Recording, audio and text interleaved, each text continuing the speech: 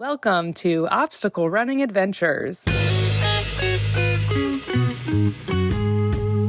the past 6 years, we have released weekly episodes covering obstacle course racing, road running, and other adventures.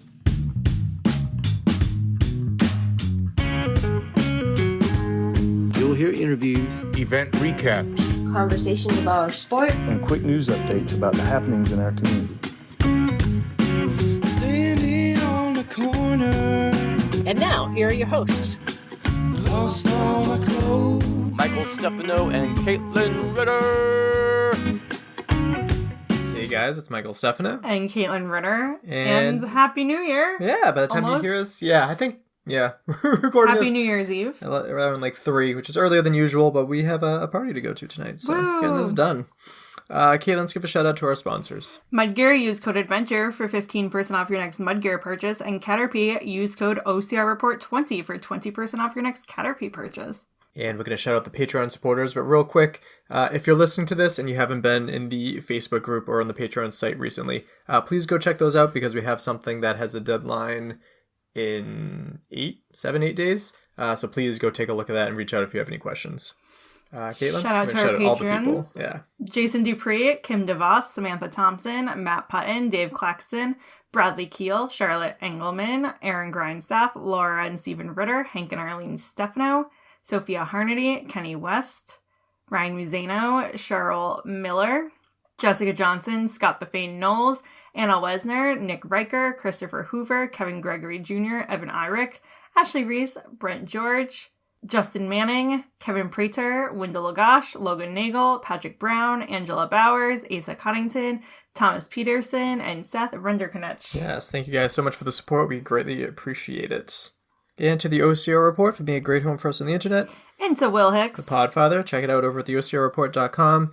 And more specifically to Jason Dupree, who's attempting a 100-miler as we record, right? He's currently one lap in, and the cool thing is he's bib number 2. That's pretty sweet. Very cool. And to our sponsored athletes. Javier Escobar, Kelly Sullivan, Ryan Rizzalara, and Joshua Reed. Yeah. So let's head on over to quick news, starting with poll results. So I posted, should we go back to doing giveaways like we used to? Because I realized we haven't done a giveaway in a long time. So 62% of people said yes, 0% of people said no, and 38% of people said this old joke, no preference, I don't know what we're talking about. So yeah, maybe we'll go back to... That old reference was probably one of my most cringiest moments of interviewing people. Yeah. Starting with the first big news stories, pretty much the death of the sport of Spartan race in the United States. I have to add that in the United States because this is how things are going. So Caitlin, do you want to read this? Yes. Obstacle Racing Media said from 2015 to 2022, Spartan consistently showcased their National Series race as the pinnacle of their elite season, typically featuring 5 races across the country. Traditionally, these events predominantly comprise supers and beasts with the occasional sprints. Yeah, we can skip the second paragraph. We'll go to the third. In a significant shift in 2023, Spartan introduced an entirely new 3K race series, bringing exciting changes and a promising televised format. However, this transformation came with a reduction in the prize pool for individual race series, with less depths in payouts for each race and the overall season. The latest update reveals that Spartan Race is reverting to its traditional distances for the 2024 season. Which, real quick, yay! Continue. Additionally, we were informed about the tentative dates and locations, including the Jacksonville Sprints on February 24th, Big Bear in California, it's a super, on May 18th, and Utah for July 30th. Okay, not in New England, but still Sprint Super Beast. Okay, this is good. Critically, it was disclosed that for the first time, there will be no payouts for any of the series races. Boo. Instead, the focus will be on series payout exclusively for the top 3 individual men and women. So that's insane. So 3 races. For third place, you could get $1,000. Second place, $2,500. And in first place, $5,000, which is... I mean, we were critical about how little it was last year. This is extremely, extremely little. So we will see what happens with the Spartan Race season, but I don't know if I'll be covering too much of it because I don't know who's going to be doing it. I think Savage Race might step up and take the lead here. That's a bummer that there's nothing on the East Coast for us to go to. Right. And the fact that, like, I get it, they took away prize money for the regular events that they have, but now the series events too. Yikes. I really enjoyed going to Palmerton. Yes, that was a blast. This comes to us Ew. from Spartan, Slovakia. You don't like this? Okay. Nope.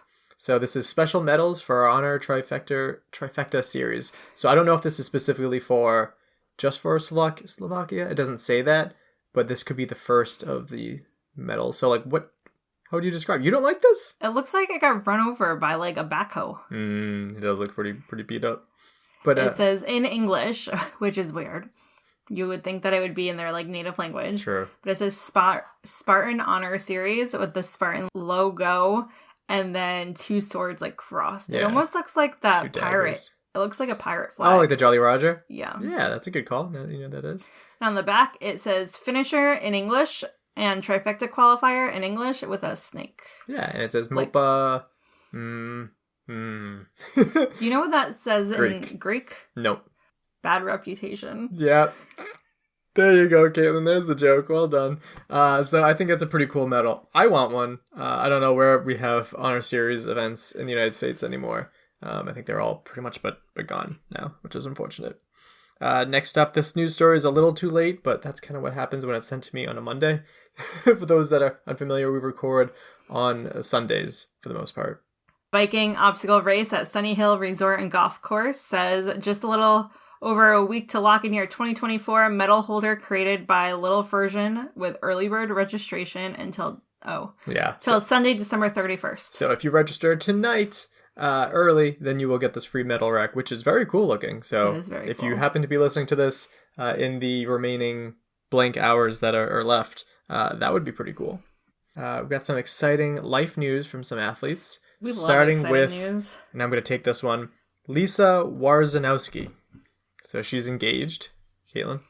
She posted, went on a Christmas morning hike and rock with TJ and the pups, made it to the top of the mountain, and I was taking a picture Of the dogs. of the dogs. Tom told me to turn around and look at what he found. Turned out is a very pretty rock. I also Hey, found a he rock in my stole- shoe. He stole your line. Yeah, I guess he did. After catching my breath because I was completely surprised, he did good planning. I said yes. Needless to say, the dogs were just as excited as I was for that special Did you moment. notice what she said when she was offered the engagement ring? I said yes. She said yes. No, yeah, you said a lot of other things.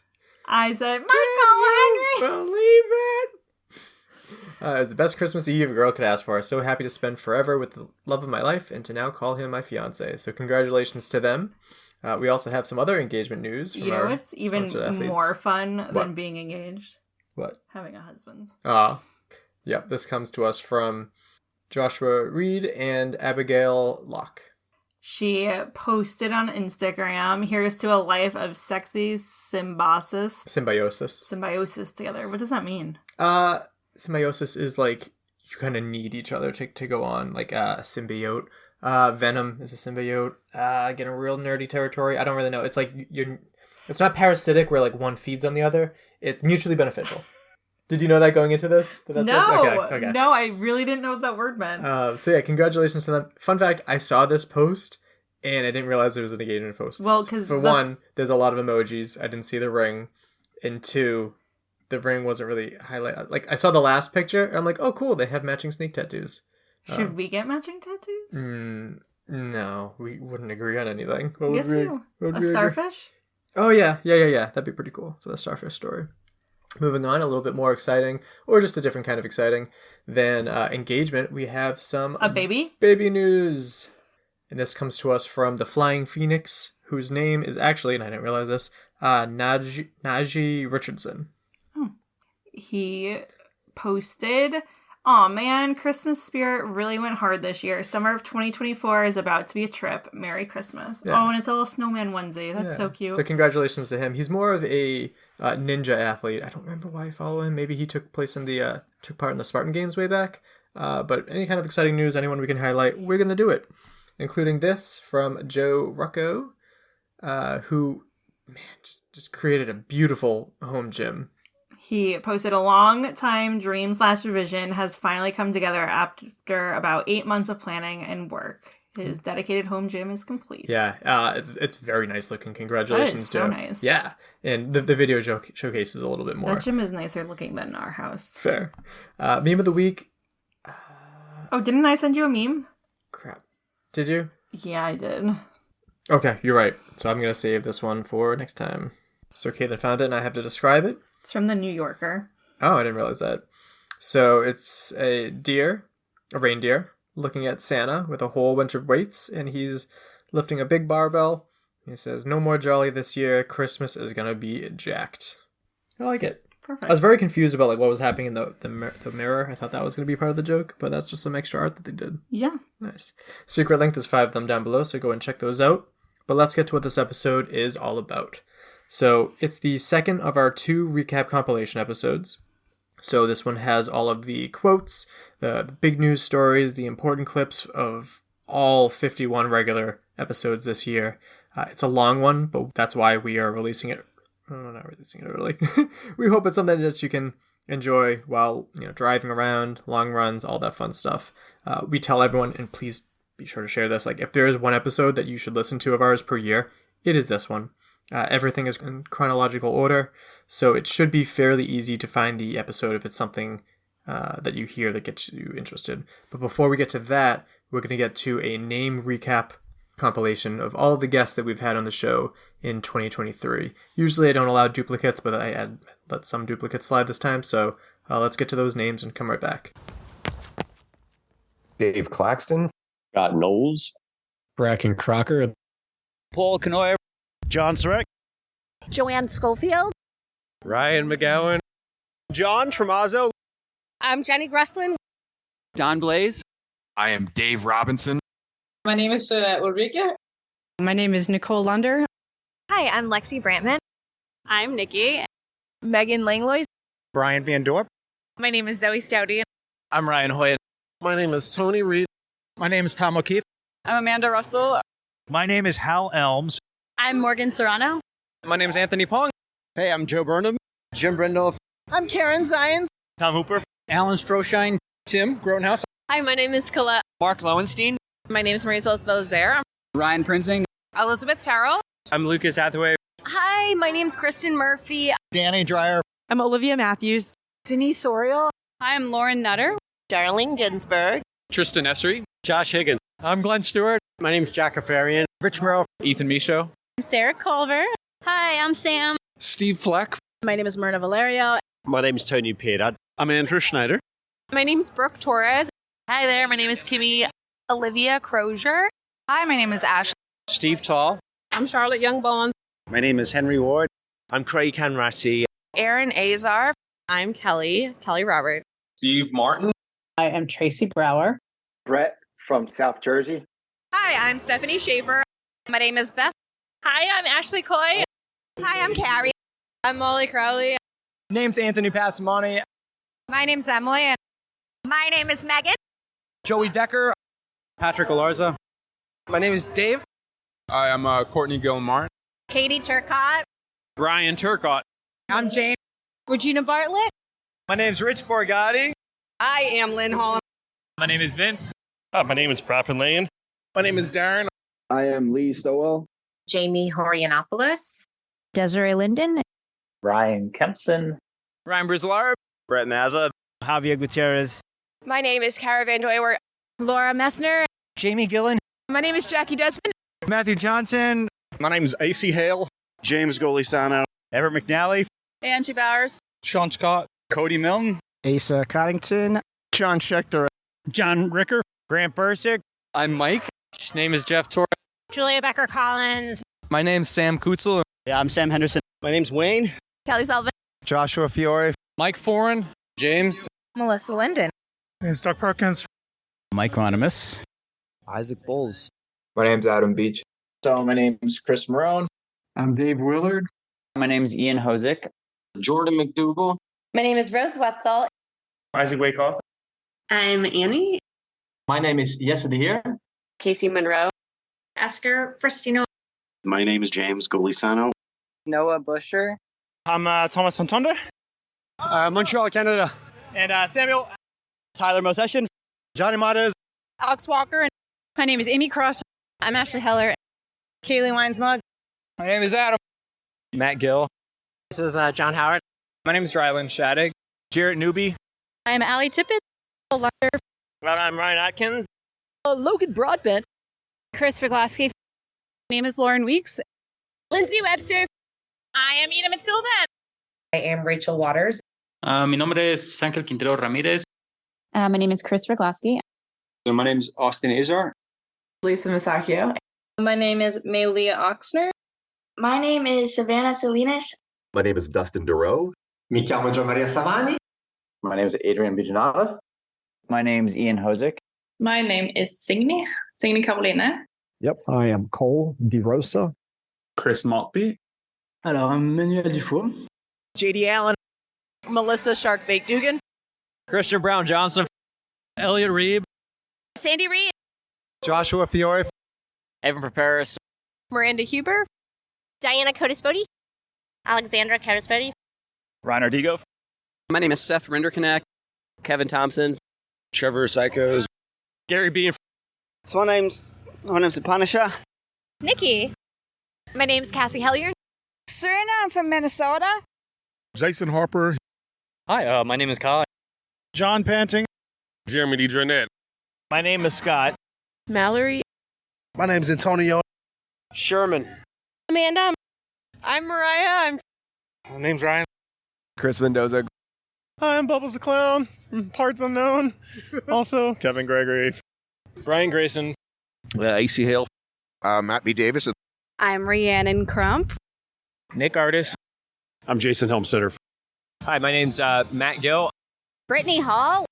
Ernie Cheatham. Hi, my name's Jacqueline. Sophia Harnedy. Kevin Prater. Hannah Carter. My name is Stephanie Bishop. My name is Orion James. Michael and from Denmark. Joe Rucco. My name is Kyle, but people around these parts call me Coach. And I'm Jen Mizzono. I'm Raymond Vincent. Corey Edwards. Charlotte Engelman. Jules Estes. Jake Dean. Callie Schweikart. My name is Mike Cantor. Miko. Deanna Brass. My name is Carlo Piscatello. And yeah, I'm Jack Orris, the photographer. So my name's Grant Thompson. My name's Leanne. I am Heather Bodie. Trevor Psychos. My name is Kevin Vanderwood. I am Nick Gagno. Nikolai Maygodan.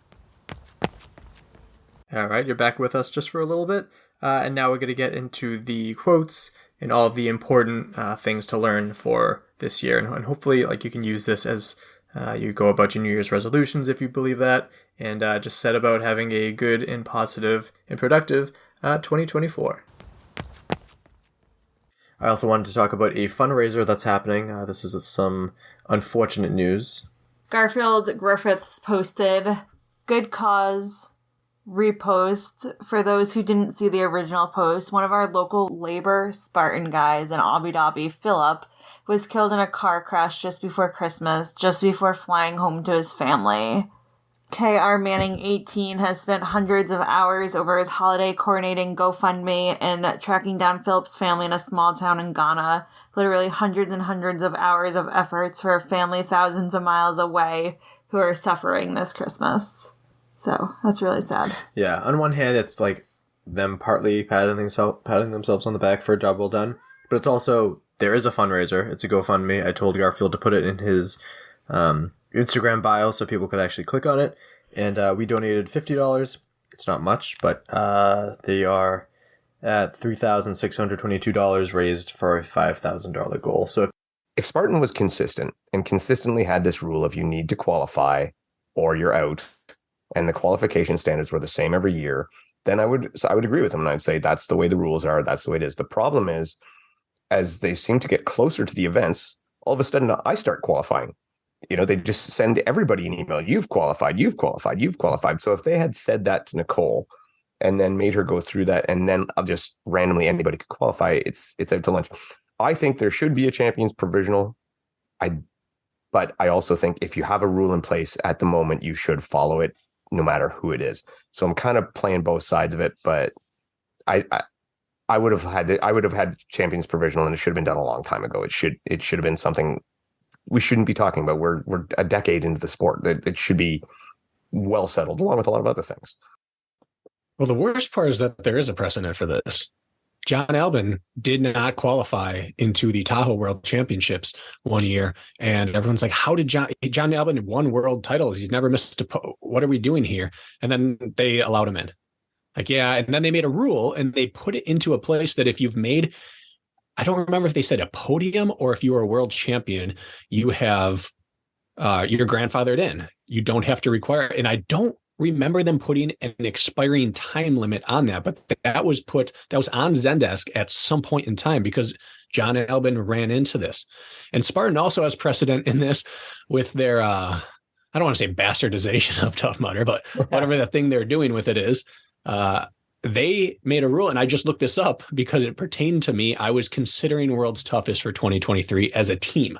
Ooh. And dip my toe into it on that and then move in. And I found out I'm qualified because there's a provision there that the final qualification into contender status is if you have ever made a Spartan Race World Championship podium, you have automatic contender status at World's Toughest. Now, if in 2012, a third place finish by someone who hasn't even completed a Spartan race in 12 months earns me into contender status at World's Toughest, which has no correlation whatsoever, how does Nicole Miracle not get into their own world championship that was starved for female participation? I think the no time expiration would be interesting too, because how cool would it be to have someone from like the old days of the sport? So like Bracken, you referenced yourself, like it'd be super cool. Like regardless of how you do, just having you out on the course, that makes it more exciting. The point of a world championship event is to have the best athletes there. And to just be like, no, just one of the many, and I'm going to try not to get into the habit of bashing Spartan, but there's so many decisions that they make that I'm just like, when almost the entirety of the community, like I don't see anyone siding with Spartan on this and being like, no, she shouldn't be allowed to race. I just felt really bad for her coming on the show. She's like, yeah, I guess I'm going to, maybe walk Blue Mountain so I can qualify. And then she decided it's not worth the potential injury. I don't want to re-hurt myself. That would suck.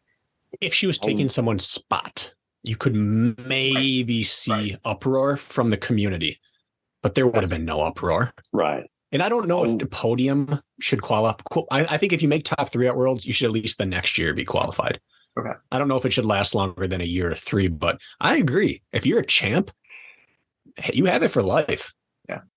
What are our thoughts moving into the new year with World's Toughest Mudder being owned by Spartan? I think we all kind of agree they're different, but they also kind of cannibalize each other. What do we think the future of Spartan Ultra World Championships will be moving forward? Whoever wants to go first. So here's my thought on it. I think that World's Toughest Mudder should be the premier 24-hour obstacle course race without a doubt. No questions asked. I think it would be very cool, though, if they had a 50K ultra distance world championship for Spartan. Just a 50K distance, not a 24-hour distance.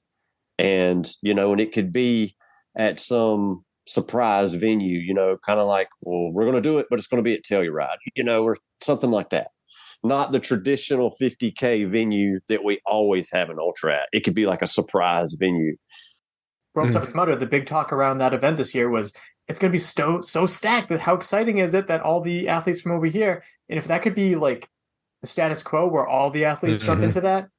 So I was extra bummed out to miss World's Toughest Mudder this year because of the competitiveness. And you had athletes out there like Kelly Schweikart, who very Spartan, and she's never run anything longer than 8 hours. And she wheels fell off a little bit, but she said she had a great time, and the community was super accepting. And I can't wait for Joe's 30-30. It's 30 for 30. When all the skeletons come out and the real behind the scenes Joe. Oh, I just cannot wait when everything gets unearthed. Yeah. And I like Joe. Yeah. He's a good guy. He's surrounded by yes men. And I think that's it's a bummer for Spartan because it could be a lot better if people would say no to him once in a while, I think. I think that some of them do. They just get overrode really quick. I can see that.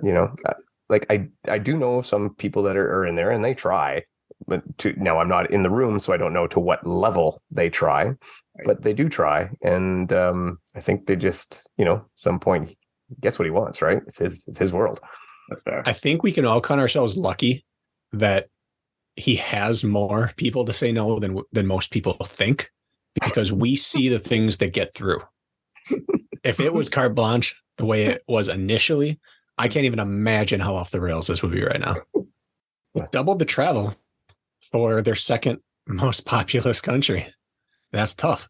Yeah. And it didn't help the travel for arguably the biggest hotbed of OCR in the United States. So I love that they're trying something new. I don't love world championships at altitude. It's only, to me, one step better than putting it in the sand. It tests something that most of the events throughout the year don't test. And so you qualify into a test that maybe you weren't going to be good at in the first place. I don't love making the most populous areas travel far because it hurts your pockets. And I really want OCR Worlds to work. And I can't imagine they've got this big slush fund they can just pour at it. They need every participant they can get. Mammoth, in good weather, in good traffic, is a hassle to get to. They're approaching the time of year where you don't know what's going to happen with fire or snow. It's high altitude. It adds more difficult variables than it solves. But for anyone who attends, they're going to love it because it's beautiful. I can't see their numbers not being down. And quite frankly, I think at a time where they were still trying to recoup from COVID and the losses there and all the deferrals, I still used my deferral this year for OCRWC, and I know there are a lot of other people doing it. So they still weren't getting in full income from that one. Yeah. And now, unless they're getting some kind of kickback from Mammoth, which I sincerely hope they are, or some kind of sweetheart deal, unless they're getting that, I just don't see this paying off for them. I know for us, we're looking at like a $800 to $1,000 flight per person, and then a 3-hour drive. Wow. And an expensive rental market. Yes, very expensive rental market. And gas. Yeah, gas on that 3-hour drive. So, and it's not like you can rent a car, go there, drop it off, not pay for the 3 or 4 days you're there, pick another one up and go back, because there's not going to be anywhere to drop it off. So you're going to have that car the whole time. It's going to be very, very expensive. And I know a lot of people up here are saying the same thing I am. Like, I want to go. I really, really do. And I'm planning to, but I can't say for 100% because it is just going to be so expensive and so difficult to get to. If you take the carpet and put lines on the carpet every 12 inches, when the person drops down out of their burpees, you will see where their feet were and where their hands come down, and you'll be easily able to judge if it's within 12 inches of each other. And when they step up, because the problem is on your way down, your feet go before your hands get to the ground.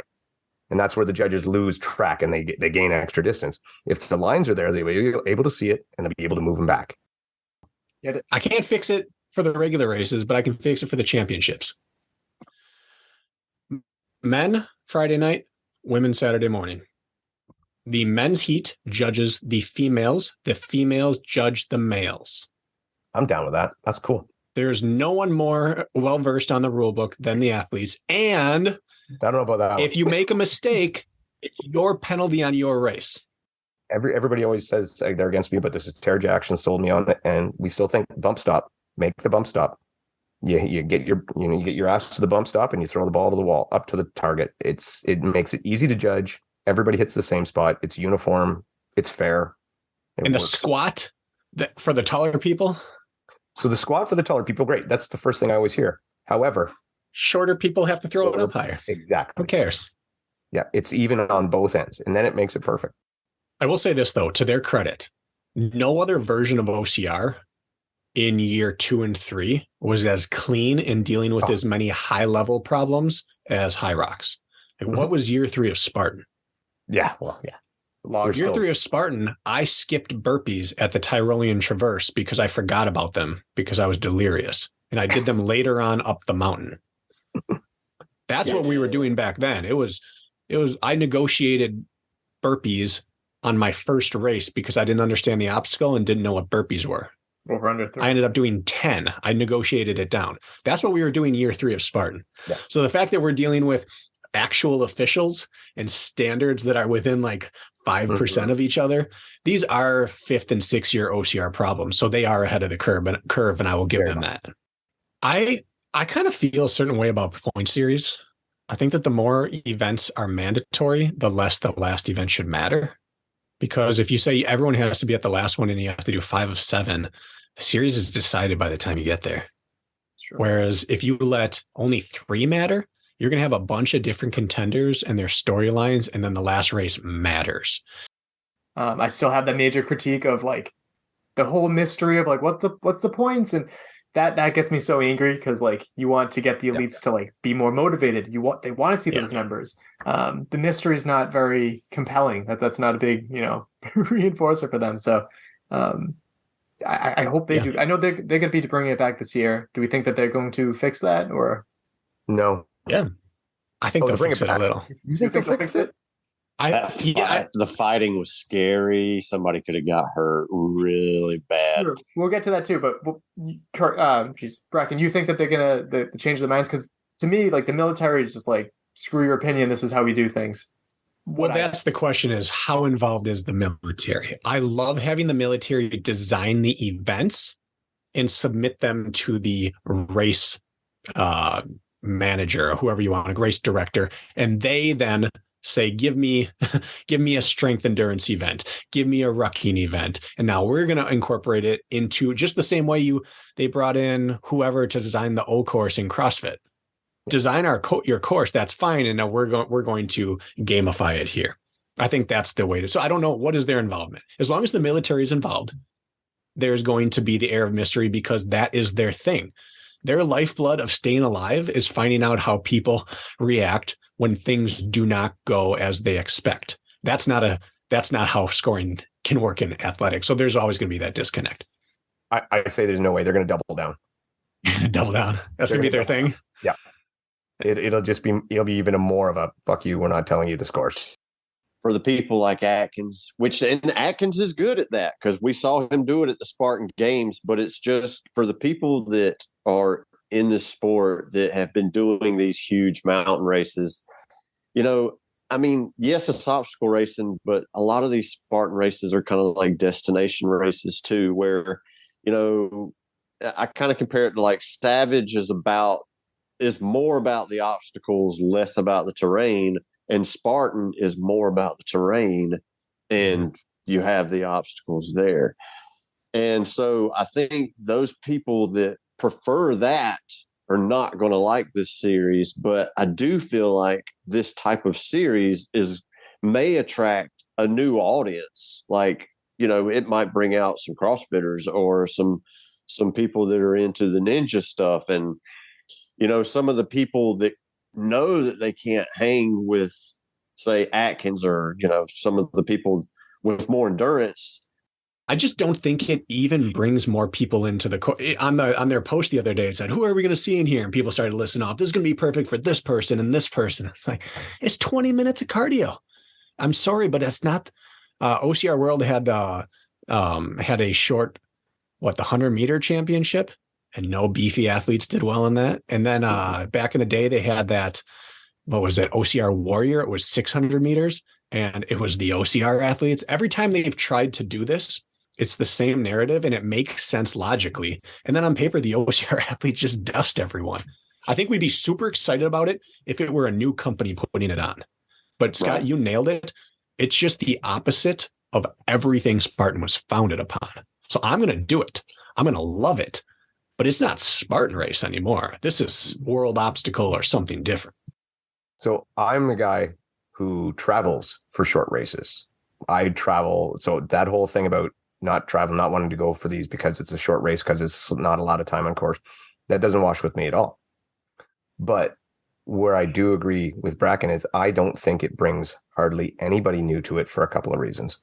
One, everybody wants to tap into that CrossFit market. Want to tap into the CrossFit market. Well, you know what? Those people pride themselves on being CrossFitters. They want to do CrossFit. Yeah. And the minute you say 20 minutes of running, they're done. We're out. I'm out. I don't even want to hear it. They think this is going to bring in the ninjas. Hell no.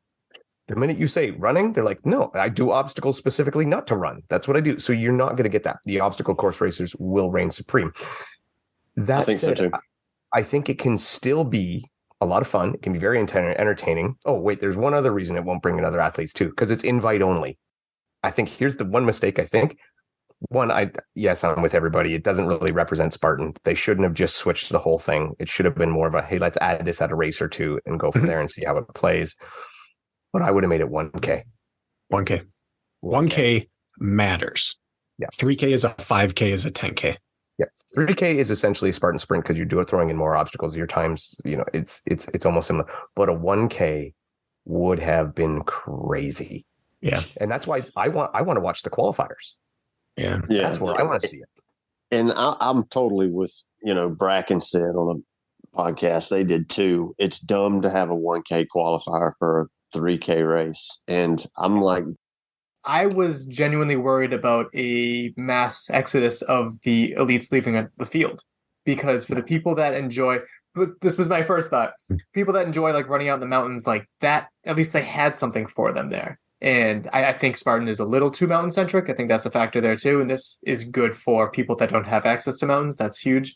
But I just think of people like Atkins, Andy Doobie, the people that love training out in the mountains. But I think, especially after I had an interview with Tara Jackson, I undervalued how much athletes just love competition. And like, if it's competitive, they'll want to do it. Because Tara was talking about how she loves going on like 20-mile runs. But if it's not conducive to what she's competing in, she just pushes it aside. So I worried that athletes wouldn't enjoy training for it. But I think that if it becomes competitive enough, and if Spartan actually sticks with something long enough to justify itself, athletes will change gears and adapt to it. So that was something that I was worried about, but hopefully it's not an issue. We see the people that are great in, say, like the super distance and the beast distance, but let's say they show up to one of these events and they get waxed in the 1K qualifier. I mean, I just wonder if that's the issue. Yeah. Do you think that stops Spartan's relationship with athletes, pairing them with sponsors? Do you think the lack of label of pro team changes the way they'll treat the Atkins or like a Rylan or someone? They still need these people here, I assume, unless they say this is a whole new event. We're going to create our own stars. I think it opens the opportunity for the athletes when Spartan approaches them saying, we want you to work with this sponsor, to name their price a little better and to show a little more control. Yeah. Has Hunter acted in any form or fashion like he might be interested in this that you know? No, but all it takes is someone being good at something he thinks he should be better at for him to suddenly go all in. He really doesn't like Dave Watson, and he really is frustrated with the sport of OCR, but he really likes being the best at things. Maybe it takes the right person to talk trash to him too. Yeah. That's what if Atkins comes out, wins the first one, and talks trash? Then all you have to say is, I'm the best short course athlete of all time. Ooh, and he'll be at the next one. That would get at him. But you need him there. I can throw out a depressing one right away. Oh, yeah. Other than permanent courses, local traveling courses will die. Now, if you have a permanent course where you own the land, you own the property, you can survive because your overhead is already included in your home, essentially. But the building obstacles, traveling, moving them around, I believe it's going to fade away. Other than the big brands, so the small ones will fade away. I worry for, and I hate to say this because I really like these people, I worry for something like Phoenix Race, things like that. It's going to be tough for them. It's really going to be tough sledding the way the economy is. I agree. Yeah, I'm actually surprised that terrain race is still out there. My joke or my quote says, "Happy New Year. May 2023 be the year we find peace, the year we reconnect with our shared humanity, and the year we recommit ourselves to a brighter future." I like that. It says, "Happy New Year, Bone Frogs. We hope everyone is crushing their resolutions and staying froggy. Unfortunately, we have to start the year with some not great news. After months of trying to navigate a prosperous path ahead, we've come to the conclusion that we cannot continue to host Bone Frog events in 2023. Yeah, so it's a bit of a bummer. This wasn't a big surprise to most people, obviously, as indicated in the poll. We had a little bit more behind-the-scenes knowledge of this. There's a little bit more that we can't really talk about in terms of like where their obstacles would be going, this and that, but there was a little bit more to it, which unfortunately didn't go through, so we can't talk about it. All right. Caitlin, what'd you think about the Frozen Clam Obstacle Plunge? It was a lot of fun. I liked that it was a short course. It's family friendly, and then you end in, is this an ocean? I don't know what body of water this is. I would say ocean. Yeah, you end in the Rhode Island Ocean. So Mentor Rhode Island is a statewide leader in youth mentoring. We run some school-based mentoring programs throughout the state, and we also serve as the technical assistance and training provider for all mentoring programs. Oh. So if you wanted to come to us and say, hey, I want to start this mentoring program, we can actually hold your hand through that whole process and make sure you're putting in all the best practices. I like that a lot. What's the kind of the population that you guys mentor? So it's usually kids that are identified from the school as just needing an extra positive adult in their life for whatever reason. It could be that they're struggling in school. It could be social emotional. It could be a number of different things. We also serve statewide. So we have some sub-grantees out there in the city of Providence and statewide as well that really focus on special populations of kids. So it's kids from the inner city sometimes, or maybe kids in foster care. They all have their own little nuances so that we really do cast a very wide net and make sure that every child that really wants or needs a mentor has access to one. I like that a lot. Caitlin, my wife, works with special needs children as a teacher. I work with autistic kids as a behavioral therapist. So like we understand how much we need people like you guys, right? Yes. And being in a job where like it's all about helping people, it can be like exhausting in a way too. Like what keeps you going through it? Because it can get tough, right? It can. I've been on staff for 25 years. I started as the program assistant to the Warwick Mentor Program, fell in love with it, and stayed around long enough that they put me in charge. Something, right? Yeah, I guess. But just really seeing that commitment between mentors and mentees. We have some mentors and mentees that stay together for like the entire school career of the young person and then beyond. Yeah. And when you see those matches, it makes it all worthwhile. Yeah, that makes sense. There's lots of struggles, lots of barriers, but rewarding in its own right. Absolutely. Absolutely. So this is our 12th annual Frozen Clam Obstacle Plunge. It's the 7th one, I believe, with obstacles. Okay. We did 5 without, and then one day we were driving here, and my buddy was like, hey, how come we didn't bring any obstacles? And I was like, I don't know. Why didn't we bring any obstacles? And we did the following year, and that was in 2016, I believe. As of last night, we raised over $10,000 net. So we're really excited. This is probably one of the most successful clams we've had to date. Very cool. So the quote is, several years ago, I invited a Buddhist monk to speak to my senior elective class, and quite interestingly, as he entered the room, he didn't say a word. That caught everyone's attention. He just walked towards the board and wrote this: everyone wants to help save the world, but no one wants to help mom do the dishes. We all laughed, but then he went on to say this to my students. Statistically, it's highly unlikely that any of you will ever have the opportunity to run into a burning orphanage and rescue an infant. But, in the smallest gesture of kindness, a warm smile, holding the door for the person behind you, shoveling the driveway of the elderly person next door, you have committed an act of immeasurable profundity. I probably said that wrong. Because to each of us, our life is our universe. This is my hope for you in the new year, that by your smallest acts of kindness, you will save another's world. Oh, I like that. It reminds me of the starfish story that we both love. I like that a lot, which actually gets referenced in next week's episode, so stay tuned for that. And I asked, would you be interested in an OCR Expo? 88% of people said yes, and 12% of people said no. It was 35-5, so we had a total of 40 votes. And I got good news for you guys. We've known about this for a while, and I've been on the planning committee for a couple months now. But there's going to be the New England OCR Expo. So, while that may not be useful for the majority of the country, we're here where we are. So Steve Bacon posted, the expo is back. Save the date, March 11th at the Kirkbury County Club in Lincoln, Rhode Island. We can't read the top part because it's in Russian. But what did Alyssa Petrova post? I promised to share some news with you a week ago, so it is at the end of this video. I hope you will understand what it meant about. And it was a very cute video. I think it's like Zootopia. I don't know, like the fox and the bunny or something like that. Zootopia. But at the end, she holds up her hand, and what's on her ring finger? An engagement ring, Michael. So congratulations to her and Sergei Pereglian. But I chose this one as a meme. I found it, so you have to describe it.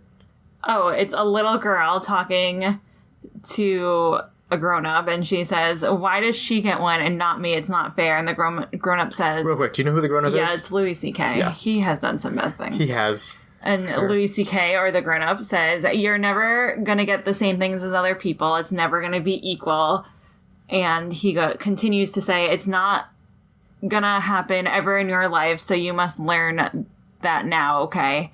And she said, the only time you look in your neighbor's bowl is to make sure that they have enough. You don't look in your neighbor's bowl to see if you have as much as them. Yeah, I might have used that before, but... It's not really a meme. I know. Well, neither is the other one, so... We're either creating conflict internally and externally, or we're architecting the reality that we want by using totally different sets of words. So I give an example all the time about, have you ever talked yourself into a bad mood? It's like, yeah, of course, right? Have you ever talked yourself out of that bad mood, or perhaps maybe into a good mood? And less people raise their hand, but yeah, I've done that. And then I ask, well, did you use the same words to do that? It's like, no, the words I use to talk myself into a bad mood are entirely different than the words I use to talk myself into a good mood. And so that very simply illustrates the power of our language. Yeah, absolutely. And whether I like it or not, January tends to be the arbitrary date of like goal setting, New Year's resolutions, this and that. Whereas I kind of think it should be good, anytime. But how does this fit into setting goals for people? Oh man, it's huge. Goal setting is its own art, and there's an ongoing 30+ year study from Harvard that states that only 3% of people have written goals. 3% of people have written goals. So what's the difference between a goal and a dream? Well, a dream's in our head and a goal is written down. Now, just because we write something down doesn't mean that we're going to go do it.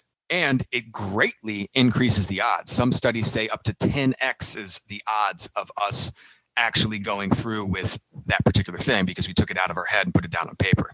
Now there is an art and a science to good goal setting. I think most of us have heard about SMART goals, specific, measurable, actionable, realistic, yada, yada. I'm a big believer in there's no such thing as an unrealistic goal or dream, just an unrealistic timeline. Going back to the negative talk and stuff too, I found myself saying like, I would do something and be like, oh, you idiot. And I always kind of thought of it as like, oh, I'm just joking with myself. And I took a step back after listening to your podcast and I'm like, oh no, I totally fucking mean it. Like, I mean it. And so like, I've been, instead of saying it in my head, I've been saying it out loud, and I've been realizing how often I say it. And Caitlin's like, you're really fucking mean to yourself. I'm like, yeah, I think I am too. So that's one of the things I'm trying to get better at as well, because you talk about I know I'm all over the place, but there's so many things I want to talk about. You talk about like abracadabra, like was it with my words I create. Bingo. Can you talk about that a little bit more too? I find it fascinating. Reading a story, it doesn't matter if it's true, but there was like a college professor that goes into class and it's like, how many people feel grateful every time you turn your key and it starts your car? I'm like, no, that happens all the time. Like, how pissed would you be if you turn the key and the car doesn't start? Oh yeah, I'd be super pissed. Well, you really got to appreciate as much as like you would, like you got to have that balance, right? And it's hard to, like, you don't appreciate how healthy you are until you get sick. And then when you get sick, you're like, oh, I'm going to be so grateful when I'm healthy. Like, what are we, stupid? It's just, we fall back into the same routine of like taking advantage of being healthy. Like, I'm healthy, but now I'm lazy. And then once I'm sick, I want to go running. Well, I can't go running now. And then once it's very circular, and it's we all fall into that trap, right? We do, man, because we're all human. Yeah. Right? We all have similar experiences, even though they are wildly different. Right. And we have similar perspectives just as being a human being, even though they're all wildly different based on a ton of different factors. Like, cool, you're good. Here's your pack. You get in the airplane, you're up and running, yada, yada, and get in the air. Yeah. It's 12,000 feet, jumps out, free fall. It's beautiful. He sees the Pacific. He sees, the land, yada, yada, checks his watch. Oh, about time to pull the parachute. And he grasps across his chest. grasps the parachute pole and nothing happens. Goes again, nothing happens. Pulls again, nothing happens. Looks at his watch. Time's a ticking. Starts to panic, looking around. He's like, what the hell? What's going on? Right. Yeah. And he is literally free falling to his death. And he has enough time. He goes, Brian, take a breath. I'm in a civilian rig, not a military rig, you idiot. And he reaches behind him, which is where the civilian rig thing is, and boom, pulls the parachute, and yep, there it is. Parachute goes up, didn't malfunction. It was totally fine. But he had, based on his training, he was doing one thing when he, okay, take the breath, analyze the situation. This is actually what I need to do. And that one breath saved his life. I think all of us can be in situations where we can take that breath and address the situation a little bit differently.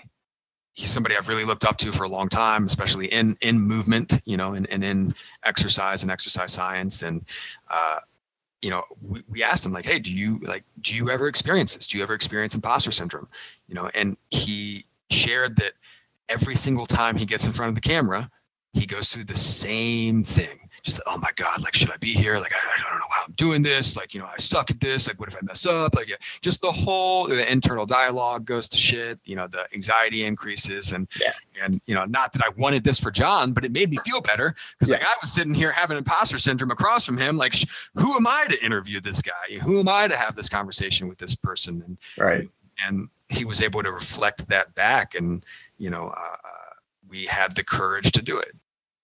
The first interview I gave with that podcast was with a guy by the name of John Wolf, who was the chief fitness officer at On It, big gym in Austin, Texas, of Aubrey Marcus and Joe Rogan fame. Okay. And John's just a legend in the movement game himself. And, he's somebody I've really looked up to for a long time, especially in movement, and in exercise and exercise science. And, we asked him, like, hey, do you ever experience this? Do you ever experience imposter syndrome? And he shared that every single time he gets in front of the camera, he goes through the same thing. Just, oh my God, like, should I be here? Like, I don't know how I'm doing this. Like, I suck at this. Like, what if I mess up? Like, just the internal dialogue goes to shit. The anxiety increases, and not that I wanted this for John, but it made me feel better because like I was sitting here having imposter syndrome across from him. Like, who am I to interview this guy? Who am I to have this conversation with this person? And right. And he was able to reflect that back, and we had the courage to do it. And he had the courage to do it and get through it. And, Fans say everyone needs a Sam, but the thing is, everyone knows a Frodo. Someone suffering from grief, depression, or hardship. They need a Sam too. You might think you're not good enough to help. Sam felt the same way about himself. But he was there for Frodo, and you can too, just by being there. Be someone's Sam. So that was really nice. Sam? You are my Sam. Oh. I don't fully understand the situation. I know there's a whole, we haven't talked about it much on the show, but there's a whole situation of not many Americans making it to the North American Championships. But it is interesting that first and third place were taken by Americans for the European Championships. Congratulations to Lauren and Megan, nonetheless. I'm not too sure where Michaela's from. But yeah, I don't know if that's people complaining about that too. People complain about everything, Mike. True, but I think that there should be Americans in the it's a whole situation, but yeah.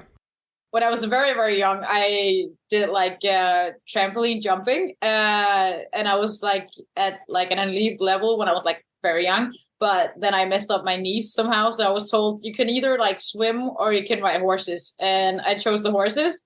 Yeah, so I did that for many years. I had my own horse and stuff, and then I went into fitness training and stuff, and I was actually more a bodybuilding stuff, and which is kind of funny because people think that I come from a running background.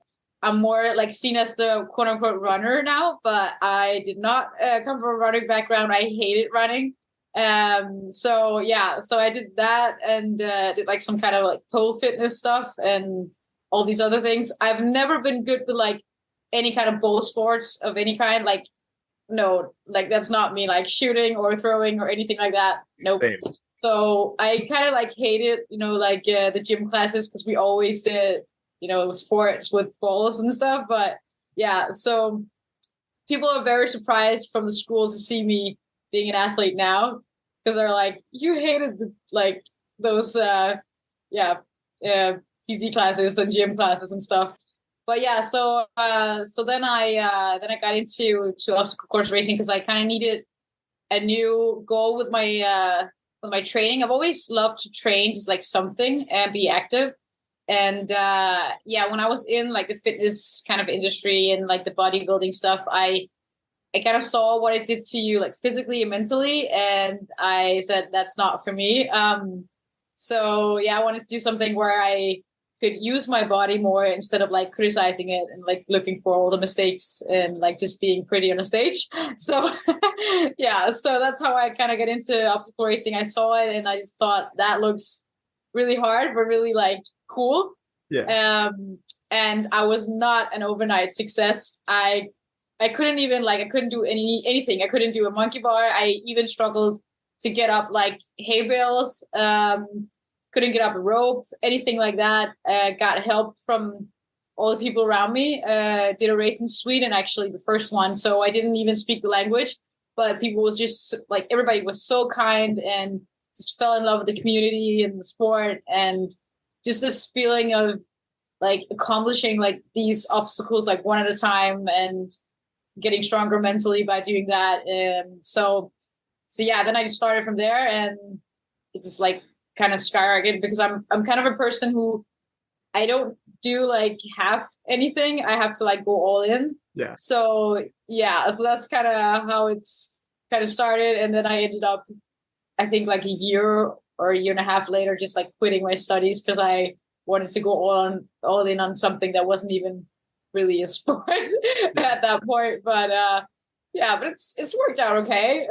I don't make a lot of money, I'd say, but I get a lot of great experiences and get to challenge myself every day. So That's so anything like anyone can like get to a like high level if they really put in the work. Because like I'm an example of that. I hated running. I was really bad at running at the beginning, and also very bad at the obstacles. But I just enjoyed it, and then I just like kept on training.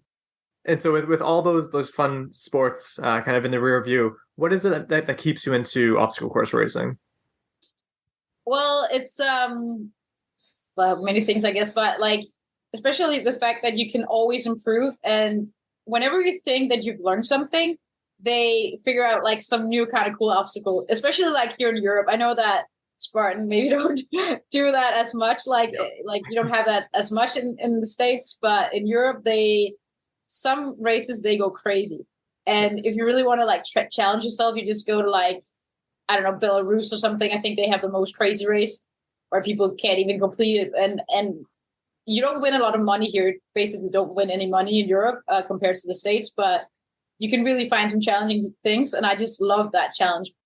It's seeming like that they don't care about those people. And it's kind of a and rough even way for me, like, again, as I said, it would be way easier for me to train for it, but it's just not interesting for me. Like it doesn't, I would rather do something that I actually love doing and like challenge myself with it, and maybe not do as well than do something like force myself to do something just for the money.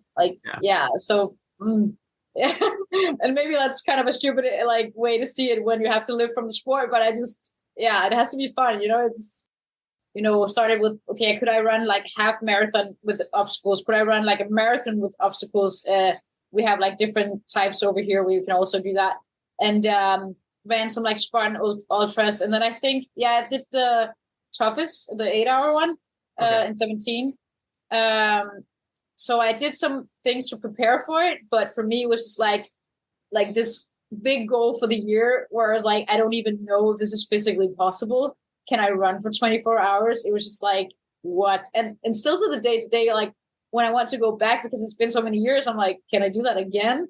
But it was such an incredible experience. I just remember that I finished with the 85 miles. I think it was fifth. But I ran even close to, I ran like 150K. So with like all the penalty loops, because back then the penalty loops were so long. Yes. Were like crazy. But that was also cool, you're like, it really pay off if you were good at the obstacles, especially when you're wet because you were wet all the time. the location this year is very far away from like everything, and that's really challenging when you come from Europe. So I think it has had a lot of like fatigue around like the European racers that they don't want to go because it's just like it's going to be like a project to get there. Like it's going to take, I think somebody said like 26 hours because it's so far away from any near airport, and it's just it's really hard when you can't just drive there. So they could maybe improve on that. I know they want to put it in like cool locations, but it's just like limiting who can join when it's so difficult to get to.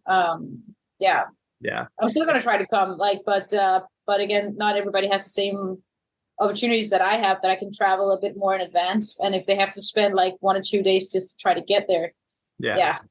So it's in Mammoth Lakes, I believe, California. So completely on the West Coast. I was very lucky with where it was in Stratton because I could just drive there. It's like 4 hours. But now I hear it's like 3 hours like away from the closest airport. And it's definitely a hassle for sure. And it's a bummer because like Europe is one of like the biggest, there's like the United States and Europe, and then there's like those are two main places for like OCR and great athletes and all that stuff. And they made it very inconvenient for you guys to get there, which is a bummer. We want to go. Like you're like, the funny thing is, we kind of sometimes joke about the fact like when they put it in Europe, the Americans, they were just like, a lot of them at least, I don't know how many of the pros, but I think a lot of the age groupers and opens and stuff, they were really complaining on these like groups online that it was just like, they can't move it there, blah, blah. And we're like, we're traveling every year. We don't complain because we're used to like, that's just the way it is.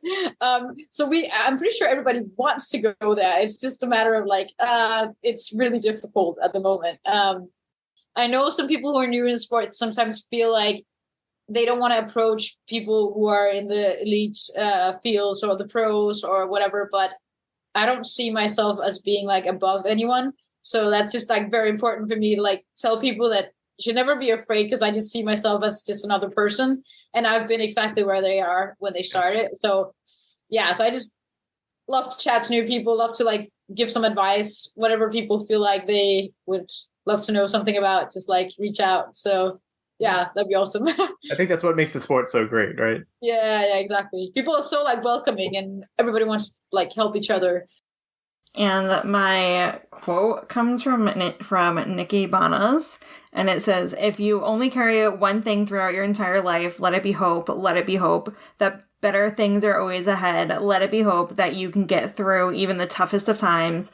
Let it be hope that you are stronger than any challenge that comes your way. Let it be hope that you are exactly where you are meant to be right now, and that you are on the path where you are meant to be. Because during these times, hope will be the very thing that carries you through." Nice. Pennsylvania, and they had this like 6-foot lache, and it went like up. It was like a foot like up was the second bar, and they had it over water because it was like pretty big.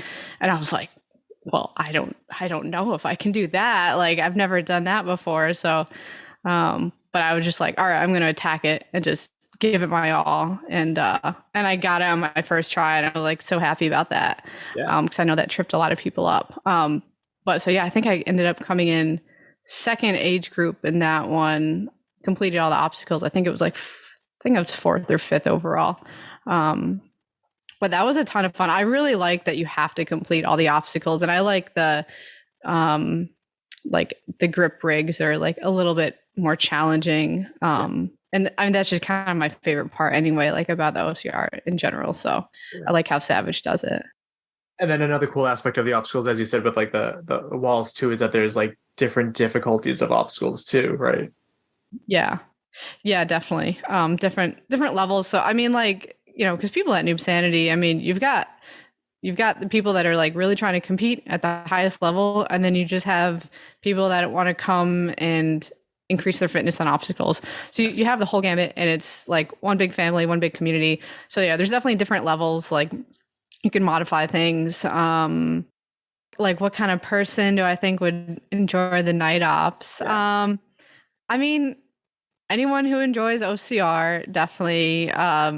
Trail run. I mean, like, I guess if you're into adventures, I'd say like even a lot of people that just like hiking, or just exploring the outdoors. I mean, it is a pretty fun, it's a completely new element to do it in the dark at night using your headlamp, hoping your batteries don't die out in the middle of the trail. But it definitely, I think there's like an extra sense of camaraderie, like you're all going at it at night. It's just, it's a lot of fun. So anyone who just likes adventure, likes challenging themselves, like obstacles and running, it'd be great. It's a great event for sure. Yeah. So what is it that keeps you involved with the group? It's changed my life. I'm somebody who was in recovery and struggled to stay clean and sober for years after year. And once I finally found the Bulldogs and it kind of added another component to what I was trying, it significantly changed my life. So I stay here so that I can be well. And then in that, I get to help other people have that same experience. So it's a win-win. So the Hoyt Foundation was started by my grandfather and grandmother, actually, Dick and Judy Hoyt. They started this whole thing back when my uncle wanted to participate in this road race because he never has been able to really been involved with sports or anything like that. So he asked his dad, my grandfather, to participate in this race because he saw and was really interested. And so he put together a chair to be involved in the race, and he just kind of went for it. I don't think they were actually going to let him be in the race, so they kind of just ran the race with everyone else, and they ended up doing pretty well and got recognized by the news and all that because they didn't expect them to even finish or do anything. I'm pretty sure they still came in last, but they did have a solid effort because my grandfather's not a runner or anything, but he really wanted to have my uncle be involved in the race and all that, so he could just be like everyone else. And that's kind of when my uncle was he said that he felt like his disabilities were all gone. He just felt so free and in the moment and all that because he just has no control of any of his limbs or anything because of the cerebral palsy. Exactly. Yeah. I was gonna say, I'm glad you mentioned that because if people aren't familiar, because this podcast does reach people outside of Boston, but you guys are huge in the Boston area. Yeah. Absolutely. So in 2000, I did a 3,000-mile road trip. And during this road trip, I ended up meeting some very interesting people and came up with the conception of a documentary about African-American women who have run marathons in under 3 hours. So to put it in perspective, the first one did it here at the Boston Marathon in 1975, and that was Marilyn Bevins. Since then, there have been 14 million people to finish marathons in the U.S. 2% or 280,000 have finished marathons in under 3 hours, but only 19 were African-American women born in this country. And this documentary is about 9 of those women. Strive for Stride is a nonprofit running organization that buys race bibs for immigrant, BIPOC, and low-income runners. Our goal is to make races more accessible and more diverse. Yeah.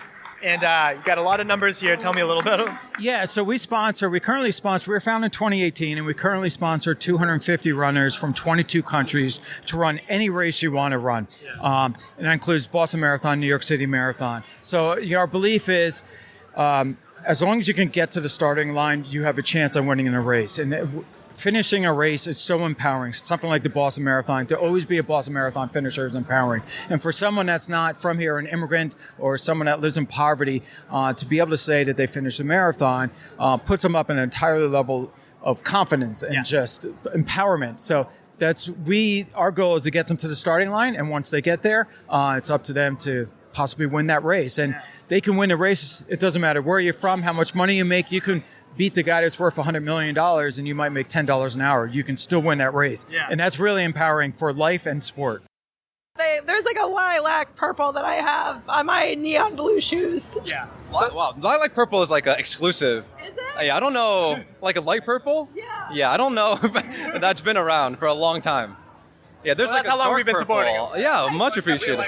We got them from City Fields, years, the Spartan. Matt was an ambassador a long time ago. Yes, for Spartan race. Yes, my gosh, yes, so it's all coming back. Yeah.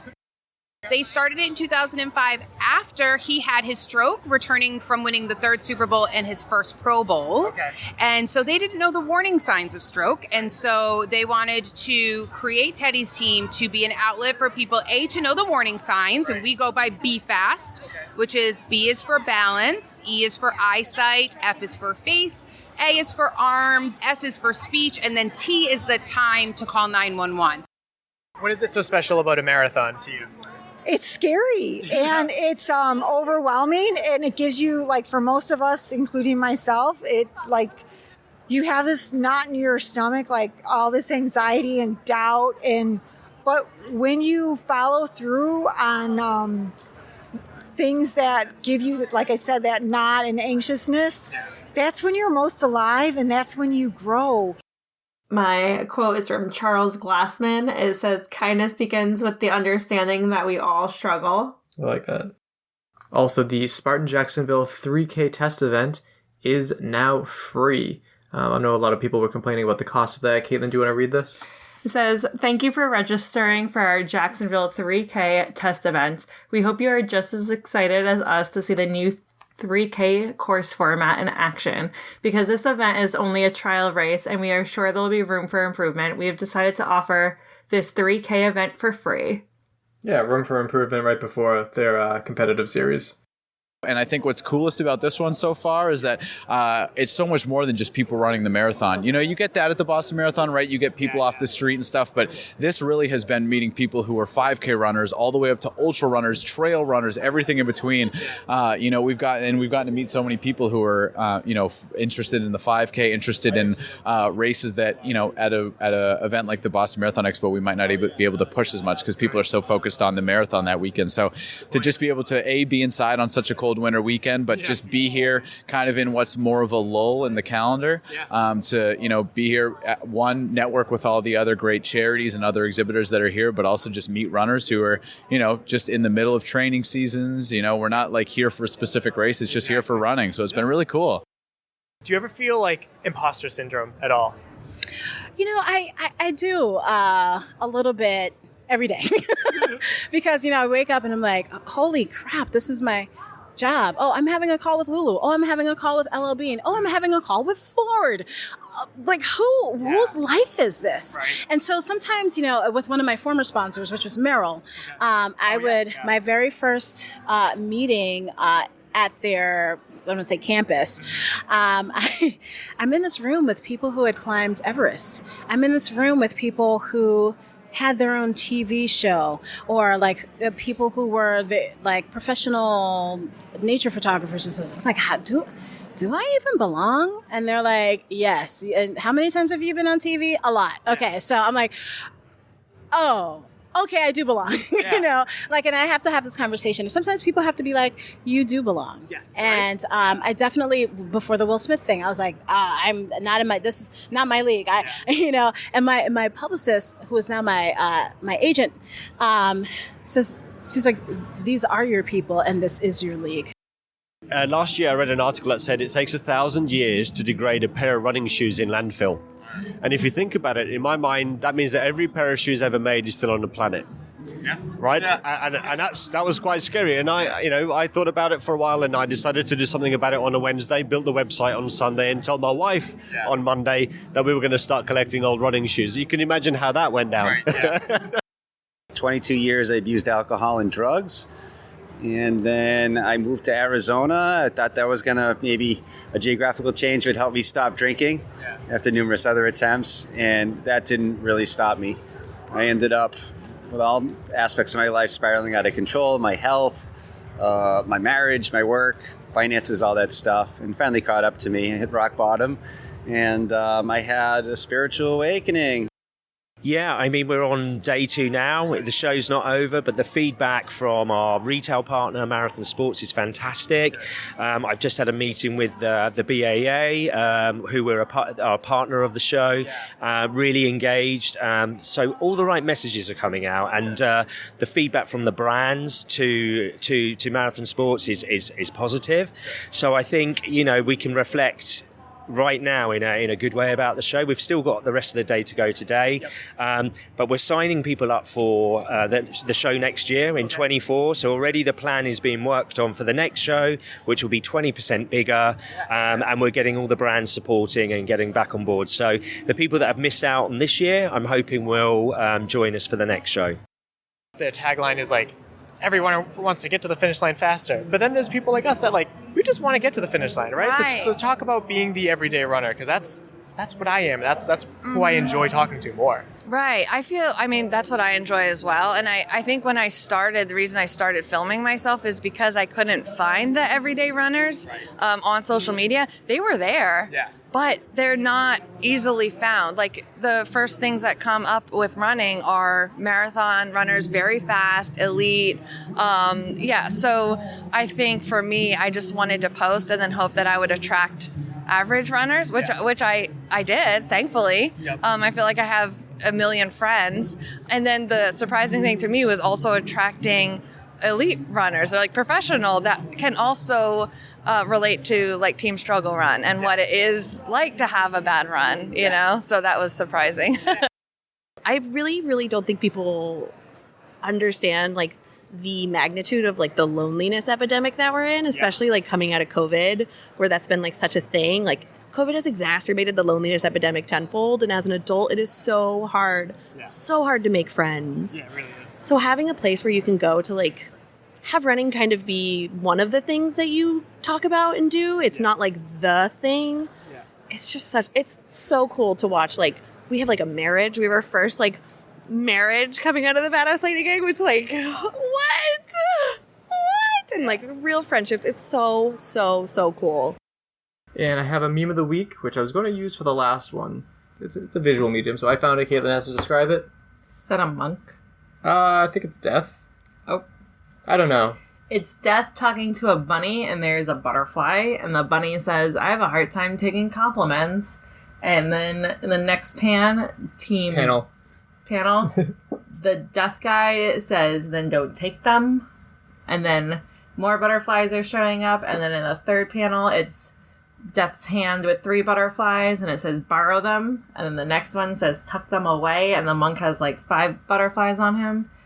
And then in the last panel, there's a brightly colored rainbow with the Death guy, and it says for the next person who needs one. Yeah, I thought that was a pretty cool visual representation of a way to take compliments that I aim to try to get better at. As they go around to visit all the tables and talk to all the people, they can get it's like a bingo card. They get it checked off. And if they get the entire card checked off, then they get additional raffle tickets for all these prizes. And then now this year, we're also thinking about the raffle card. The passport card itself completed will become a raffle ticket. And we're probably going to give away a couple races for Spartan or Tough Mudder with that as well. And it's great for the vendor and sponsor side because it encourages, and incentivizes everybody to get around to every table. It says you never know the true impact you have on those around you. You never know how much somebody needed that smile you gave them. You never know how much your kindness turned someone's entire day around. You never know how much someone needed that long hug or deep talk. So don't wait to be kind.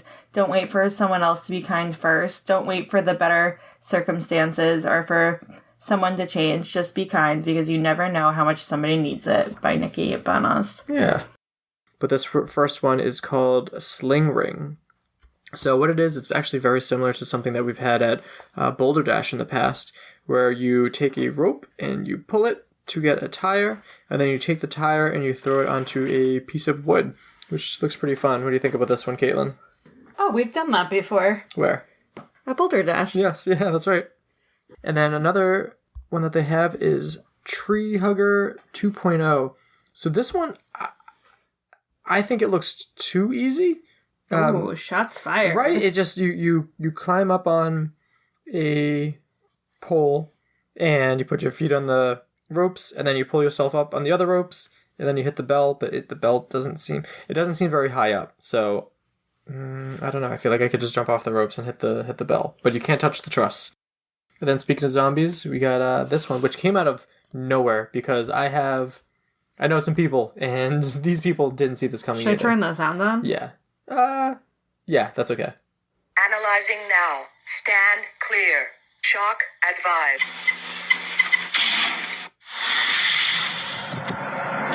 Yeah, so that's from Bone Frog.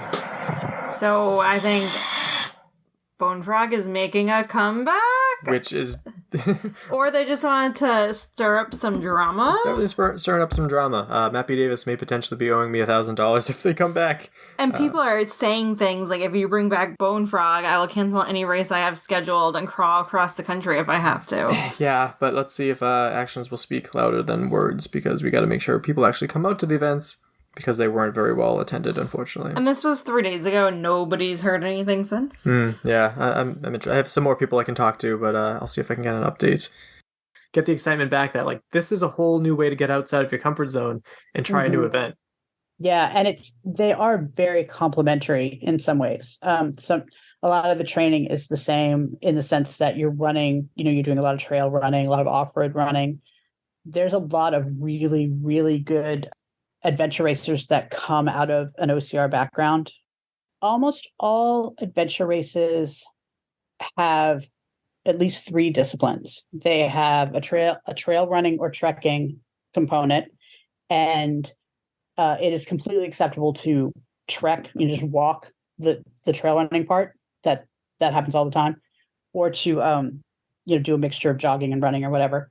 The ultra shuffle is very popular, where you're just kind of moving just barely faster than walking. I'm pretty good at that. Yeah, that's a skill everybody picks up early. It has a mountain biking segment, okay, and sometimes you're on the road as well, but you are definitely doing off-road biking. And depending on the race, some races you can get away with a hybrid bike or gravel bike, but some you can't. That's something varies race by race. And then there's generally a paddling segment where you are doing kayaking or canoeing or floating, whatever. So, I mean, you talked about how, kind of kayaking and anything like with the water is more of like a barrier for some people. But I would say like the orienteering to me is definitely the most intimidating aspect of that. And I'm sure as like a beginner course, you're not trying to get people too lost. I'm sure. How would you explain this? So it's just like a map, and like what's the extent of the knowledge people need to have to kind of figure out how to maneuver? I would say that you need to know how to use a compass. Okay. And know how to use a map. You want to learn how to read a topographical map, because that's generally what you're going to get. And that is the one, I don't have one to hold up, but it's the one with the circles and the lines, and it tells you elevation and so forth, because you can look at that and say, okay, this checkpoint is clearly at the top of a mountain and we're going to have to bushwhack our way up there. Or we can go to this one, which is much lower, and I can see on the map that there's a trail that goes right to it. Let's not do this one and kill ourselves. Let's do this. This one is for the Amelia Boones. Part of adventure racing's expansion, I think, hinges on having more events. Yeah. You know what I mean? I'm not sure. It seems like with OCR, like you could race every weekend if you wanted to. And with adventure racing, that's not really possible yet, but it's getting there. And there are people who would do it. There are people who will do it every weekend. They really, really love it. And they bring in more people, because if you have a team of 3 and you want to race every weekend, but your other 2 people can't, then you're getting Bob from the bowling, or accounting. Bob, we're doing this weekend. Come on, you're going with us. And next thing you know, Bob's into it, and Bob's bringing more people into it. It is like obstacle course racing. It is very social media friendly. Mm-hmm. If you go to an adventure race, you've got the best Instagram feed in the office on Monday, and people see it. And the more people race, the more people see it, the more people are going to do it. Maiko says, be proud of how you've been handling these past months, the silent battles you fought, the moments you had to humble yourself, wipe your own tears, and pat yourself on the back. Celebrate your strength. Are you more excited for the Savage series or the Spartan 3K series? And 87% of people said the Savage series, and only 13% have said Spartan 3K series, which that's a big difference. That is a big difference. Last year, the results were, because it popped up as well, 82% said Savage and 18% said Spartan. So maybe that's just our demographic, or maybe that's the general consensus. But there was a good amount of votes there, and we do appreciate when people take the time to click that and let us know your feelings on that. Obstacle Racing Media did some digging in the Spartan staff rumors, and they spoke with Spartan CEO Joe DeSena, who confirmed that as a part of our annual review, we try to continuously trim expenses and remain lean. A 6% reduction in workforce seemed like the right percentage for 2023. Yeah, so that's a big bummer. We had a little bit of notice to this, and it turns out the rumors are true, and that's very, very unfortunate. Also unfortunate, Spartan Race made some changes for the overall series. So per event, the winnings for the Spartan Series, $500 for third place, $1,000 for second place, and $1,500 for first place. And the overall series, if you're the, bit of podium for that, third place is $1,000, second place is $2,500, and first place is $5,000. Very, very, very small amount of money. So that's not looking too good for them. And now we're going to get to some fun Savage Race obstacles. So, okay, then I don't know if you've seen these, so this might be your first time seeing them, but there's 3 more new obstacles, starting with Twist and Shout. And I'm going to try to have it so there's no audio. So if you want to describe it. So you have to get from the beginning and the end, and you're like going in a net that is rolled up and twisted. So there's a knot, so you have to get down on your hands and knees and like roll yourself through the knot. Interesting. It's just like a fancy barbed wire climb if the barbed wire is made out of rope, but it looks like you have to like spin inside of it to untwist it. Oh, the spinning part makes it in. Jesus Christ. But people are going to be like banging into each other. I wonder that. It's definitely more interesting than I thought. I'm like, oh, I'll just crawl through it, but the spinning element is... I could see this becoming an obstacle like World Stuff is Mutter, except it's the size of like a football field. Was able to test the gun out on one of the fitness sections. And it was fun because they had a computer showing that wherever I was hitting. Oh, cool. So I was able to see where I was hitting every time. And then theirs is set up as 5 dots. It lights up all red, but if you hit the target, it lights up green. You just need 3 of them for the race. The race was similar to the Spartan Cross in a way. Spartan Cross, when they did it right before COVID, they did it as a 1 lap, but they did wristbands. So you got 5 wristbands, it's almost like how Savage does the mandatory completions, but they did it. If you failed the obstacle, you give up a wristband, and you got 5 attempts until you're out of the wristbands. I did it in my T-Rex costume, and I just lost one of them. And I heard that the penalty is almost like baked into that obstacle, where if you miss, you keep shooting until you hit after a certain time. So how does that? It blinks. So when it starts blinking rapidly, then it resets, and then you have I believe a 20-second window of waiting before it reloads again. Interesting. So if you just kept on shooting and just hope that you hit it, you have a better chance. Because I don't think anyone actually had to sit there and wait until it recharged. Okay. How heavy? Like, what would you compare the weight of the gun to? Because it actually felt like a real gun. It did. Okay. It had weight to it. One thing we learned, Garfield taught us that the laser gun and the target are Olympic approved. Like that's their standard equipment. So I'm sure that's super expensive too. Someone said it was like a couple $1,000. Jesus. And the targets, they just look like a piece of plastic. Yeah. But but because of the electronic, because you can hook it up to your phone and be able to see how accurate you are. So that I like that part. But I think when they got to the final, when you got to do that 3 times, some people must have gassed themselves in the qualifier rounds. Because doing like the first lap was fine. Going in the second one, halfway through there, you're starting to feel it. And you still have 1 more to go. And the obstacles weren't strenuous. Mm-hmm. And everything was runnable. There was no holes. Like everything was perfect. It was just a lot. Good. And they also did something different. I sent you the picture of the starting crowd, right?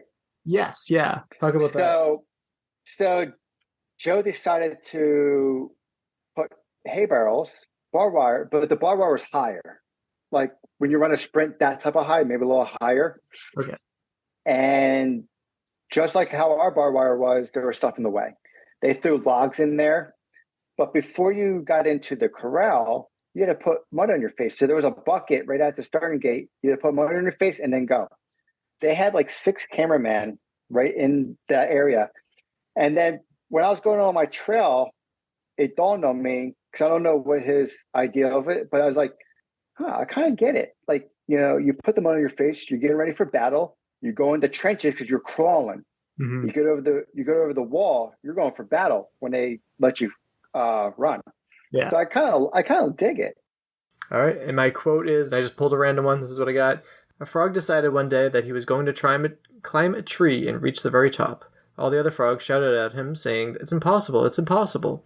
But the frog climbed the tree and reached the top. How? Because he was deaf and thought everyone was encouraging him to reach his goal. Oh. Be deaf to negative thoughts if your aim is to reach your goals. I'm representing the Phoenix. We are a nonprofit. Nationwide, we are in 47 states out of the country, and it is a active community for people in recovery and anyone supporting anyone in recovery, allies. And so we offer free classes. We do CrossFit, yoga, functional fitness, rock climbing, and then we have events such as like hiking. We do surfing in the summer, and everything is free of charge. The only requirement is 48 hours of sobriety. I represent Team Oscar Mike, part of the Oscar Mike Foundation. So tell us all about it. Oscar Mike Foundation is a 501c3 nonprofit with the mission of keeping wounded veterans on the move through adaptive sports. We also offer, other than the OCR side of what we do, we have week-long clinics hosted at our compound in Illinois, where we teach our wounded veterans to skydive, fly a Cessna airplane, shoot rifles, ATV off-roading, as well as a triathlon that we put them through. Anything athletic we can adapt for an athlete or a wounded veteran, we can do. A lot of people think the transition back is easy. It's anything but. You're conditioned and trained to be a certain way when you go to combat, and when you come home, it's trying to turn off that switch isn't as simple as they make it out to be. So having groups and foundations and other brothers and sisters that come home that know how it feels, having that camaraderie and that family makes the transition 10 times easier. Right. I feel like the military does an excellent job of converting you to get out there, and then they just don't do as much as, I don't know if rehab's the right word, but it's up to you guys to step it up. And how do you feel like you guys are doing as an impact on the community?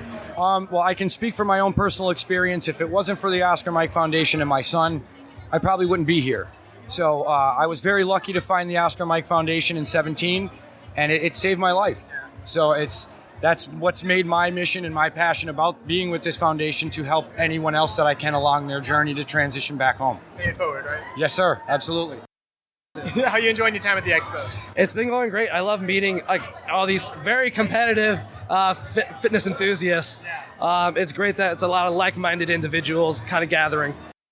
In our lovely little brochure, our featured sponsors, like you guys here at the OCR Report. If you scan this code, it goes directly to your website, but it also tells me that you went there from this. So at the end of the expo, we'll be able to have concrete data on how many people actually went to your places from this program. Regina, you're talking to my heart here. I'm a behavioral analyst. I'm all about that data. There you go. Exactly.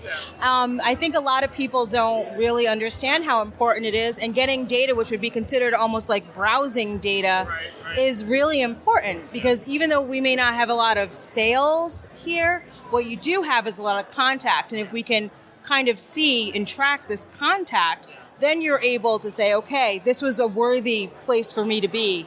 And it's not so tied to, did I financially do well here? I got in there, and so the very first Battle Frog I was to run, I showed up, and they were like, well, we need people to volunteer. Can you volunteer instead? I'm like, okay. So I ended up volunteering instead, and I stood at the rec bags, and I was like giving out rec bags to everybody carried in a loop.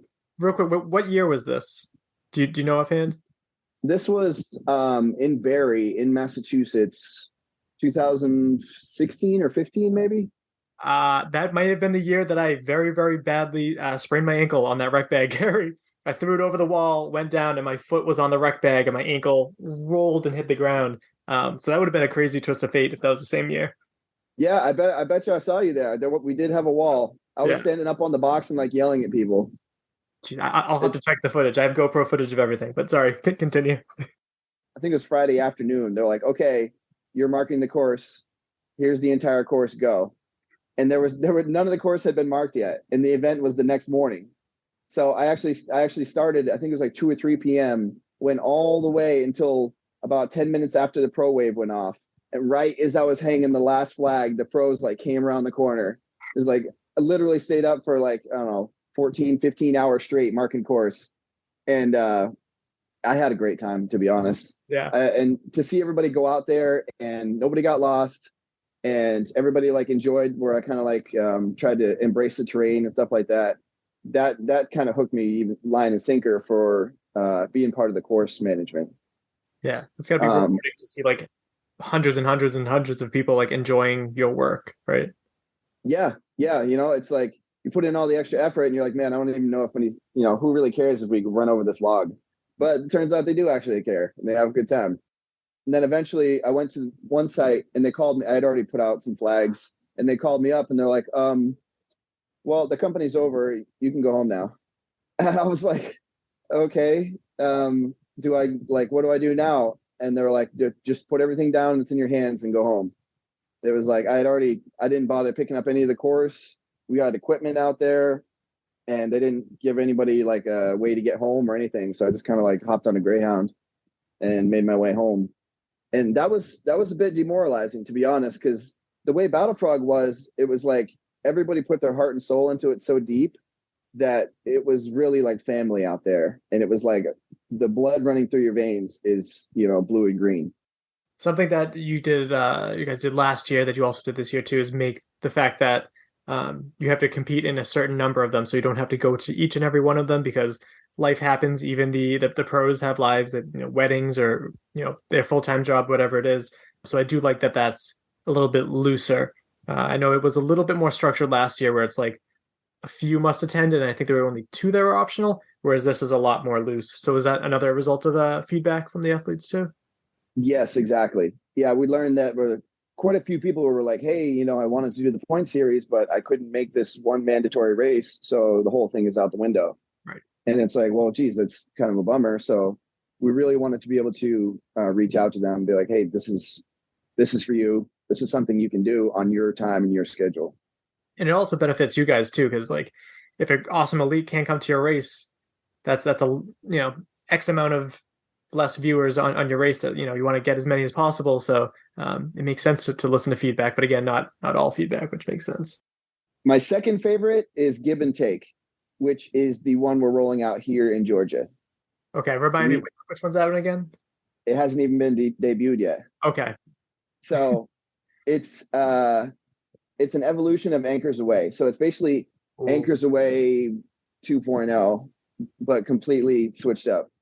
We're rolling that out here in Georgia. Was, my favorite obstacle of last year. So this is good to hear.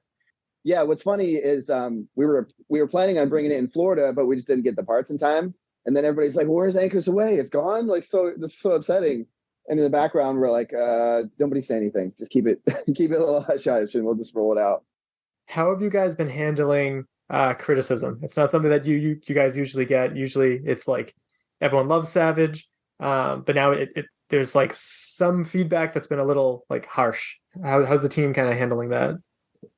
Well, it's funny. I'm glad you brought it up because we have always been like super centered around the feedback, right? Like after every event, we all kind of get together and we're like, hey, what did everybody think? What did not only did what people tell you on the internet, and which is neat, but the real feedback is like when you are driving around and you see one person all by themselves and they're just jogging and you're like, hey, how you doing? And they'll tell you something you didn't expect to hear. You get a lot of like random feedback here and there, just quizzing people as they're on the course. And we've always been so feedback centered that like when we finally started getting negative feedback, it actually kind of stung a little bit and got everybody a little distracted, which it's kind of funny, right? Because like, I guess that's something you normally always see on social media and stuff like that. But we hadn't encountered it before. So the first time we did, we actually had to like stop, talk to the team and be like, hey, like this is a thing, but it's not everything, So yes, we want to hear what everybody has to say, but don't let the negative voices have a higher volume than the positive voices.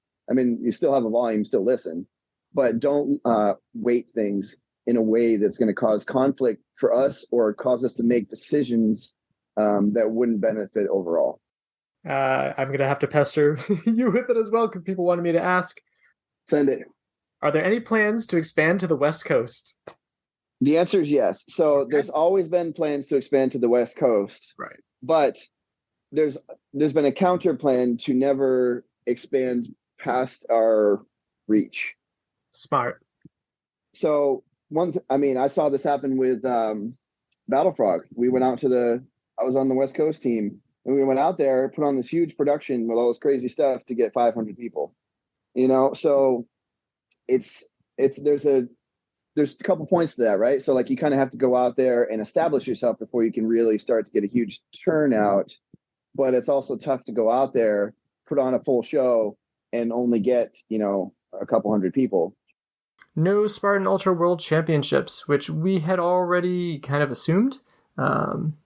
Not really surprised. It was a failure at times for the past 4 years, which is a bit of a bummer. But Caitlin, you want to read up on this? It says, after months of silence regarding the status of the Ultra World Championship, Spartan has confirmed via a comment on Facebook that the event will not take place in 2023. And then 2014, I thought, I'm going to see just how good I am at it. And I signed up for their competitive wave and I got third place. So then I was really hooked because I'm a pretty competitive person. Yeah. So from then on, I just tried to find any little local OCR that was around. And then I started to kind of branch out a little bit, I think more of 2015, and actually start to travel. So so Savage is really kind of at the heart of my OCR love and has just always been one of my priority races. And of course, I've done since then a bunch of different local ones. I've done Worlds and NORAM, and I've done some Spartan, I've done Tough Mudder, but really Savage is the one that's been my favorite. So yeah. My quote is from Brianna Weiss that says, when it is time for something new, you will feel it. You will feel a desire to let go, to shed layers, to move, to recreate. You will know because there will be subtle shifts all around you. You will release the old because you are really clearing the path for what's ahead. Trust this process. Know that life does not take from us anything unless there is something else imminently awaiting its replacement. The 2023 Hawaii Spartan Trifecta event weekend on August 19th through 20th has been canceled. Yeah, it looks like they always have their events there, but there was an awesome FKT set in Antarctica. Fernanda Maciel set a world record on Mount Vinson, Antarctica's highest mountain and one of the famous 7 summits. Yeah, very cool. That was posted by Red Bull Adventure. That is one hell of an FKT to take on. So a few months ago, we mentioned Des Linden's book, Choosing to Run, being available in pre-order and quick news.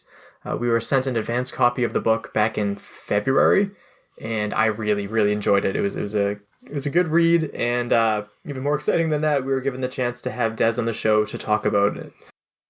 So I figured a good place to start is the title of the book, Choosing to Run. I think it seems to have a double purpose almost, because you talk about running being the first big thing that you chose to do independently. Also, it was in choosing to run the Boston Marathon too, right? Yeah. Yep. It's both of those. And I think that the idea of choice, kind of is throughout the book anyhow, and choosing to advocate for yourself, choosing people to mentor you. But yeah, obviously the connection to running and racing in Boston in 2018 and picking running as my path are the, big key parts of it. With the various coaches that you've had over the years, what to you makes a good coach?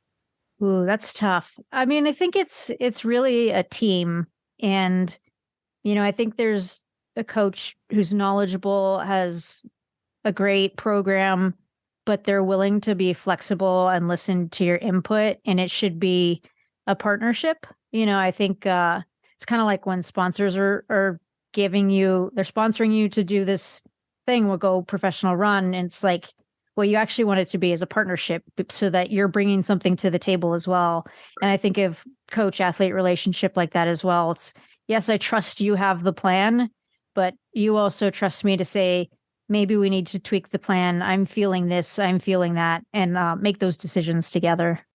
What's your overall plan moving forward? Big question. Yeah. I'm going to do a few more marathons, so that's still in the works. And then I have some bucket list ultra races. I would love to get to Two Oceans, Comrades. That's definitely something I want to do. I went out to UTMB last year and watched and kind of scouted. So I'd love to do OCC and then see if even longer distances pique my interest at all. I think they will. I feel like so much of my running career is resisted moving up. Like I wanted to be a miler and coach was like, you're a 5K. I'm like, no way. And I was like, I got to the 5K and coach was like, you're probably best at the 10K. I'm like, absolutely not. So the marathon was another, I was like, I'm never doing a marathon that's so far. So people go, are you going to do 100 miler? Like probably at this point I give in, it'll probably happen. Yeah. This is something my grandfather posted a while ago. It says, the best teachers are those who show where to look, but don't tell you what to see. Oh, I like that. And that's attributed to Alexandra K. Trenfor. People don't see how rugged a lot of these courses are and how broken up the rhythm of a race are. So, to start, there's great talent in there and athletes have come in and out. So I think it starts, one, with just giving them the credit, for being good at this. It's not they're the best in the world, but they're very good at obstacle course racing. And please, anybody listening to this, don't think it's about, hey, Ryan's doing this race, he wants the attention. I'm going to get old pretty quick here, and it's not about me. It's about, the other athletes in this. Yeah. I'm not super involved not as involved as some people are in the sport. I have other things going on in my life, and it's about the younger generations coming up. I talked to him a lot about this week. It's like, dude, you got to get on an interview. You're a great talent. You represent a different race, and that's primary dominant white males that are in the sport. And as I say, I used to coach kids, and one of the biggest things was his being role models and giving people something to look up for and motivating, and people of color to look up to a guy in our sport so they can have. And that's what I told him. I go, listen, Sean, it's nothing to do with you. I could care less what you think or want to do, but you really should do it for the kids and to give someone else, that inspiration. And he's really was open to that, and he's trying to do his best. He doesn't love social media. I don't love social media, so I get it. Like, I was really upset with one of the media sources because, VJ did something that was a little immature as far as, and we thought it was funny at the time, and it has nothing to do with him. I have no quarrels with him. It's that one of the media outlets, rather than posting, hey, Sean just whooped everybody's ass, and took his first win at a big competition, they posted a video of VJ doing whatever he did at the finish line. And so it's nothing to do with VJ. Is, hey, like, everybody, if we're talking about the sport going away, it starts with what's broadcast on media, and I'm tired of this clickbait bullshit. And it started years ago and when you look at a rig setup, you're always looking like, all right, can I skip this? Can I extend? Can I use my reach? But because you have a ring in one hand and a gibbon in the other, you can't, because you can't skip the next ring. So even though everything looks close together and you can skip things, you really can't, because you just can't do it, because the opposite elements are spread out so much. So it's great. It takes a little bit more grip. You have to, because you can't rush through it, you have to be patient, which is good to have. It's not a jab at people who came out, like Rylan and VJ, but like, just, if you guys are going to come, please come fit and ready to race, because, and don't make excuses, because you're, like, I got comments for saying things about Sean beating up on VJ and me and Rylan not doing well. Well, every single one of them had some sort of excuse, whether they're not in shape or an injury. And, that's a jab, and that's a discrediting of the athletes that are doing well in the sport. So don't come in and with excuses, because you're just doing a discredit what everybody's trying to build up. Come ready to play. And if you beat us, please. Like, I'd love to see that. But Rylan is a perfect example. The kid is so talented, strong, good-looking guy, good personality, great on social media. If he came in the sport 6 years ago, he would have had a big contract with Spartan. He probably would have had 4 other sponsors. He wouldn't pay a dime to go to any races, and he would have been provided with some amazing opportunities. And he's not now. I mean, he has some opportunities, but it's not the same level. So when you pursue sponsorships, you have to ask for money, for one. You have to put finances out there, but don't be shy about it. But the first thing, it's not all about, if your opportunities will be presented to you if you're a big, sexy Instagram model or model in general, or you're the best athlete in the world. But that's not the case for most of us. And it's about building a genuine relationship with brands where they can help you, but where you can help them. You want to work with someone you believe in, and then you can provide feedback. And you have something on your wrist? It's a band. Yeah. Third time is the charm. Fifth fit challenge. Third time doing a band heat, and finally kept it. How does it feel to do that on the last chance you get? It felt amazing. It was just like, after falling short, and especially last year. Last year, as you know, last year I was on Gibbons for 90 minutes, and I passed. But then I took 45 minutes on Playground when I had nothing left from Gibbons and failed. And what are your thoughts on this being the final fit challenge? Oh, I'm bummed. This was a great start to the race year. It was a awesome spring tune-up, kind of see where you're at, plan your training for the rest of the year. So I'm sad to see it go. It's really, really great little race. Final thoughts. Year after year after year, the Devil's Playground, I just cannot do it. And I wish that was one thing that over all these years that I was able to conquer. Yeah, if someone buys it, like when I get in shape, I will go and try to do it again. But yeah. Final thoughts? Thanks, Rob, for all the fantastic years out here at the OCR. We love it. We'll miss it. And final thoughts? Thanks for the first and only year. It was awesome. I wish I would have got into this before. No, it's just it's more fun to go backwards because I get to see everybody's faces and get some pictures and put a little excitement into that lap when they might be in the pain cave. So that's my experience and take out of here is just getting laps in, going backwards, and just seeing everybody crushing it. Yeah. Thank you for everything, Rob. You've been awesome. I know you put a lot of heart and soul and time and effort into this race when it seems like not many people have been appreciative and have just been asking a ton of you. But from me and the rest of the local OCR community in the Northeast, we truly thank you for everything you've done. Rob, I love you, but thank you for 10 years of amazing shit, and thank you for keeping this going for so long during difficult years, and thank you for making it accessible to people who can't do every obstacle, and for... It's riding by right now. I know. Hi, buddy. Victor's not listening.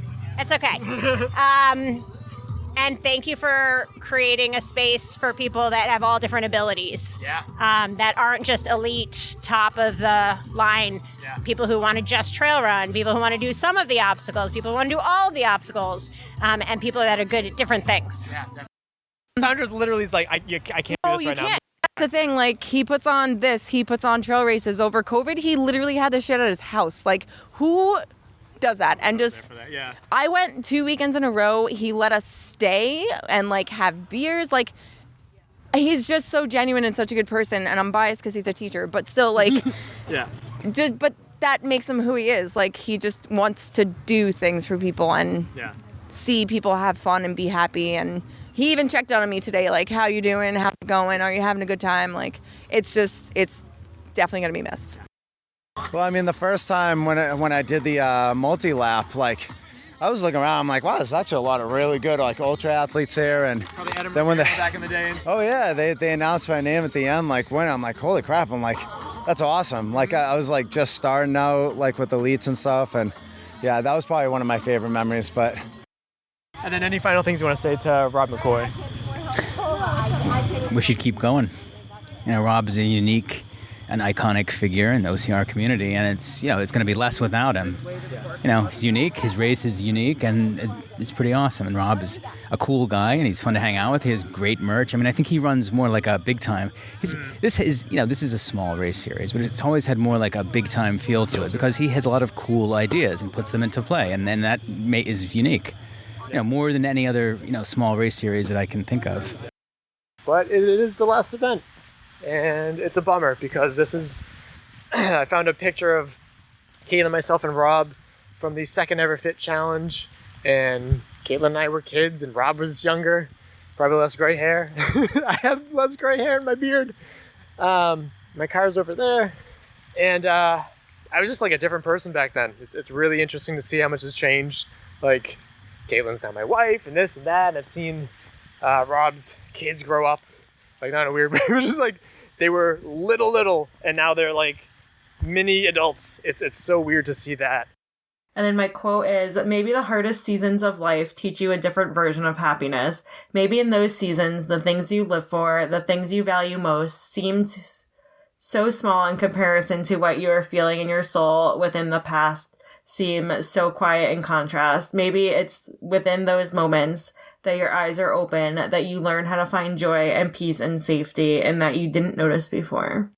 And then Bone Frog posted, "Let's get savage, ? We told you that we were coming in hot and going big. We decided to collaborate with our friends over at Savage Race for our event in Lancaster, Pennsylvania on September 2nd. Join us for our first crossover event featuring a signature Savage Race obstacle in the Bone Frog Challenge course, and visit their booth in our race to learn more about their upcoming races. In the meantime, if you're looking for some races in before ours in September, we highly recommend Savage." Now, Lee hinted at something like this. It was really cool to see it come to fruition. Matt B. Davis was very public about stretching his wings a little bit more, and he started up Hybrid Fitness Racing. So it's an obstacle racing media company, Hyrox Deca Hybrid Fitness Worldwide. So he's extending to that, which should be interesting. He says that the future there seems a little bit brighter than OCR, and I think I kind of have to agree with him there. There was 2 1K rounds and then the 3K. Right. The 1K rounds felt pretty good in the heat. And then the 3K round was very, very bad in the heat. I think it took a little bit more time for the heat to kind of catch up to you. I think we all ran the 1Ks too hard, especially the first one, especially me too. I think I was the 5th or 6th fastest person in the first 1K round, and then 9th in the second one, and then 7th in the 3K. And I think if if I was like 10th in the first round, it would have been better overall. But it's just kind of like a learn through experience type thing. And real quick on that, like it's like the game that you have to play too, with it being the qualifying rounds being significantly shorter than the main event. Did they say that you were allowed to grab the straps? Just like, not you in particular, just like everybody was grabbing the straps above the holds? Yeah, I asked Steve Hammond before the race if we could grab the straps, and he said, yeah. I didn't, because I didn't think it would have been helpful. Okay. For me, grabbing the ropes was fine, and I skipped the ball. Maybe if I went on the ball, it would have been a significant advantage to grab the straps. Okay. Yeah, good. Just to put that at rest, because I know some people like to be angry, but if you're told that it's okay, then it's okay. But I do think that they what's the point of having the things on it if you can hold the straps? But my grip was fine, but I worked on grip a lot before this because I suspected that was going to be a thing. You got enough rest because the real grip parts were all on the second half with the Z-wall and the rope and the rig. And so you kind of got enough rest. I think the more challenging part of it was getting your hands wet. And then just having, I think wingspan helped a lot on the actual rig. So that might have been at least as important as your actual grip strength at that point. So small, but competitive is kind of the takeaway. Good point. Do you think that there's a lot of athletes that specifically sat back to watch this first event happen? Because I have heard some people show interest and then like not show for this event. Do you think that there's a lot of people out there that are like sitting back, just wanted to see how you guys did for the first run and might jump in for, the next events? Yeah, for sure. Especially with the laser pistols in it and the rounds and everything. Like, I'm sure people wanted to see how it looked and how things were affecting before jumping in. Also to know how to train kind of by watching. I didn't go to Jacksonville, and obviously there was no like recording of that, so you didn't really know, but I'm friends with Chris Marone, and he's the one who won it. So we had conversations about the timing and how much rest in between the rounds and what kind of fitness and training you would need for it. Will Spartan put on 3K events next year? I put this out after listening to the Race Brain, and I was torn. So 43% of people said yes, and 57% of people said no. Yes. So these were the news articles that were being posted about a trans runner who beat 14K women in the London Marathon. But it turns out this woman placed 6,159th. And they're like, we should take her medal away, blah, blah, blah. But like, she got a participation medal. So it doesn't matter. Like, I'm very confused on why it matters. Yeah, people like to complain about it's a non-news story, but people are, but it's making headlines, which is crazy. Yeah. And so I was like, well, I would like a little bit of experience before just jumping into it in Palmerton. I've been trying to, get more involved in like the elite series races. And then I was like, all right, well, this is going to be a good opportunity to kind of get a little bit ahead of the curve. So I went down to Jacksonville, and I was very surprised that no other like elite or pro team people decided to come down. Maybe it was because it was advertised as like an age group test event. I don't know. So I went down there just to check it out and test the waters, and ended up coming out with the win, which was awesome. And they gave away a season pass for it. So I got a season pass. They didn't even mention that until like 5 minutes before the race started. They were like, hey guys, we're going to give away a season pass to the winner. And I was like, oh, game on. It was really disappointing because at the end of last year, they had like their whole pro team requirements and everything. And I know a couple people that like hit those requirements, including myself. You had to get 3 overall wins. And like the last race of my season, I got my 3rd overall win. So I was like, yes, pro team, free season pass. That's awesome.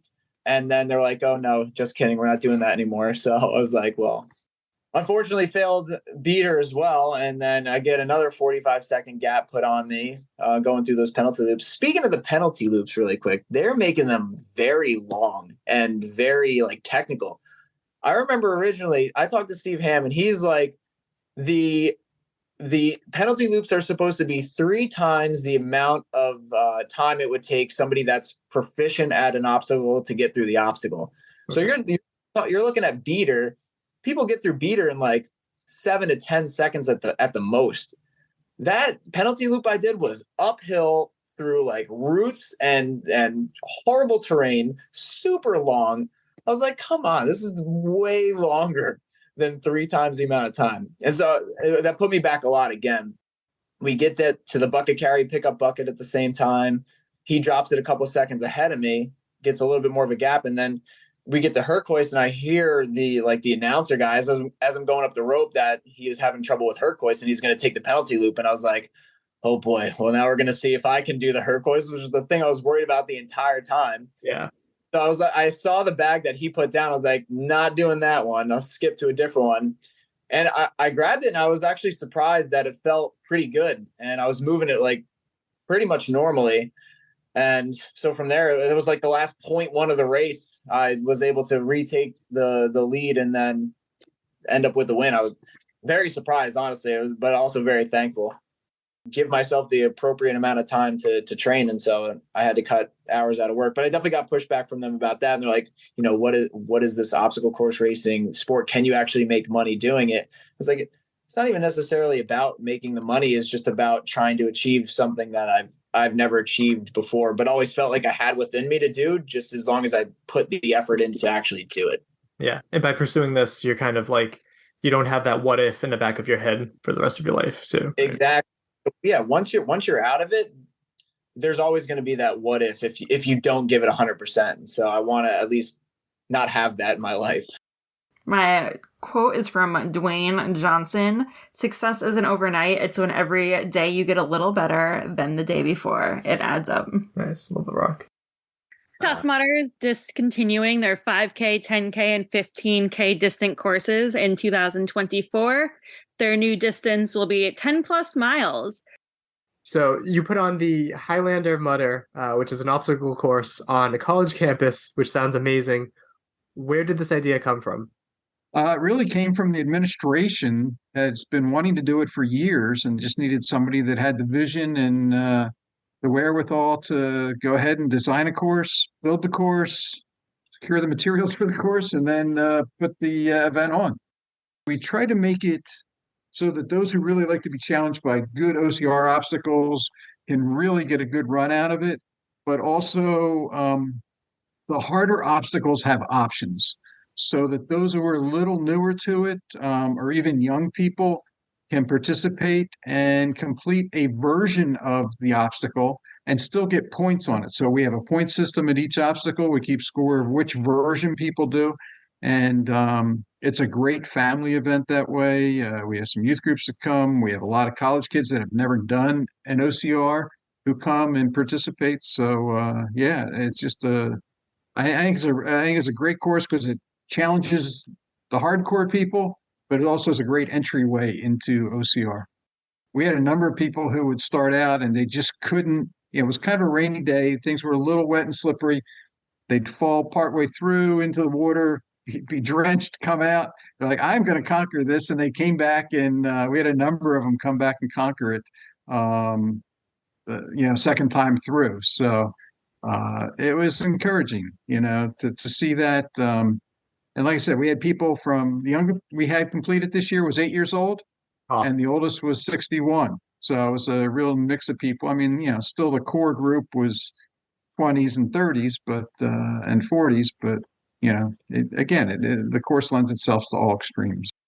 Just pace ourselves a little bit more. Yeah, no, pacing is important for running the race as well as putting on the race. That makes sense. Any other advice that you give? Exactly. Like potentially another college or location thinking about hosting their own like kind of permanent course? Yeah, I would just say really do your research into it's a much more time consuming effort than I think we envisioned. The amount of time to build, the cost to build, the amount of time to set up, the volunteers needed to man it, and the time to break it down, and then where do you store things if you are breaking a lot down? So it's a big endeavor to do. My quote is mindset. It's all about mindset. From the moment you wake up to the moment you rest your head at night, everything is up to you.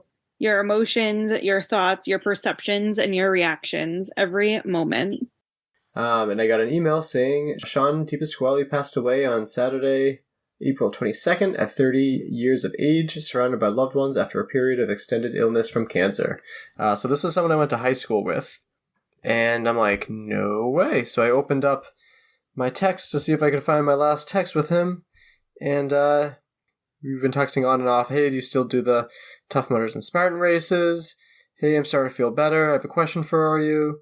Have you ever heard of terrain race? And so I answered back to him, and he's like, I'm looking at it. I need to get my stamina back now that all my surgeries are behind me.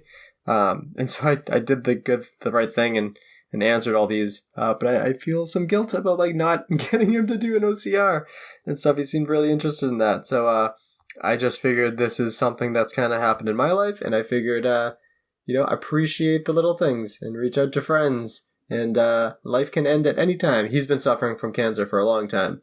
But, we get to do this cool shit. So just appreciate it. That's all I wanted to say with that one. And recently, or the past few years, I've gotten involved with USA OCR, or a reboot of USA OCR, I should say, which is OCR's version of USATF or USA Triathlon. It's our national governing body.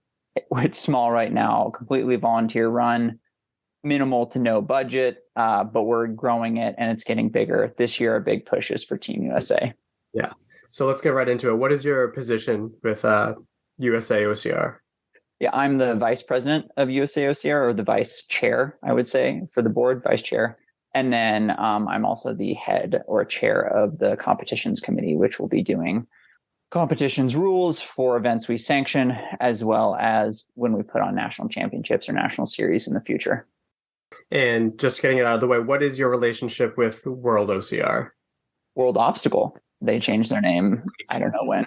We are we're independent. We are our own national governing body. Obviously, they're at the international level. So they run things up there, but we do things in the US, and we're independent. We do communicate with them just because that's how things work. We're not the ones pushing for going to the Olympics. We're pushing for safe and fair events in the US, as well as we do need to create national teams if our citizens want to go race at those international events. So that's something we're moving forward with right now. But yeah, to simply answer, we are an independent organization. We hope to grow the sport as a whole, and also bring in bigger sponsors because it is a national federation, as well as in these national championships, we'll hope to have a good amount of prize money one day when we have funding and all of that fun things. But usually these national championships are good for sponsor deals. Kempson's brought it up a couple of times, Ryan Kempson, that being on Team USA is a great marketing tool for yourself. Like if you approach a company and be like, hey, I'm on Team USA, do you want to pay for my flight to Belgium? Usually companies they like that. They can get a lot of exposure. So we feel this is kind of the next step for a growth in sport, is to have these federations. And we're kind of behind the game in terms of OCR. A lot of these other countries are ahead of us. And we're working hard to catch up. But again, group of volunteers, more help, please join us and I'll keep pushing that. So yeah, we are. And also we have seen things in the past where the sport isn't necessarily fair. So things aren't standardized, and we're not looking for to run it on a track with everything being the exact same. But we would, if we have spears, we would like the spears to all be the same weight, throwing at the same target on the same type of ground, things along those lines. Just standardize it. Yeah. The way I see it, it kind of feels like we're pouring down a new, more sturdy foundation. And I think that's something that a lot of people are kind of confused by, is that we're kind of on shaky foundation, if at all, in terms of like a federated sport. And so having this foundation would be huge. And Kempson is exactly one of the athletes that I was thinking of earlier when it comes to, like the Spartan protests. And it's hard to kind of coordinate kind of like a movement with a whole bunch of individual athletes with a whole bunch of individual personalities. Whereas if you can kind of form together behind a group, maybe change would be able to be made easier, right? Exactly. And we're here for the athletes. So once we get more of a standing and kind of weight behind our organization, we can communicate to World Obstacle at the international level and be like, these are the things the US doesn't like, and the feedback we're getting from our athletes. I think it made it very clear that you guys aren't trying to, again, the word nefarious, it's going to take some time to kind of shed the old USAOCR. We don't have ulterior motives. There are people who do. They're not in our organization. In some solemn news, Caitlin? Boston Marathon's Rick Hoyt dies at 61, the Hoyt Foundation announces. Yeah. So Brandon Wolters shared a petition saying, open letter to Spartan Joe DeSena and Tough Mudder Giles Charter. Open letter from a Tough Mudder. Today I found out that Clinton Jackson and Sean Corvell are either at a few events this year or no longer with Tough Mudder at all. I don't know why Coach Kyle Relton's status is, but throughout 2022 until today, I've only seen him at World's Toughest Mudder. Tough Mudder isn't just mud and metal and wood and ropes and headbands, it's the people. Tough Mudder has an amazing, large community following. Sean, Clinton, and Coach are the heart of it. Sean makes you feel like you can do anything. Clinton makes you feel like you're coming home, and Coach reminds you to have fun while doing it. I've lost count of how many people I've spoken to at events and online who are encouraged to run a Tough Mudder because of stories about them or video clips of them doing what makes Tough Mudder so flippin' awesome. Yeah. But Clinton Jackson posted, hey everybody. A lot of chatter on the playground, huh? Lots of questions? Well, I ain't got all the answers, but I want to at least steer away from one bit of misinformation that may be afoot. I am not leaving Tough Mudder. Tough Mudder will be an ashy, smoky hole in the ground before I walk away from my post. Joe Perry will grow dreadlocks down his back, and MJ will dunk a basketball in the NBA before I let go of that dang mic. So it just goes into it. Basically, he wasn't scheduled for a lot of East Coast events, this and that. So part of me is like, and I thought about this before he made this post, is like, if they're just trying to work on other things and try to ease off a little bit, and I love these people. The World's Toughest community must sound like a whole bunch of whiny, clingy people. You know what one of the rules is at Tough Mudder? I will not whine. Children whine. Yeah. So maybe again, you'll have to read this whole thing, but we don't know the full story. I would very much want all of them to be at World's Toughest Mudder. That's the Super Bowl event. I'd like to see them at every other event. But at the same time, like a petition, really? Is this what we're spending our time doing? Nicole and others believe she may have been misrepresented by her post. We have asked her to correct the record, and she sent the following. The double sandbag carry at the Big Bear Spartan 3K was a surprise element for everyone, and an obstacle we haven't seen since 2019. To see some athletes step in and make short work of this challenge speaks volumes to their ability and preparation. Athlete advocacy shouldn't take away from anyone's accomplishments. Introducing this element without notice brings up several questions. While the Spartan ethos is firmly grounded in being prepared for the unexpected, professional sports largely abide by strict rules and regulations. In the last few years, we've seen a shift in elite OCR, that's damn straight, with a move to standardize and professionalize the sport. The reasons for this include athlete safety, marketability, and inclusion as an Olympic sport. So she goes on for a while, and she says a lot of things that I agree with. So how did it feel to, get another podium spot in such a really good field there? It was great. It was my first race of the season. I didn't really know what to expect coming into it. And it was good. Yeah. You go in there. I really got my hopes up in those first couple miles. But yeah, I was happy with the podium for sure. What are your thoughts overall when they first announced the Savage Series? Because I know it's been Spartan Series. That's been the only option. What were your thoughts when Savage finally came up with their own last year? I was excited because I think I ran my first Savage in 2015, and that's mainly as far as obstacle course racing. Been mostly what I've done has been Savage race. And what is the McDougall Obstacle Lab? So it is my garage that has just slowly evolved as the kids have gotten older and gotten into all their obstacles. And yeah, it's just a fun gym workout hangout. The kids can play in here while I work out, and everybody gets their exercise in, and it's great. And I also like that your profile was like, husband, father, endurance athlete, ?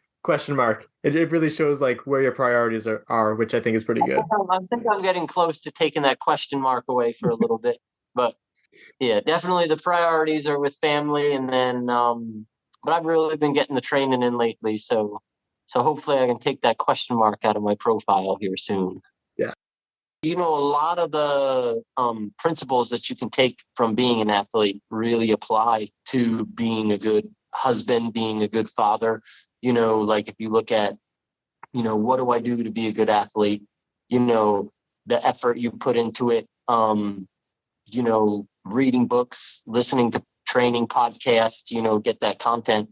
And, if I put husband and father before I put athlete, obviously, if I'm not putting that same effort towards those two areas, then I'm really putting being an athlete first. So it's fun to listen to the training podcast, but I definitely I put in a lot of time and effort into building myself up as a person and as a leader in my family as well. So a lot of those principles I learned from being an athlete, so they definitely go hand in hand.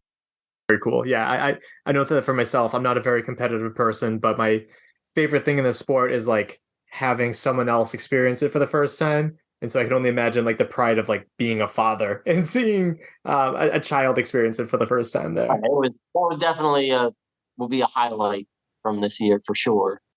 Leave us a review like Whitby90 wrote. They said, good stuff, 5 stars. They might not say it anymore, but this is the most consistent OCR podcast. Look it up like clockwork. The clock bears 12 at noon, also at midnight, or if the power went out recently and you haven't reset it. Time is a construct. So to this podcast, post good episodes reliably on schedule. Humble host. The struggle to pronounce Racer's name is always charming.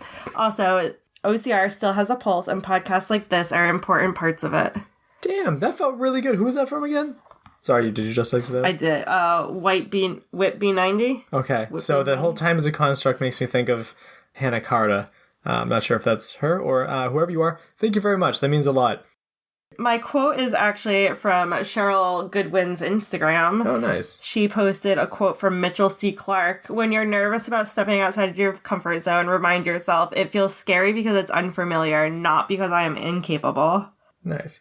And then this one's kind of long, but I looked it up and it's legitimate and it's a pretty cool story. At 40, Franz Kafka, who never married and had no children, walked through the park in Berlin where he met a girl who was crying because she had lost her favorite doll. She and Kafka searched for the doll unsuccessfully. Kafka told her to meet him there the next day and they would come back to look for her.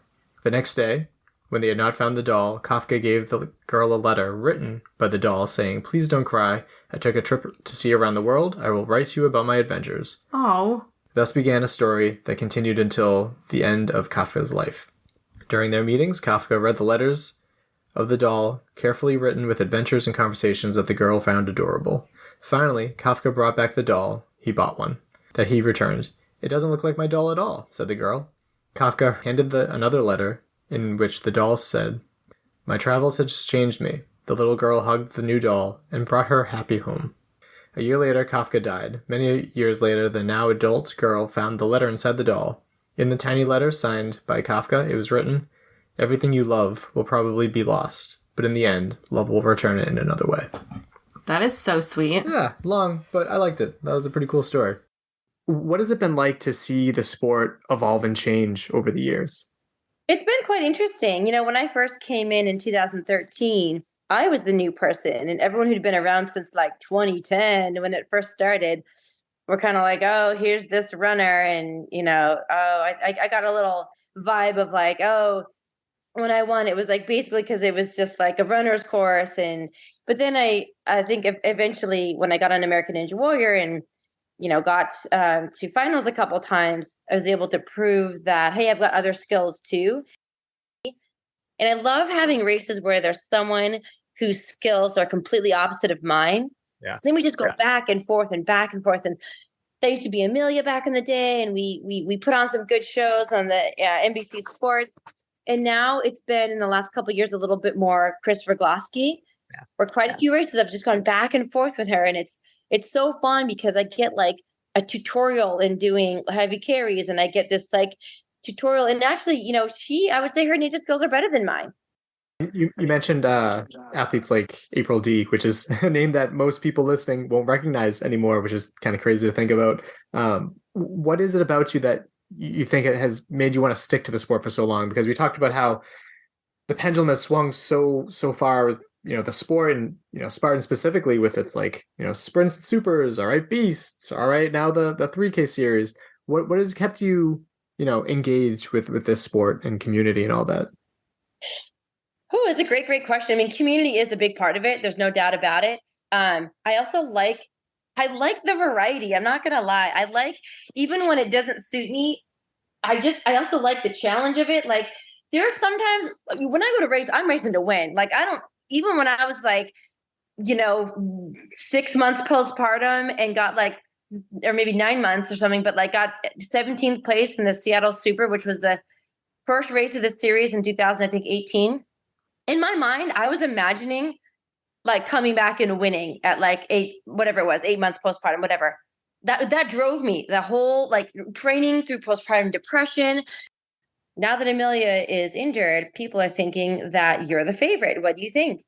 And I thought to him, and I said to the camera, I said, it was flattering as that is or whatever. Thanks for the belief, people. But honestly, this is me versus that mountain. I heard there was a 2-hour and 25-minute male marathoner last year who didn't even finish the race. And then the holidays, I relax and I have fun and I gain some weight. And I have always done this. And I think that it's one of the reasons why I've lasted as long as I have. I get my cycle. I've had a coach who was like, let your muscles go soft over the off season. And I do.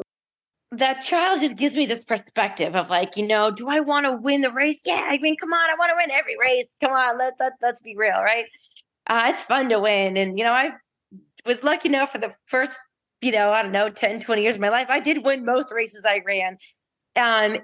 But then as you get better, you also get to be into bigger arenas and you're less likely to win. But man, then you get all these other cool opportunities. If I wanted to go win my local track race every day and just feed my ego, that'd be great. But no one's going to pay me to do that. I don't get to travel around the world and really push myself. So getting that hug from my daughter was really just almost an unfair advantage because I just got this boost of love that was like, oh my gosh, like such a great for perspective. Someone made a good point though. They were like, yeah, you get this boost, but the reality is that if your husband had walked up and said, oh my gosh, Taylor just bumped her head, I think she's going to be okay, but I'm not going to be able to take any photos or anything because I'm going to have to go. And like, I just want to check her for signs of a concussion. Like, I'd be like, oh my gosh, should I be racing? But I think he said it's okay. But like, so really when your heart like lives outside of you like that, it's just a different experience. We need everybody. We don't need just like 3 good people to show up, take the prize money and go home. Like, that's not going to be interesting. Like, we need people to show up. And I remember, hearing someone after the first heat, there's someone who's very good, who's been doing this for a long time, was like, after the sandbag, she was like, that wasn't even fun. She goes, I don't even want to make the final. And this is not a negative person. This is not someone but this is just someone being honest and saying that, like, this is like, and this person flew out to do the race and was probably expecting to get to do the final. And so my concern for the sport in general is that there will be people who will say, especially after this last weekend, wait, why did I fly out, miss work, and fly out to this race to do a 1K or 2 1Ks and then not make the final and then go home? Julie Best missed the final by 1 second. She was 3rd place last. Yeah. Yep. So if you're Julie Best, are you going to come to the next race? I don't know. I'm just saying this theoretically. I actually don't know her all that well. Like, wonderful conversation with her afterwards. But she's a very good athlete, and she missed the final by 1 second. I was talking to Steve Hammond after the race, and I was like, "Oh, that's sandbag." And he's like, "Yeah, but spectators love chaos." And I was like, "Well, one, I was looking in the comments as I was watching the YouTube. I was like, do they really? Like, I didn't see any comments that said I love chaos."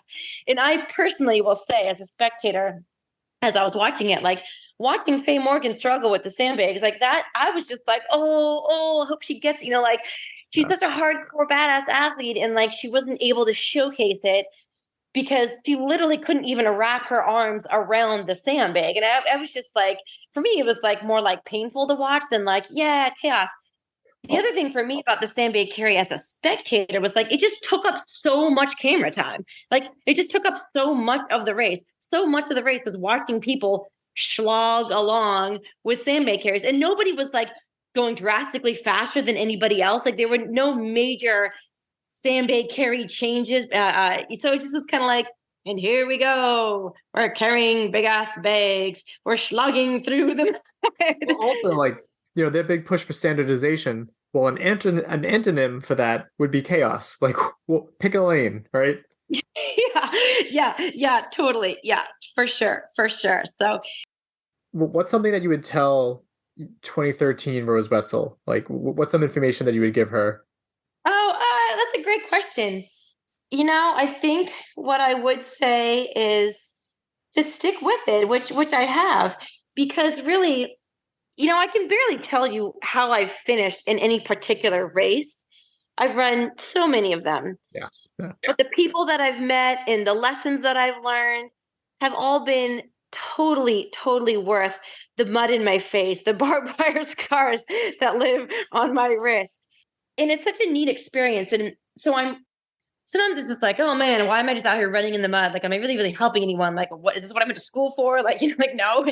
But then I get that message from someone saying, hey, you really helped me out here and there. And that makes it more meaningful. And so, yes, to have this following, as you say, what I see it as is a chance to connect with others and to, have people have someone to relate to and talk about those topics that not everybody talks about.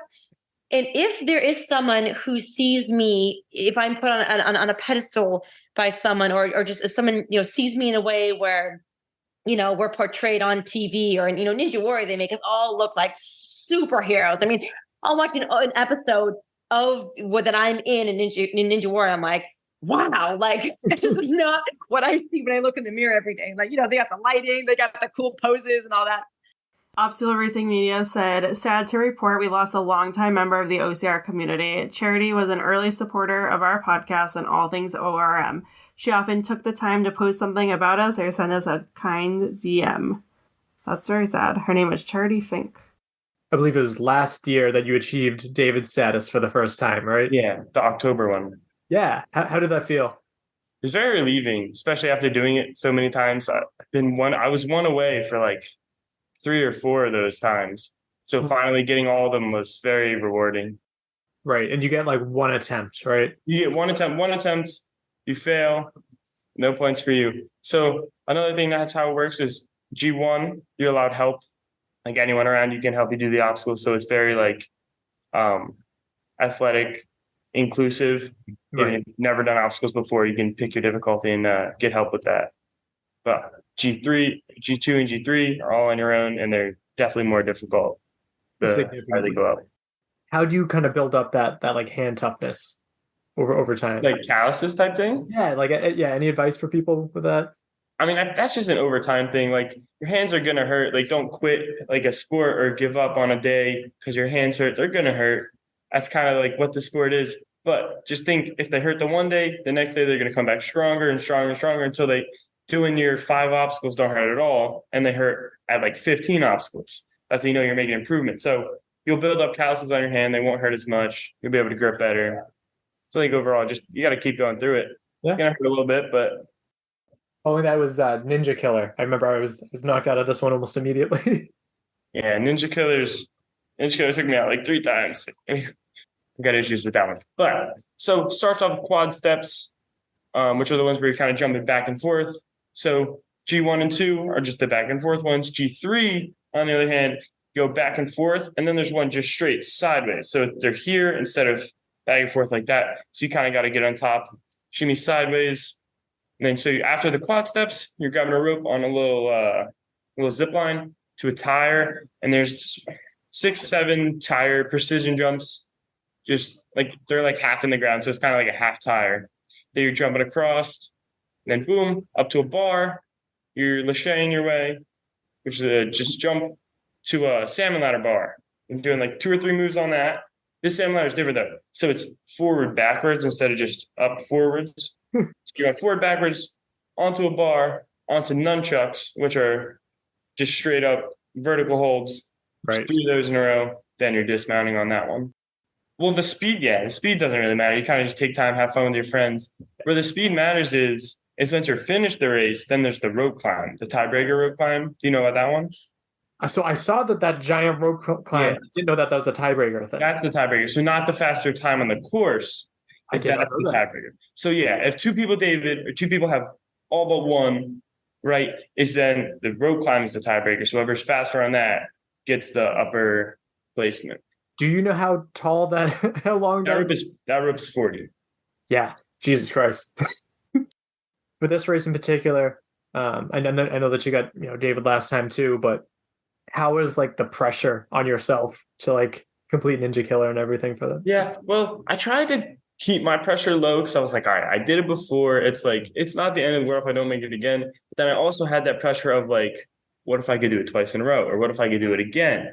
So I wasn't like super worried. I was like completely chill. I was like, did it once. If I don't make it again, so what? I'm like, I can't be too upset. I made it before. So all the stress kind of came on though when I was walking towards Ninja Killer. Like I remember that walk, I was talking to my brother and I was like I wasn't stressed out until now because this is the one that like I messed up so many times before, and like 2 in a row sounds so good and it would be so cool. So yeah, I mean, I was trying to like convince myself that I wasn't stressing out because like I'd done it before, but I was definitely stressing out. Yeah, so Goliathon raises money to get water in remote places who can't really get it like as easy as we can. So the whole fundraiser, they choose a new place, usually in Africa, I believe, every year. So this year was, oh no, I forget where it was to. Do you remember? I do not, sorry. I believe it's on the back of my shirt. I don't know if you can see. It's that's a mission accomplished. Water to Mozambique. Mozambique, perfect. So it's Mozambique this year.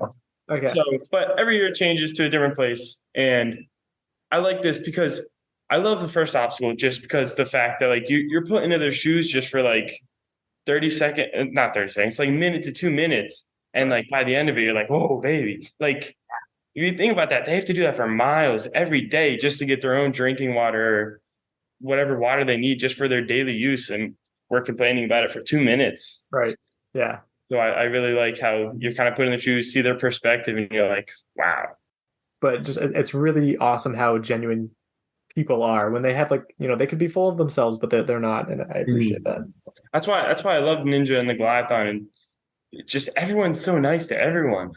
Yeah, there's I guess some of those people that just stand off there like, oh, but everyone is cheering for everyone. Even if you're in first, you're still cheering for the people behind you that are going to beat you or that are going to try and beat you. You're cheering them on, even if it'll bump you out of the top 3 or out of the top 1. No one's like Jamie was cheering for, like, he cheers for people. He said, I believe I said hi to him at the start.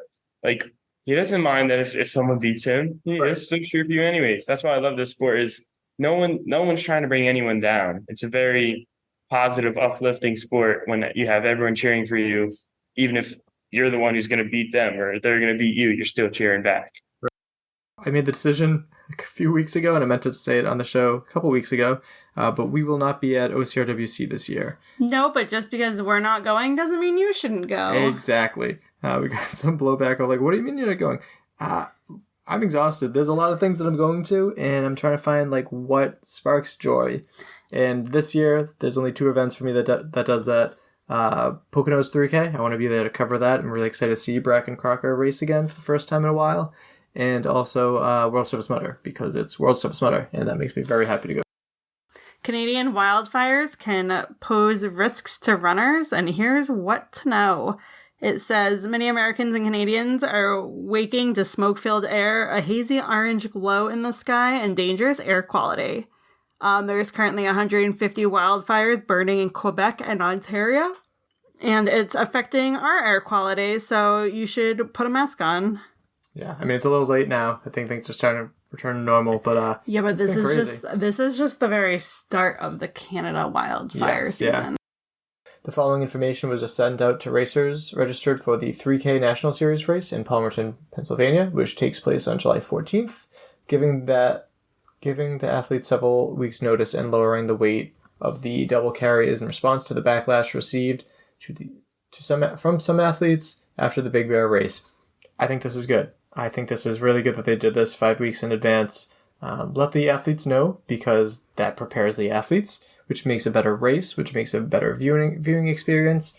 And again, since I've been in the sport for a long time, I do kind of miss like the chaos and adventure of old times. But if we want the sport to like mature and just grow up, these are the kind of things that we have to do. I actually met Steve Hammond at that race, and he encouraged me to sign up for the elite sprint race the following day. He was like, I think you'd do pretty well. You should give it a shot. So I did, and I think I placed like top 10, like maybe even top 5. I don't remember exactly, but I think I hit all the obstacles except for the spear. And from there I was kind of like, oh, this is really fun. Like, I should see if there's any other Spartan races happening like near me. And I think the next one I did was in Utah, and I signed up as an age grouper, just like not knowing if I should be in the elite yet, really, because the Utah race was it was like a series race, so right. I wasn't sure if like I had to qualify or something. And yeah, from there I was kind of hooked. I did age group for the rest of that year, and then started racing elite the following year. So going back to like the OCR Dream Team and all that, how did it feel to be one of the few chosen by Nicole for a part of our developmental team? Oh, it was awesome. I think that was like a huge turning point for me, because I think up until that point, I was very much kind of in my own world. Like, I had a couple of friends in the OCR community. I was living actually in California at that time. And so there were like a couple of girls I was friends with there, but I didn't really I don't know.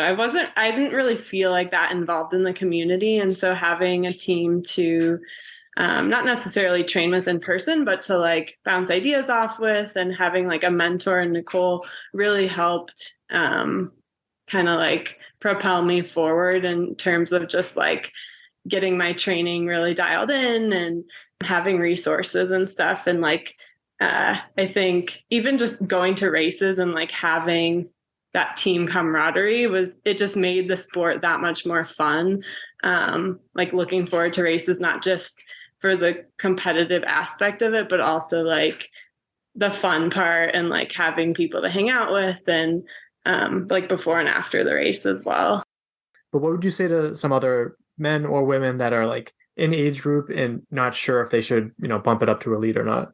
Yeah, I think that, and this is kind of what I tell everyone who's like even questioning it, just do it. Like, I think that even just putting yourself in a position where you're competing against people of like a higher caliber will pretty much instantaneously make you a better competitor yourself, because you'll get to see firsthand like how people are attacking different obstacles, using different strategies.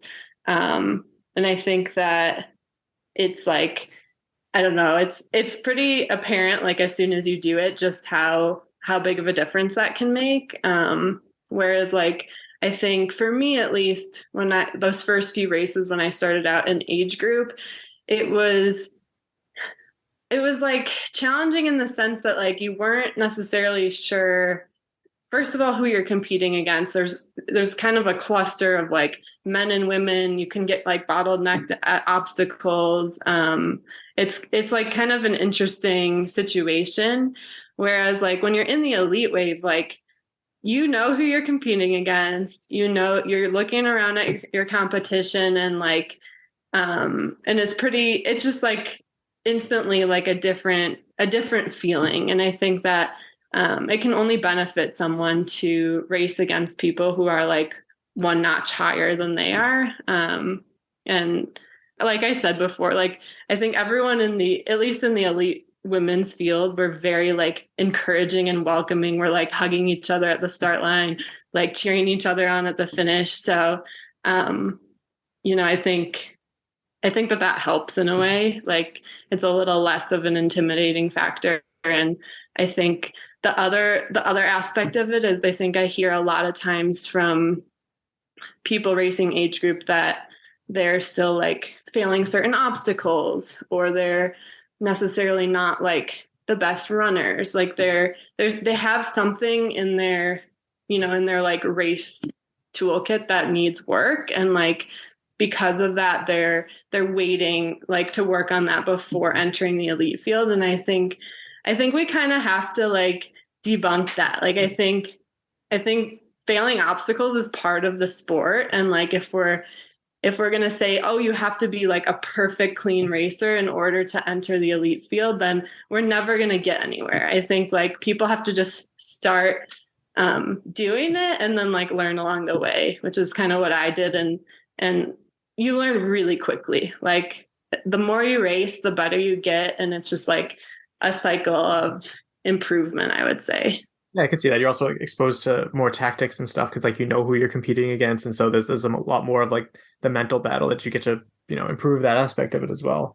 Yeah, and I kind of fall more on the other side of that, where like I'm kind of like, yeah, just like roll with whatever I'm thrown at and like kind of have fun with it. And so I think that's kind of where our sport is at this like point where those two sides are kind of like, we're trying to figure out like which way to navigate like forward. And I think that there's a lot of pull right now with the whole like world obstacle Olympic side of things, where having like a more like regiment, like set format makes sense. But I don't think that necessarily means that we need to totally abandon like the roots of what Spartan Race was.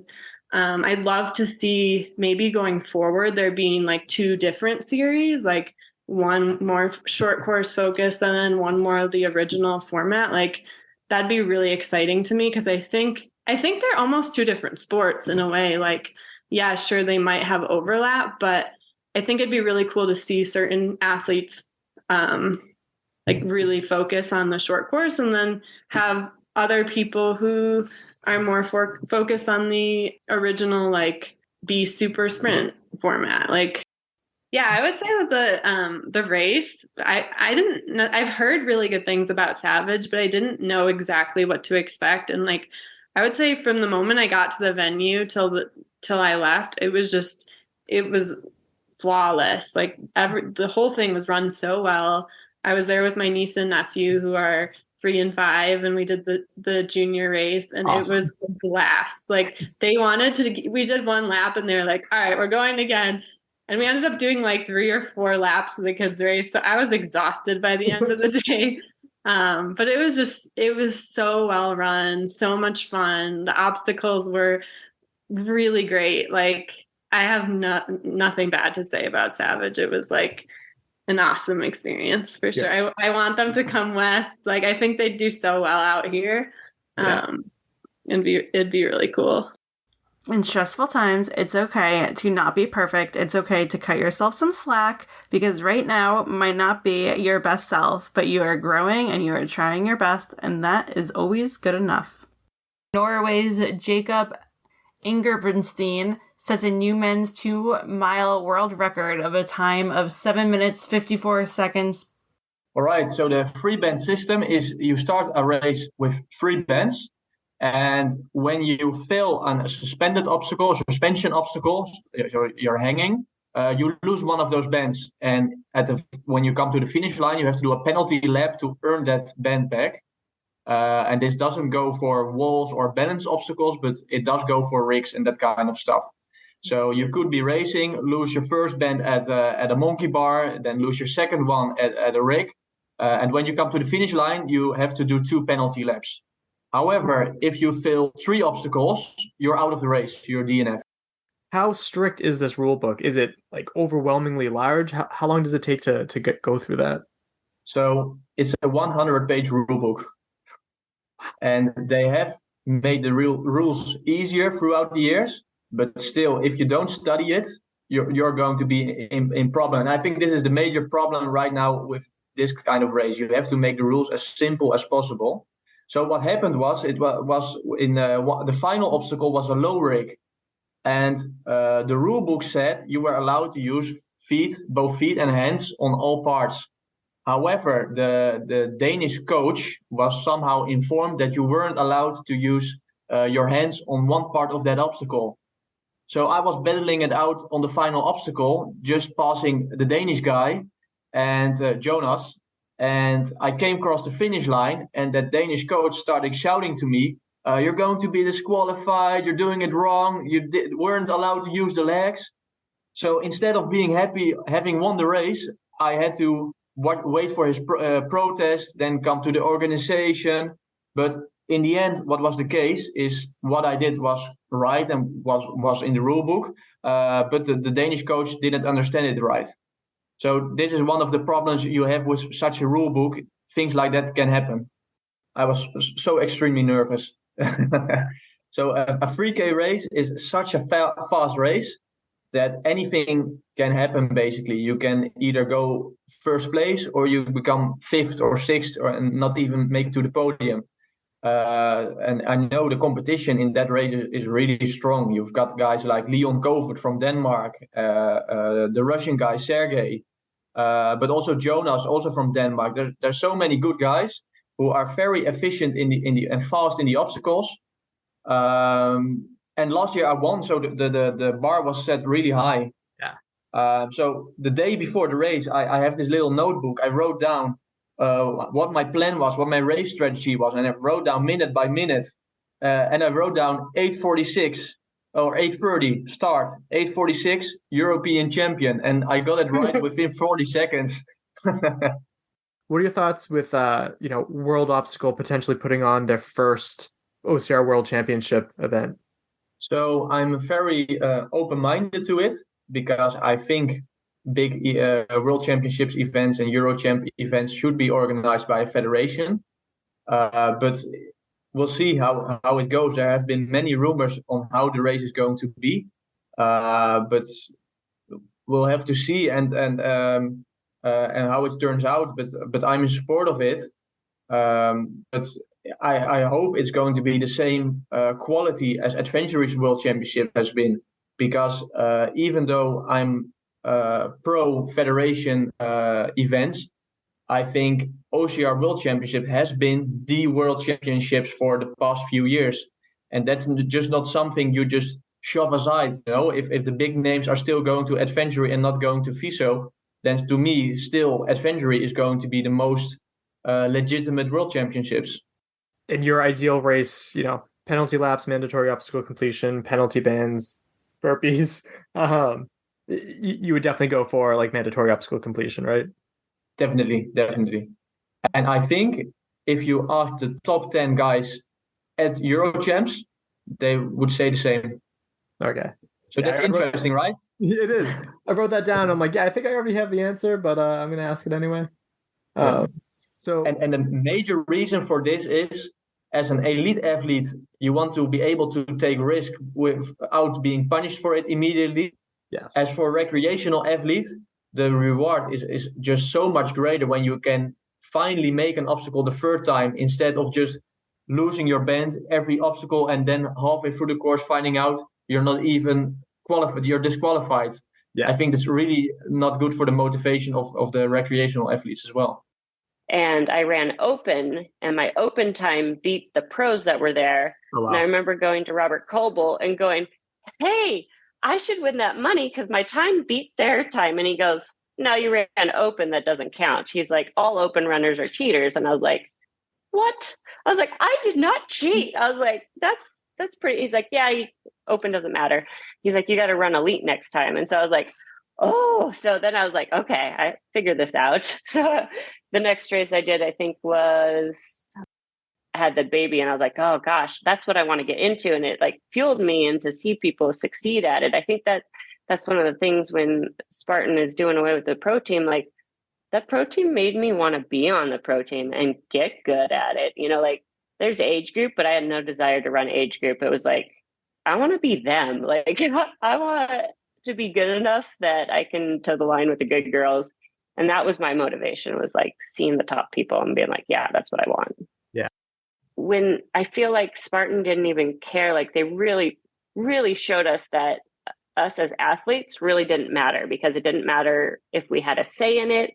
Like it was like, we're switching to a 3K. That's it. That's final. Like, I don't know. I kind of felt like we were kind of a part of it up until that point. And then it was like, oh yeah, they really don't care that it's bumming us athletes who have made kind of our whole life, right? I've trained for the last 10 years this way, gearing towards being able to run a 10K, 21K, and a 5K. So you kind of have to be multi-sport, multi-directional with your training, but then you switch to a 3K with 1K finals. Like it totally changed the sport. And I feel like I just wish there would have been like, hey, when we were given the parameters last year to make the pro team for this year, right, it was all the same things that we were like, okay, this is what to expect. That's why I went to Abu Dhabi. That's why, I busted my butt in the later part of the season, because I was still shooting to be on that pro team. It still gave me, feel good feelings to get on it and make it and try to get into tier 2 or tier 1.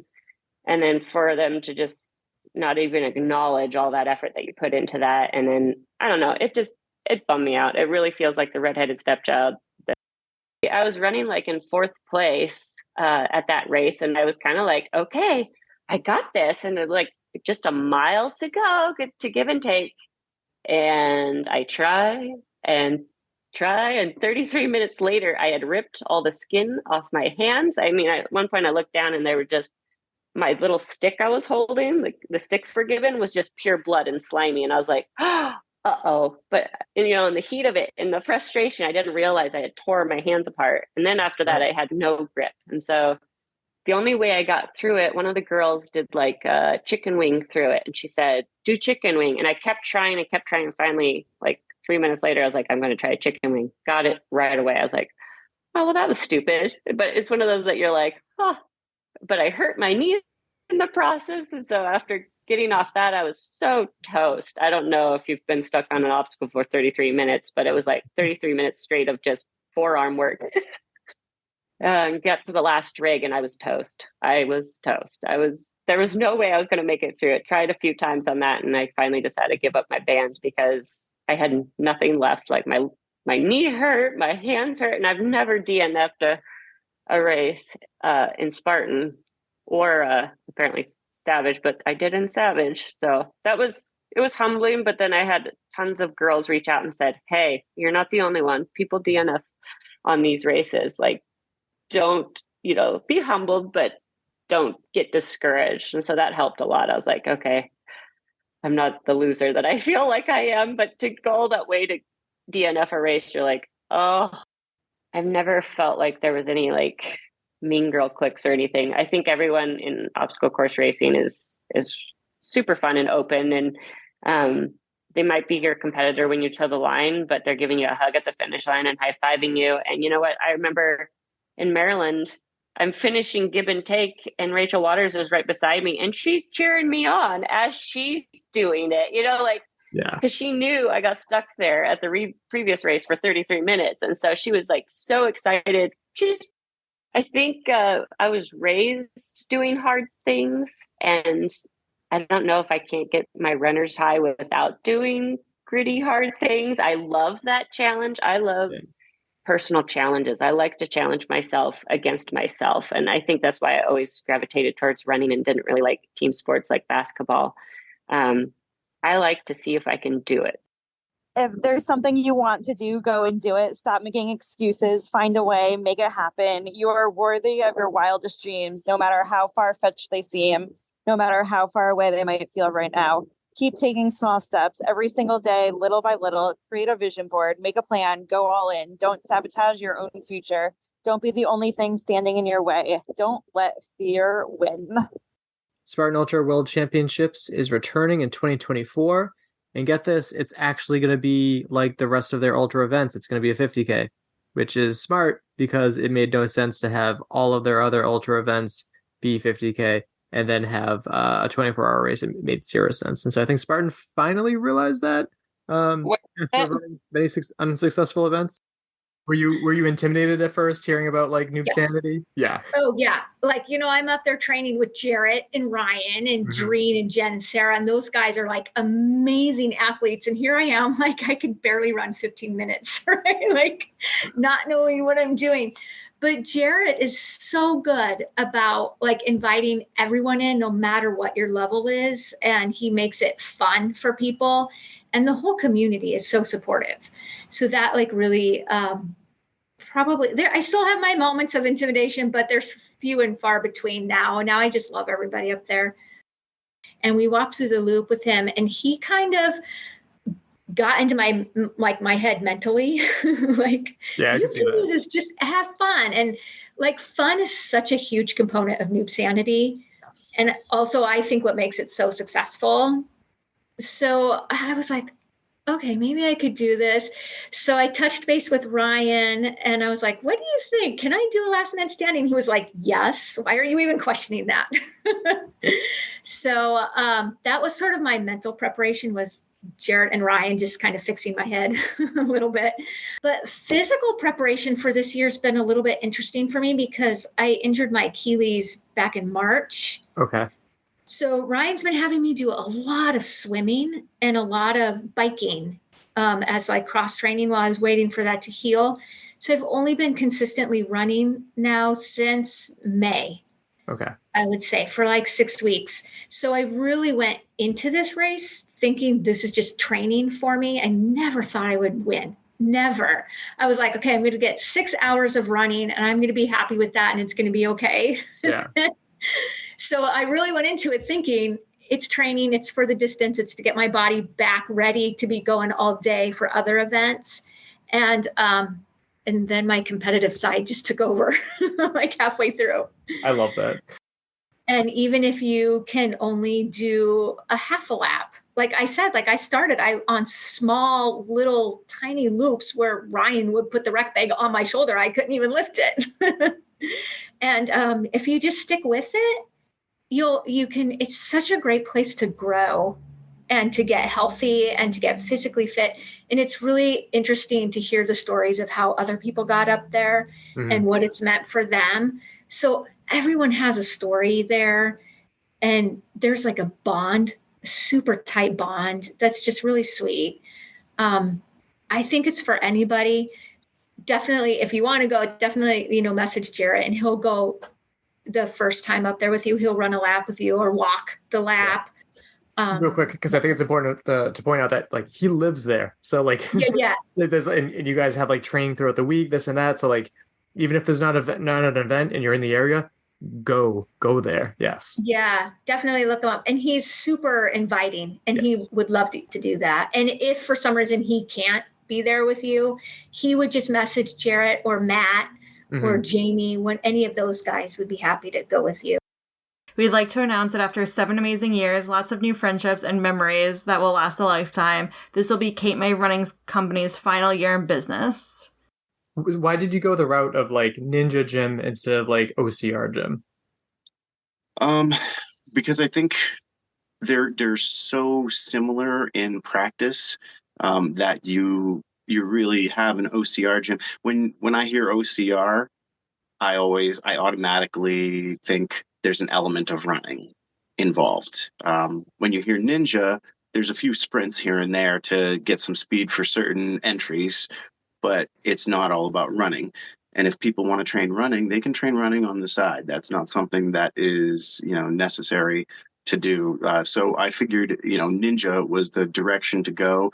And to be straightforward, Ninja has more brand recognition because of American Ninja Warrior versus you say the letters OCR to people, and you're going to have maybe 5 out of 10 people that might have an idea what you're talking about. But then fast forwarding to now, so walk me through it. You were given notice that the building you're renting is going to be sold on July 12th. So when were you given that information? What was the timeline like there? Well, it was extremely short. I was given I don't own the largest of the equipment. I'm currently in negotiations to purchase it outright right now. I'm not sure where that's going to land. I may have to start over completely, which would be a real bummer. So, I mean, that said, I was told, given the option to entertain into buying the equipment a week before any official notices were put out. But even that was, hey, I know you were interested in buying into the equipment. We should start talking about that. Not a, hey, I'm selling the building in a month and everything needs to be out. The kids were very emotional. Most of them, you could see they were holding back some sort of tears when they were told. Some of them straight up told me that when they were told at home, they went and cried and had to come to terms with it because it's a pretty tight community, and the kids have bonded with myself and my daughter, who comes in as my assistant coach. Every dollar put in obviously helps when, to put it in perspective, on a Ninja rig, if you have a 10 by 10 spot and you want a 10 by 10 steel rig, and 10 feet is not a long rig. Any one of our Tough Mudder obstacles, it's like 20 to 30 feet minimum. In swinging through the rings, going, through the little platforms or discs that they have out there. 10 feet of obstacle rig is about $4,000. So you can see that the money involved is substantial just for 10 feet. And then you want another 10 feet onto that. Now you're talking about an L-shaped 3/4, a 50% piece, because you don't need the uprights on one side. And that's still about $3,000. My line in the sand is the opposite direction. I just want to see a Ninja program for this community. I'm not looking to be able to take a salary off of a business that I make or anything like that. My bills are my bills here, and my primary job takes care of those. Ninja has been a secondary passion-based job, and it's just because I want to share that passion with others and help build that community. So my line in the sand really is, I just want to see a Ninja program, whether it's mine or somebody else local puts a higher bid in for that equipment that I'm trying to buy, and they start up something.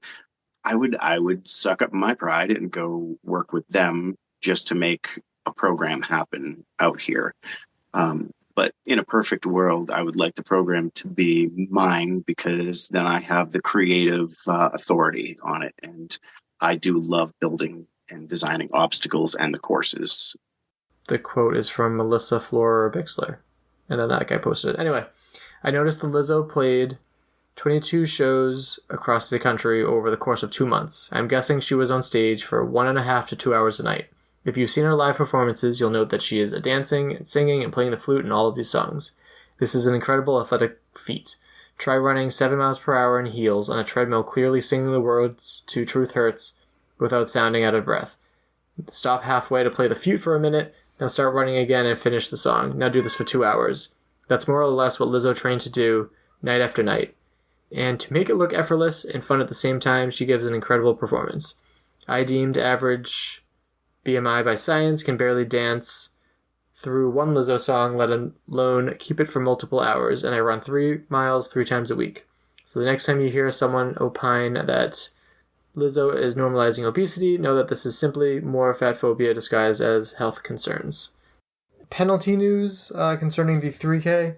So, Caitlin, read what ORM posted, because the Spartan race kind of went back, and it's this whole confusing thing. Spartan race had initially disqualified Julie Best and Tyler Veerman for infractions during the 3K series at Palmerton. They have since reversed that decision and released the following statement. Based on conversations with both athletes and the course marshals at each obstacle, a 10-minute penalty was assessed as no willful breaking of rules took place with either athlete. This penalty changes the points race significantly for both athletes. We've asked both athletes to explain their size. Tyler and Julie have commented below. Yeah, they've also did their own post, and that's what I'm going to read now. But it was rough, because I was there when Tyler Veerman got disqualified.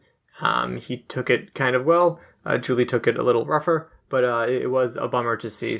What about dealing with the elements? I'm sure that's one change where, like, you know, the obstacles are now outside, and they may be cold. Your hands might be cold. The bars may be slick. How has it been with kind of dealing with those changes? Absolutely. Yeah. I mean, it's definitely a really big change from like Ninja, especially. It's always controlled in a Ninja gym. You know, there's always AC or heater, or like everything's always dry. Right. One of my biggest worries actually going into OCRWC was keeping my hands warm, because my hands get cold really quickly, as I bet. But yeah, I found that like once I got moving and once I got started, it wasn't so bad. Somebody was able to lend me their leg mitts, so I tried those on, and those ended up working really well. And I didn't really have a problem. Like, I didn't notice it really when I was racing as far as the cold goes. Of course, it's being wet. That's a completely different thing though too, and it's just you feel a lot less sure of yourself when all of the holds, like if it's dewy or if it rains, or, you know, it's a totally different feeling. So how did it feel to earn your place on a podium with 2 really incredible OCR athletes? Right. It was really cool. It was definitely exciting. I definitely feel like I got a little bit lucky with the conditions, because I mean, the rig, I don't think it was intended to be as hard as it was. And, but yeah, I mean, my Ninja background really helped for sure. But yeah, it was just super cool. And I don't know. Yeah. It's one of those things, and you can't really discount it like, oh, you know, you got lucky. Like, you were the 3rd best athlete on that course that day. There's nothing to take away from that. That's really awesome. It was raining for everybody, and you were the one that was able to complete that. So that's really awesome. And it's always exciting for us to see new athletes. Like, when we, on our episodes, we always have like a quick news segment where we talk about stuff happening in the community as well as like podiums. And when we read your name, I'm like, I don't know who this is. And that's exciting. That's exciting for me, because I'm like, more blood in the sport and all that. And it's just good to have more and more people here. Like, my inspiration behind that piece was edaphicotropism, which is where trees engulf objects. So I wanted my forms to like grow around or like engulf these like wooden frames that I made for them. It was just kind of like, I don't know, this motif for resilience, or, you know, whatever, just like being able to like grow around this despite like challenges, like not being confined by that box. Yeah, it's such a cool, close community, very similar to OCR. What is not similar to OCR is the age for just being competitive, and I don't know, it was kind of crazy because I went from ninja, which like in order to be competitive, like most of the people were like in their teens. Like a lot of the like pro athletes are 16, 17, 18. It's like rare to see someone that's like in their upper 20s competing at like the top level. And then going from there into like OCR, where most of the people were, much older, Right. like all the people that were winning are like in their 30s. Like it was a kind of weird experience for me. Like it wasn't something that I would have expected. Yeah, it's just different. Yeah, I don't think I realized that. That is pretty crazy, but it makes sense. It makes sense. Every day you don't lift weights is another day you get a little bit weaker. And if you never lift, one day you'll wake up and you'll be a frail shell of who you once were. Keep lifting. In 20 years, you'll thank yourself. Very good. And I said, months later, you feel that elite OCR is, and then 0% of people said great, 17% of people said fine, and 83% of people agreed with me in that it's suffering. And then someone reached out to me and said, hey, do you mean like North American OCR? And I'm like, yes, I did. Because European OCR seems to be being pretty okay over there. So what are they doing differently than what the United States is doing? There's more brands. It's not just all Spartan. There's different countries. There's more interest in the sport. There's more sponsorship opportunities. There's more. Everything's just kind of. A lot of things are better out there, but talking to more Europeans is just some things that are just different out there. So, okay. Yeah. And not known for grip as much here, but you're at Spartan. What brought you to the 3K in Palmerton today? Oh man, I've been watching this series from South Africa in awe and really just wanting to come and sack up. I haven't done a proper international race in quite some time, so it's just cool to be here. Cool to have the opportunity not to watch and actually to play. And known as a short course monster from other short course monsters like Leon, how are you feeling the first wave went? First wave went really well for me and Ryan. There's so many Ryans. I think it's Kempson, but there was quite a bottleneck at the first obstacle when you were going over the almost called it Mission Impossible. What's it called? Irish table. Going with the Irish table, we had some bottlenecks, so I tried to push hard in the start just to get in front. And I think it paid off quite well in the middle of the race. And I took a look at your back. What are your thoughts on the barbed wire? Well, my hair's growing out. I lost a chunk of hair going up because it's you can stand up in some spots, you got to duck down and crawl in other spots. Yeah. And my head got caught and pulling it out, lost a chunk. How do you think that the first wave went for you? Oh my God, the first wave is so accosting every time. You get halfway through and you're like, holy shit, I don't think I can finish this, even though it's only 1,000 meters. Yeah. But I wanted to quit, but I didn't. Yeah. And then I still advanced, so we'll take it. First off, it's great to see you back. How does it feel to be back in OCR for a little bit? Yeah, it's nice to be here. This is a great venue. Yeah. I've been here several times. I've always loved it. Always had fun racing here. So yeah, it feels lovely. What do you think of the 3K format? It's pretty cool. I mean, I think that I don't like the whole 1K, 3K qualifier round setup. I thought the 3K final is pretty cool. There's definitely some tweaks that I would make to it, but overall, it's awesome. It's pretty. It's just fun to be racing, I guess. Yeah. You're a role model to a lot of people, anyone that watches hybrid racing and the events that you do, but like being a role model as a mom too, like how does that feel? It's amazing. I'm hoping that other people see it and are inspired to keep kind of pushing through. Yeah. Welcome back to OCR. Thank you. Yeah, I missed it. How does it feel? It feels really good. Like I missed my family here. I missed the obstacles a lot. So yeah, I was having just like such a blast that first lap, being out in the gunk again and doing carries and stuff. Yeah. Palmerton too. Lots of fun history here. Like, how does it feel to take on like a different kind of like a 3K format? What do you think about it? Yeah, I loved it actually. It's like more tiring and challenging than you would think. The wait between like all the laps. Thank you, and I just really appreciate for everybody being so nice when us internationals come here all the way from Europe. So yeah, thank you guys. You can rise up from anything. You can completely recreate yourself. Nothing is permanent. You're not stuck. You have choices. You can think new thoughts. You can learn something new. You can create new habits. All that matters is that you decide today and never look back. we'll get to if you don't understand what we're talking about, we'll get to that in quick news. But I said, how do you feel about Joe's lie? Put in quotation marks so I don't get in trouble. And Caitlin, you want to talk about the results? Yep, 9% of people said they were surprised, 87% of people said they were not surprised, and 4% said, I still believe Joe. And I was just kind of curious, like, I didn't really go through everyone, but I did see some of the people that said not surprised, and I was kind of shocked to see who some of these people were. And then Inside OCR posted a follow-up about, did Joe send a lie? And all information seems to point to yes. And if that's the case, it's just frustrating that he felt that he had to lie instead of just saying, like, hey, we thought this would be a cool post. It's a whole, like, internet fad. Turns out you guys didn't like it. Apologies for that. That's all. That's all. No need to fabricate an additional story. I don't think for a second. I mean, he went to AI.com. Like, no, that's... Have you ever used AI.com? No. I don't even think that's a website, is it? Oh, I don't know. I've never used it. Yeah, exactly. So I just thought that was interesting. You went over to, was it Kuwait for Hannibal Race? Kuwait, yeah, Kuwait City. Yeah, tell me about that whole experience. Oh my gosh, that was, if I have to really look at like life experiences, I never thought that when I made that change in 2020, that obstacle course racing would literally take me like halfway around the world. But I had the incredible opportunity to get to go over and compete in Hannibal Race. And I was able to do that with my teammate, Evan Preface. I know, you guys know Evan. And I was able to go and, represent the US and compete as a female athlete there. And I made the trip over all the way. I've never spent any time in the Middle East. So I was able, I went over to Kuwait. I was there for a couple of days, was able to meet, the build crew and the team and, a lot of the athletes. And this had actually been their first race back since COVID.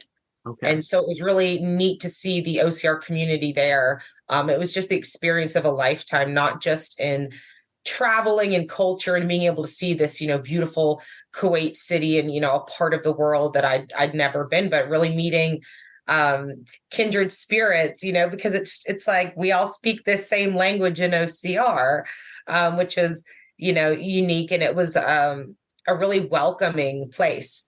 I was a little intimidated to go because, I was meeting Evan over there, but I'm flying by myself and, changing airports by myself. And, I was a little intimidated, but I was pleasantly surprised with the Kuwait culture and the people.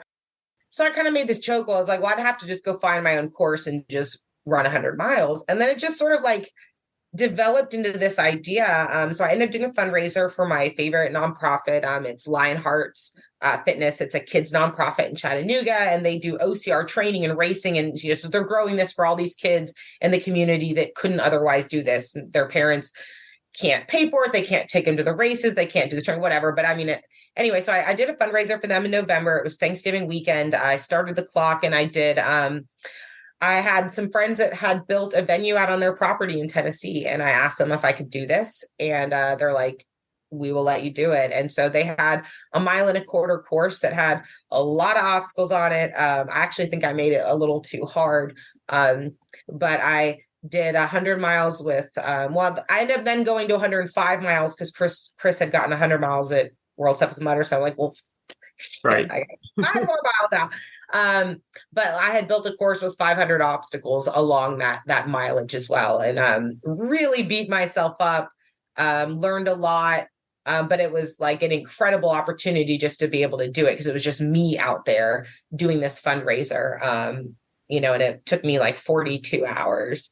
Yes. So like, I don't know if I can literally don't know if I can do this, like going into literally 100 miles, like what, like what, I don't know. And, he said, he said, it's already done. Like, consider it finished. And you're just like counting it down backwards. And I know that's simple, but it like reversed. I was like, he's right. Like, it's already done. I thought of it as this like finished thing that's just reeling me into it visually. I don't know if that makes sense, but while I was out there, I was like, this, I've already decided this is done. I'm just moving through the motions. And it like changed my whole perspective. Like now when I do wall balls, if I'm doing 20, I don't count 1 to 20. I count 20 to 1. So I'm like 20. I'm like, no, this work's already done. So as someone that's participated in the first year, what did you think about some of the changes that they made from the first year to the second year with like the optional mandatory events and everything?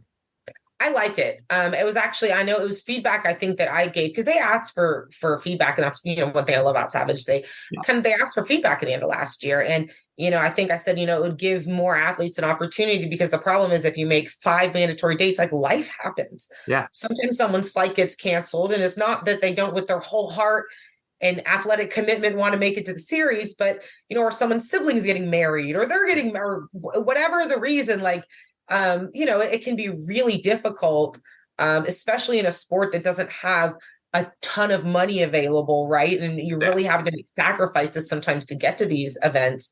So I was really happy to see that change because I think it allowed more women to come that could do both. I think it makes if somebody wanted to also do Spartan or do some other stuff, so I think it was better. I like how they're still having a mandatory one at the end of the year, which is Dade City. So it's kind of like the championship final. This is where so I do like the idea of, look, there is one event you need to come to, but that's much more reasonable than, hey, these are the ones you have to. So I really like that change.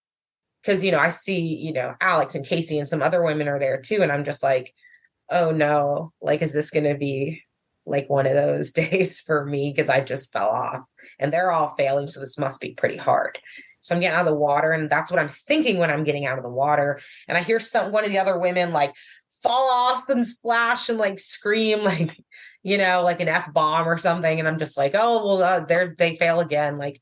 Get out of the water. I'm like, no. Press reset. It doesn't matter that you just failed it once. It doesn't matter that they're failing it. You can absolutely do this. And so I just kind of dried my hands off on the wood, as best as I could. And I just kind of went somehow just, got through it effortlessly and win. And, it always feels really good when the women cheer you on, which, you hear Alex, who I'm passing, is cheering for me. Get it, Rachel. And, that's one of the amazing things about our sport, by the way.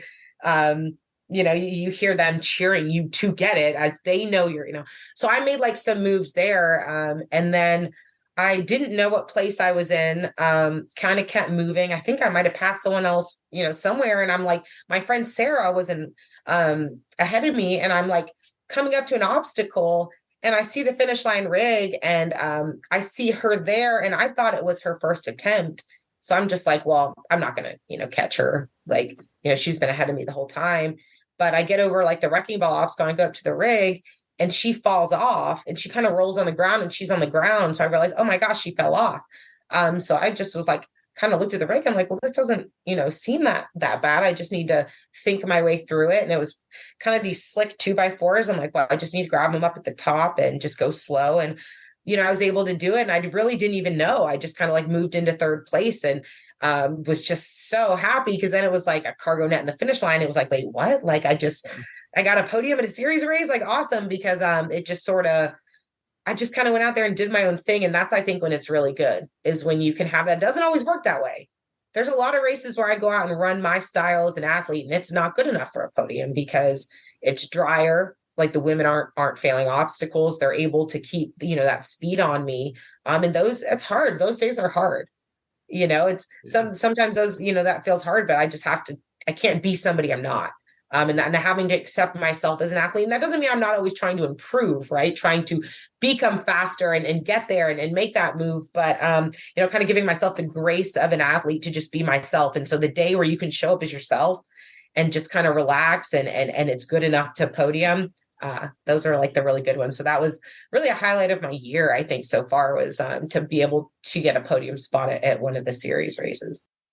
Maybe I had an eating disorder, but go walk down the street and ask people, and everyone's going to have their thing. Some drugs, some people are just did this, some people are just living with plaguing anxiety all the time. Some people are just angry. I mean, it's you're a human, that's being a human. But just kind of showing people that it's okay to be that way. Also showing people that you can move forward past this stuff. I didn't, while I was in it, right during that 10 years, I wasn't as vocal about it. It's more, it was a big, huge, shameful thing. It was hiding it. And part of overcoming it is having to put it out there and hold yourself accountable in the same way, people need to go to like a clinic to become sober from alcohol because they literally can't have the self-control yet to like not pick up the bottle. I think that you put it out there now, you can't hide it anymore. But during that 10-year period, I was not as vocal. But in kind of healing more from that, I think it's almost my duty. Like, what's the point of going through what I've gone through if not to show people that they can go through it too, but also get out of it? Because maybe if they see me now and say, wow, this is somebody that was able to get on the other side of it, it is possible to do. Right. And if one person if I can help one person get on the other side of something, then I'm happy with that. But he said something that, like, again, another one that really stuck with me is to treat yourself like somebody you would be responsible for. And in the same way, like, okay, if you have a child, if your kid did something, you would say to them, oh, you're so stupid. You treat yourself like you would treat someone you love. And he had talked about how people like take better care of their pets than they do themselves. They'll like take their pet to the vet, but not like take care of themselves, because you take care of like your beloved and you treat your beloved in this way. Yeah. And so it's like the idea of like treat yourself in the same way that you would treat or take care of somebody that you love. And it's so simple, but it's in those small things of how do you treat yourself when you make a mistake? You forget something or left your lunch on the counter when you went to work, or what disappointed somebody, didn't hold up your end of the deal, whatever mistake you made, because we're humans and we pretty much mess up everything. Right. It's, how do you treat yourself and give yourself a little grace and forgiveness? And then my quote is, years from now, I hope you look back on this season and the story you tell is one of courage. The story you tell is how, even though you knew fear and anxiety and anxiousness, you also knew that just like many times before, you learned to believe it was all still possible to overcome. All right, a 92-year-old grandmother just became the oldest woman to finish a marathon. She was 92 and 194 days old, and she ran all 26.2 miles at the Honolulu Marathon. Yeah, congratulations to her. He went on the offense with the CrossFit Games, in addition to some other people too. He said that if you watched the CrossFit Games 5K this morning, you were probably blown away with how fast some of the times were. Well, that's because the 3-lap course was over 400 meters short. See pictures for evidence. And I don't think Jack Bauer has ever been wrong in something that's like a black and white argument. So, yeah, you done messed up, CrossFit Games. Yeah, that's fair. And then going back to a lot of athletes leaving the sport, do you feel that it's in Spartan shifting more to the open waivers and far less with the athletes? Did you also notice them pushing the Pan American Championships less too? Because we didn't see much advertisement for it in the United States, which is a massive disappointment because there were amazing athletes like yourself there, and I feel like it deserved more of a spotlight than Spartan gave it.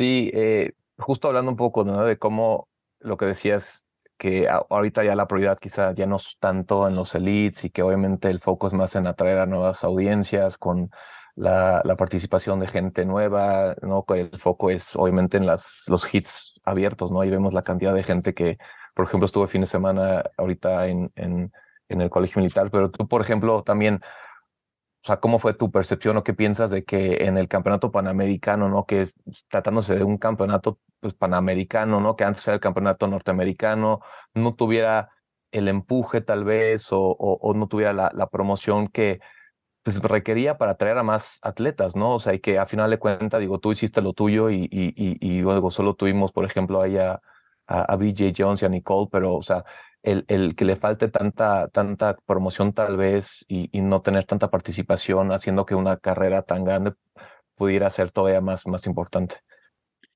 Es justamente de lo que hablábamos hace rato. Al final de cuentas están no excluyendo, pero no está el apoyo como antes.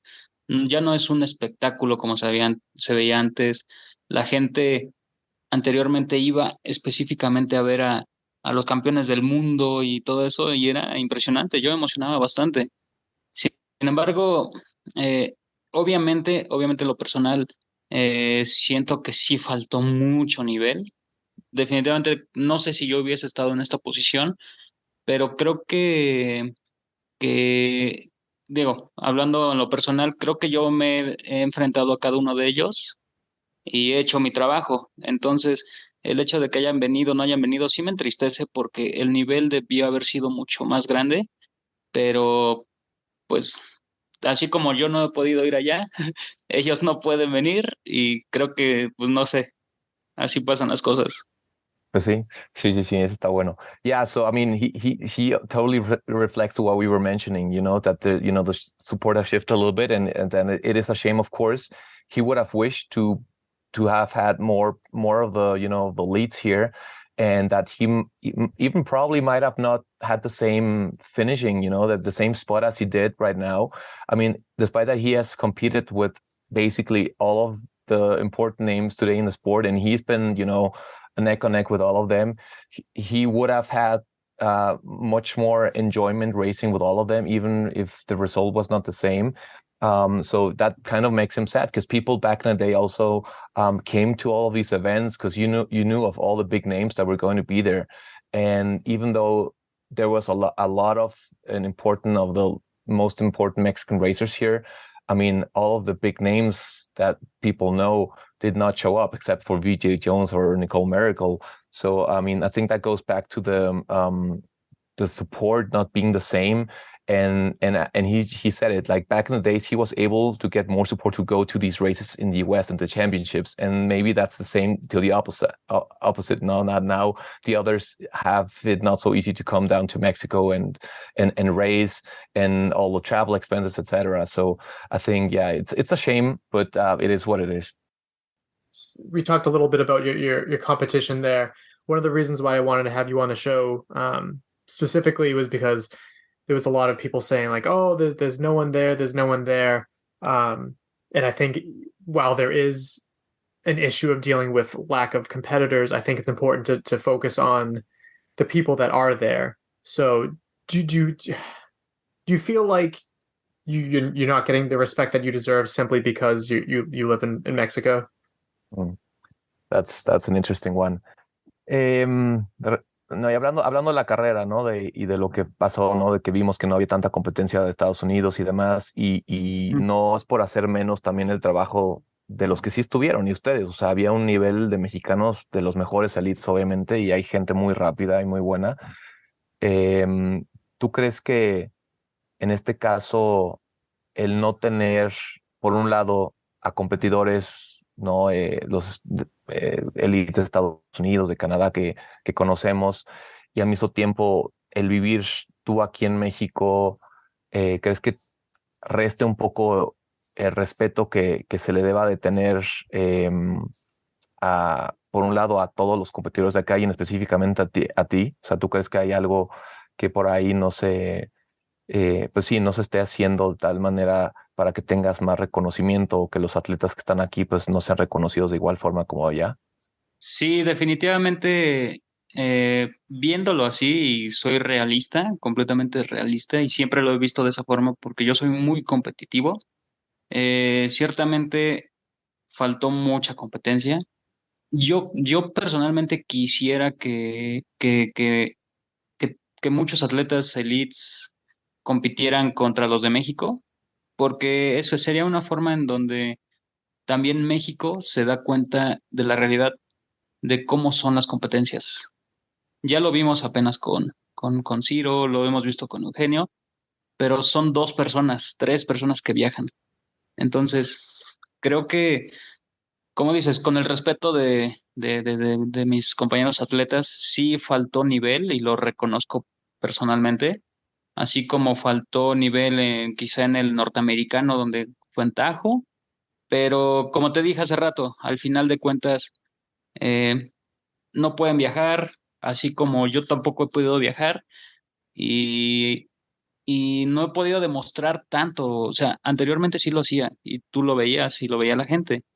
Entonces, cuando dejé de viajar, también eran oportunidades que a mí se me iban, eran currículums que yo perdía y a lo mejor la gente tampoco me veía tanto ya, solo por no ir, pero eso no le quita el mérito a ellos. No sé si me entiendas. Sí. O sea, ¿tú crees que la gente sí te respeta a pesar de todo o que sí o que quizá eso sí se haya perdido? Eh, la gente de Estados Unidos, yo creo que sí me respeta, porque bueno, la gente nueva no creo que me conozca mucho, pero la gente de antes, yo creo que sí me respeta porque sabe lo que he logrado, sabe que le he ganado inclusive a campeones del mundo en otras carreras. Entonces, creo que sí me respetan los de antes. Ahora, pues no, a lo mejor ni me conocen. Claro. Okay, sí, está bueno. Déjame le cuento. So yeah, it's this is interesting. So at the end of the day, Angel is really realistic. He's a very competitive person, and he recognizes that, you know, during the last race, in the 3K, there was not enough competition, and with all due respect to all of the fellow Mexican racers, he would have liked to see much more competition because he likes to race with the best. And the thing is, talking a bit, you know, the comparison with the US and the respect thing, he wishes and he would like to see more people racing in the US, or having more people coming down here, so they can so the Mexican racers can see the real level where they at, because only 2 or 3 people on a top level, he mentions Ciro Perez or Eugenio Godinez, they're one of the top elites that have made it to race internationally, and that's kind of the only way to measure yourself, because you're racing with the best. But it's just a very few of them that can do that.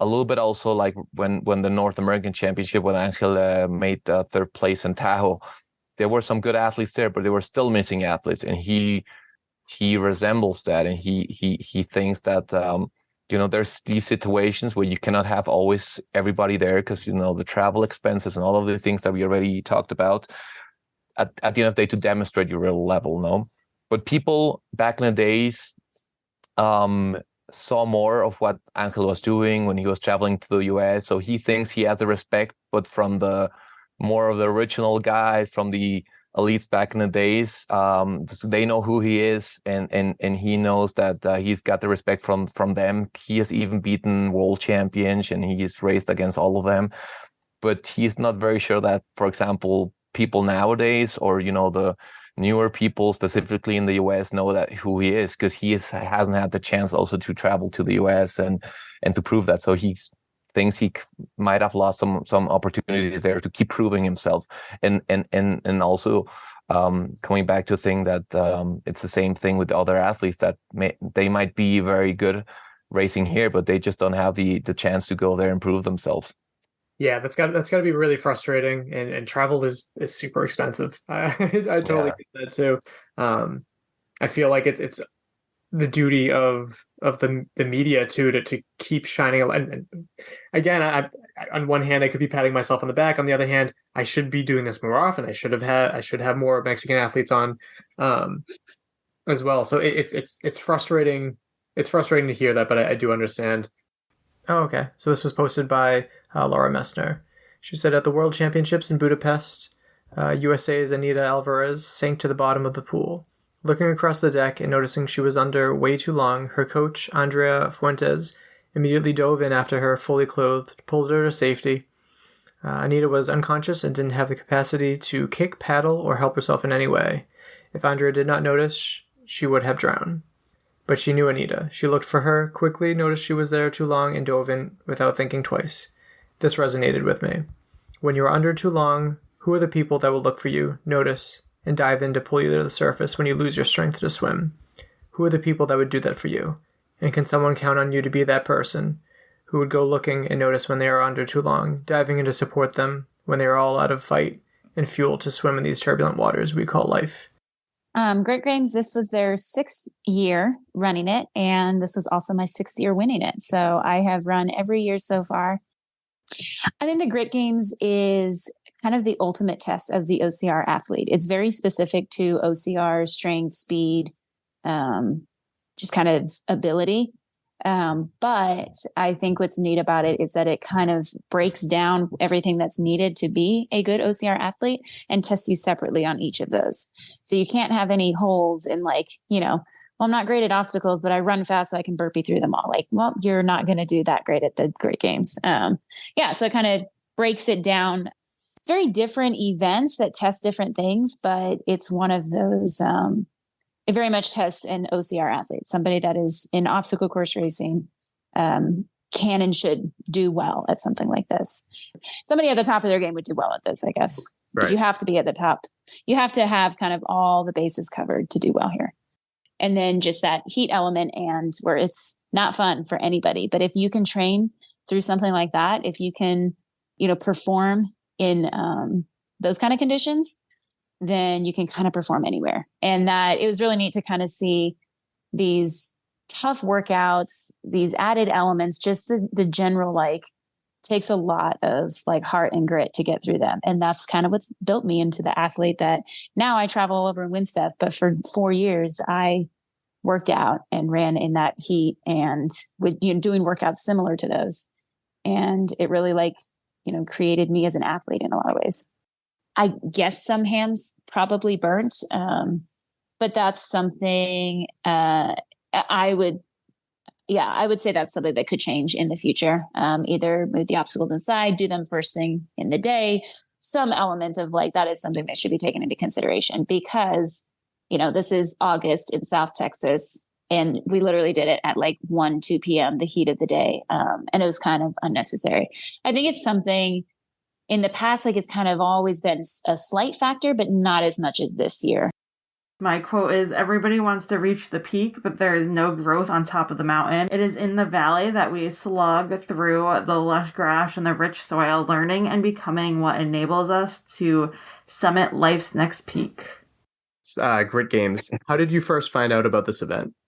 It was last year after I'd done Go Ruck Games. I really loved that event, Go Ruck Games, and I was just kind of curious, what other type of events were out there that were kind of similar. And I saw last year that Grit Games happened a few months later, and I just looked at the format and thought it looked really fun. Something that was right up my alley. A bunch of there's 4 events I think last year. They had similar format. One event that's pretty much a bunch of heavy carries, which is one part of obstacle racing that I've always loved. And it looked like a legit heavy carry circuit. Spartan over the years has kind of gotten a little bit easier with their heavy carries. So it was really cool to see okay, yeah, they're doing 90-pound buckets. They're doing 100-pound sandbags. They're doing all this heavy stuff. So I was yeah, okay, that sounds amazing. That event alone looked exciting. And then the speed workout with a bunch of burpees, I knew would be a good just overall test of work capacity and fitness. So I've been training a bit more for hybrid stuff. I did a DECA this past weekend as well, and then some high rocks. So I was okay, this Yancey 400 workout that they called it would be a good test to see where I'm at for that. And then, the obstacle course there looks really fun. So I really wanted to try that out. And then the last man standing event just looked really exciting. I like that format where it's, everyone's hurting, but you're trying to, push a little bit harder to keep in the game. So I was excited about that one too. Just overall, it looked like a really fun, gritty event. Kind of reminded me of, the feeling you got from when you first did some of the old Spartan races. They're really gritty, really tough, and wanted to go back and try something like that. I originally started with 4-minute loops to go around for that 800-meter track that they had.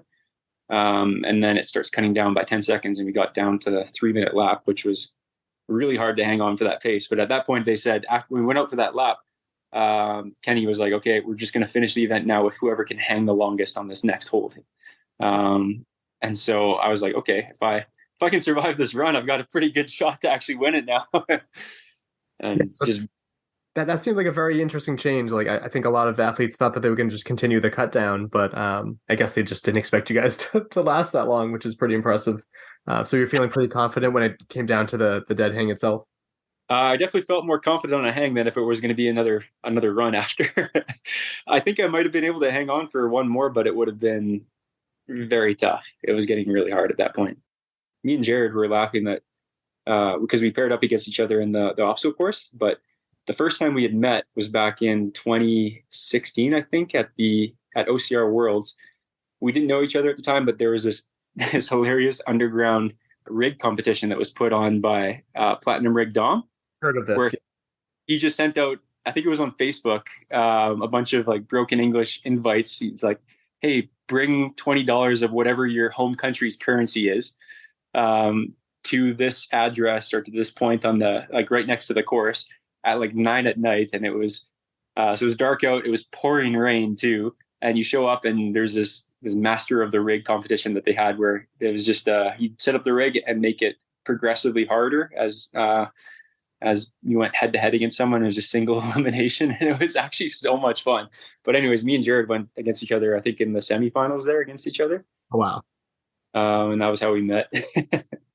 I saw that you also were not unscathed from that. What are your thoughts on barbed versus just regular wire? Like, what are your thoughts on like what you would like to see just in like the elite field? Yeah, I definitely did not walk away unscathed from that. I think like just from a competition standpoint, you accomplish the same thing without having the barbs on there and just having the wire.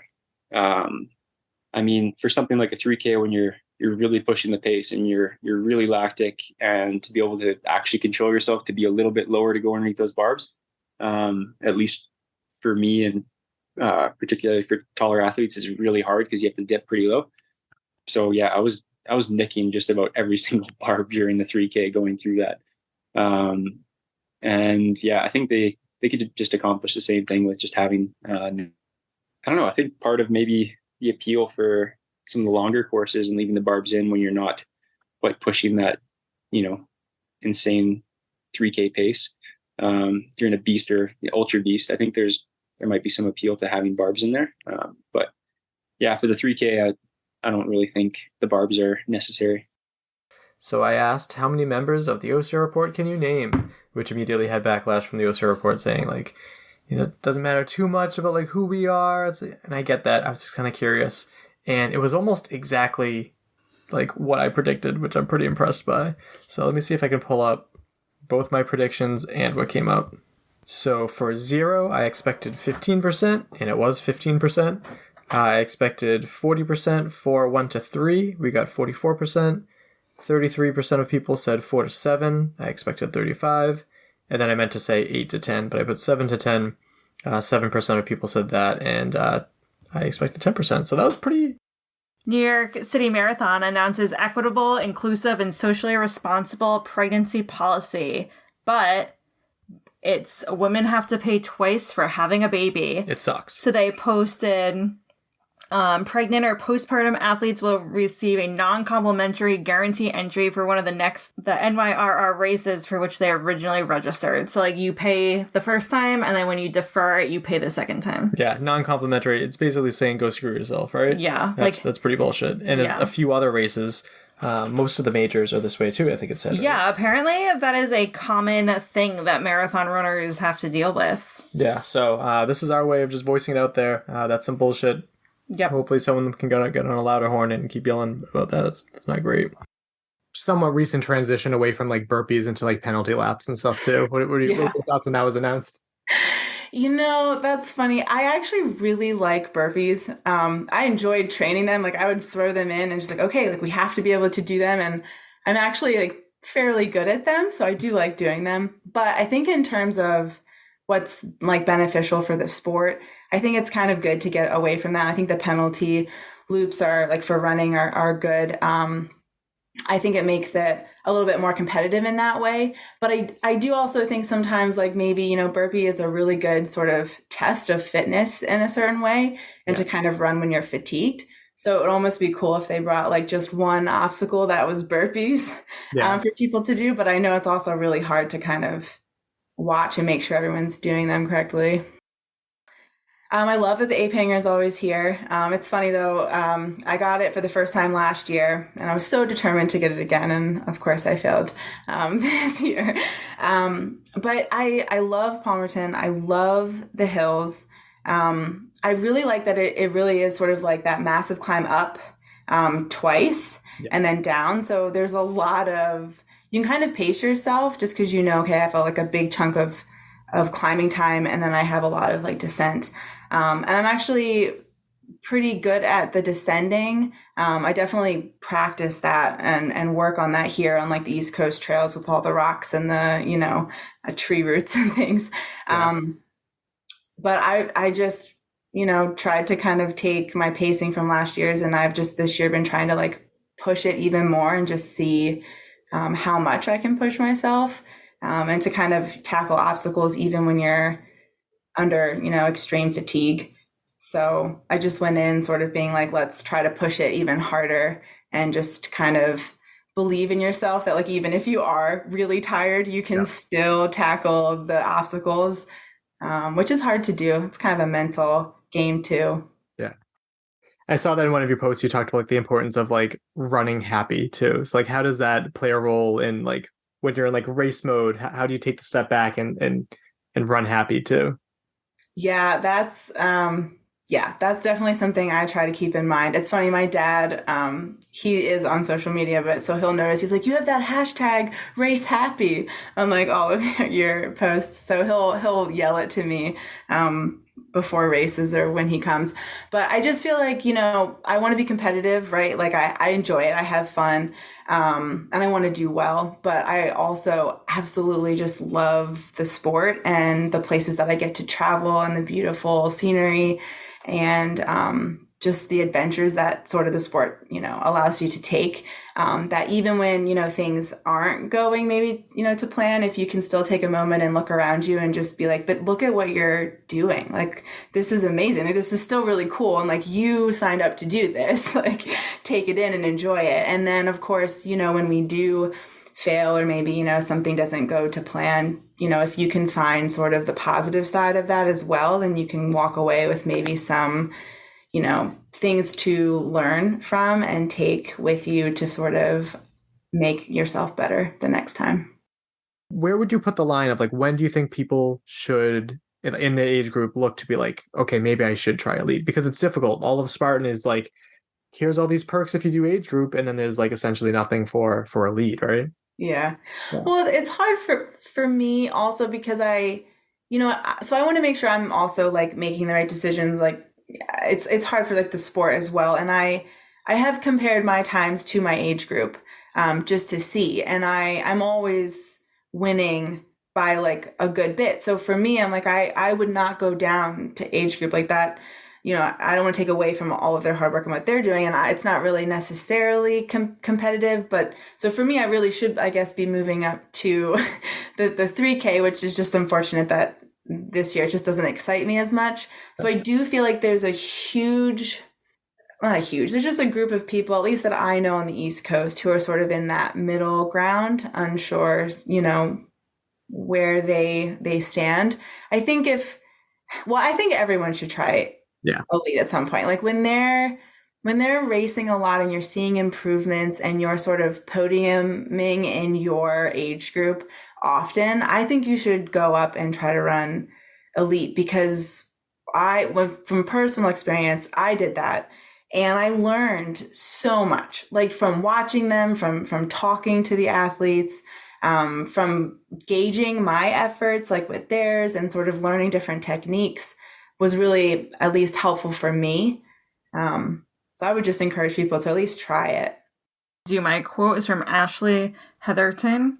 I dare you to take off the mask of perfection and show up as you are. Feel the freedom, the relief, the lightness, because when we are real, that's when we actually heal, and those around us just might heal too.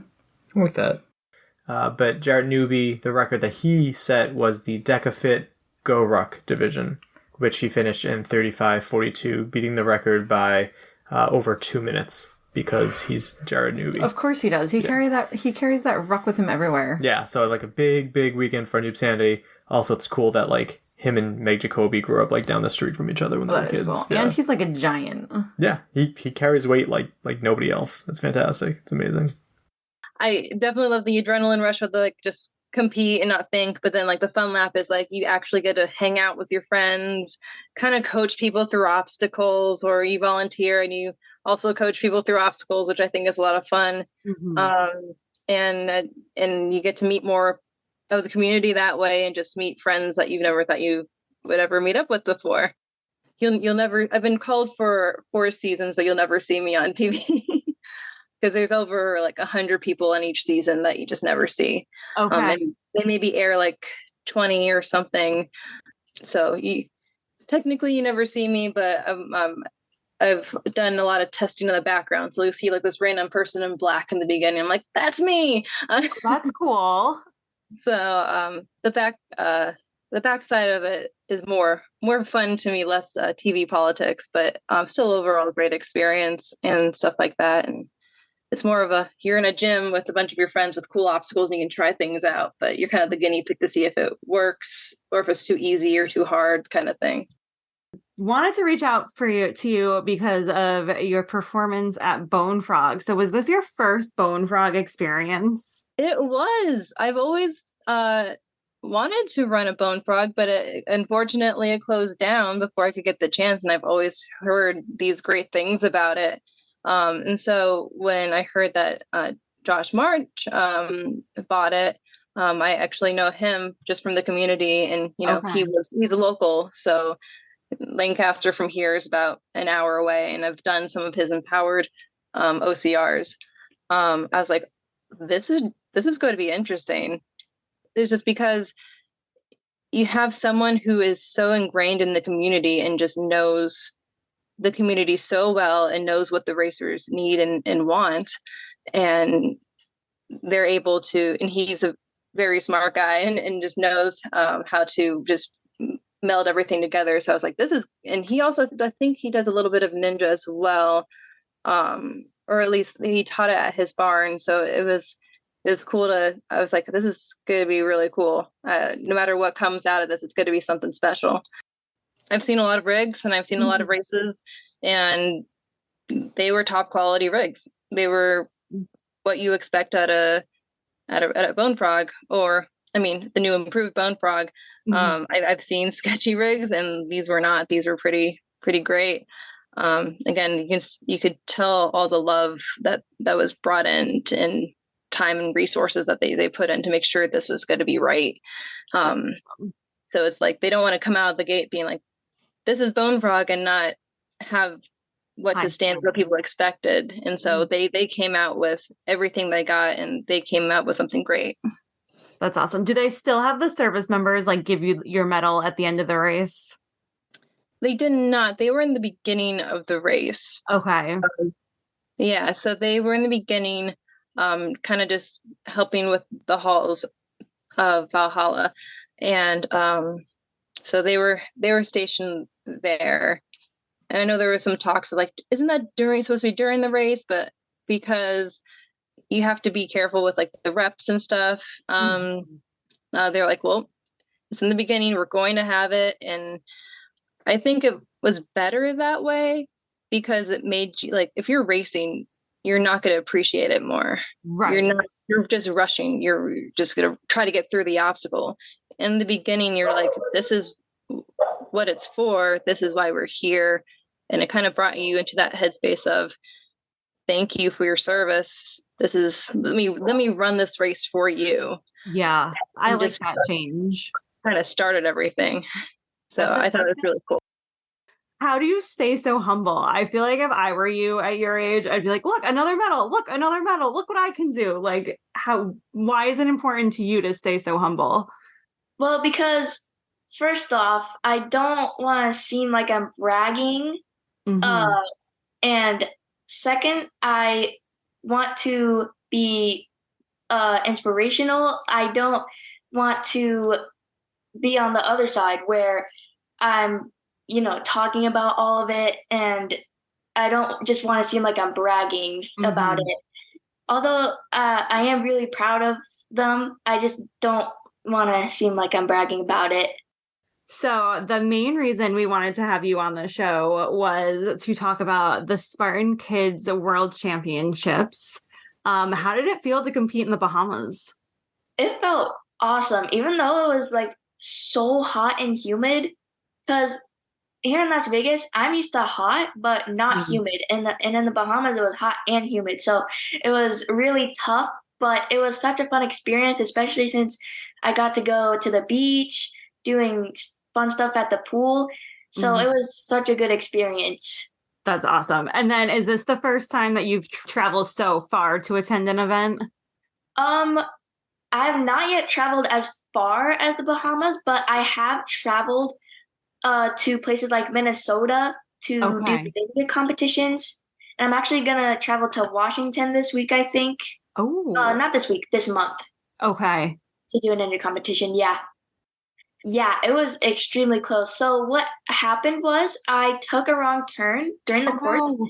Even though I had a good lead, I took a wrong turn. And when I looked back, all the girls were in front of me.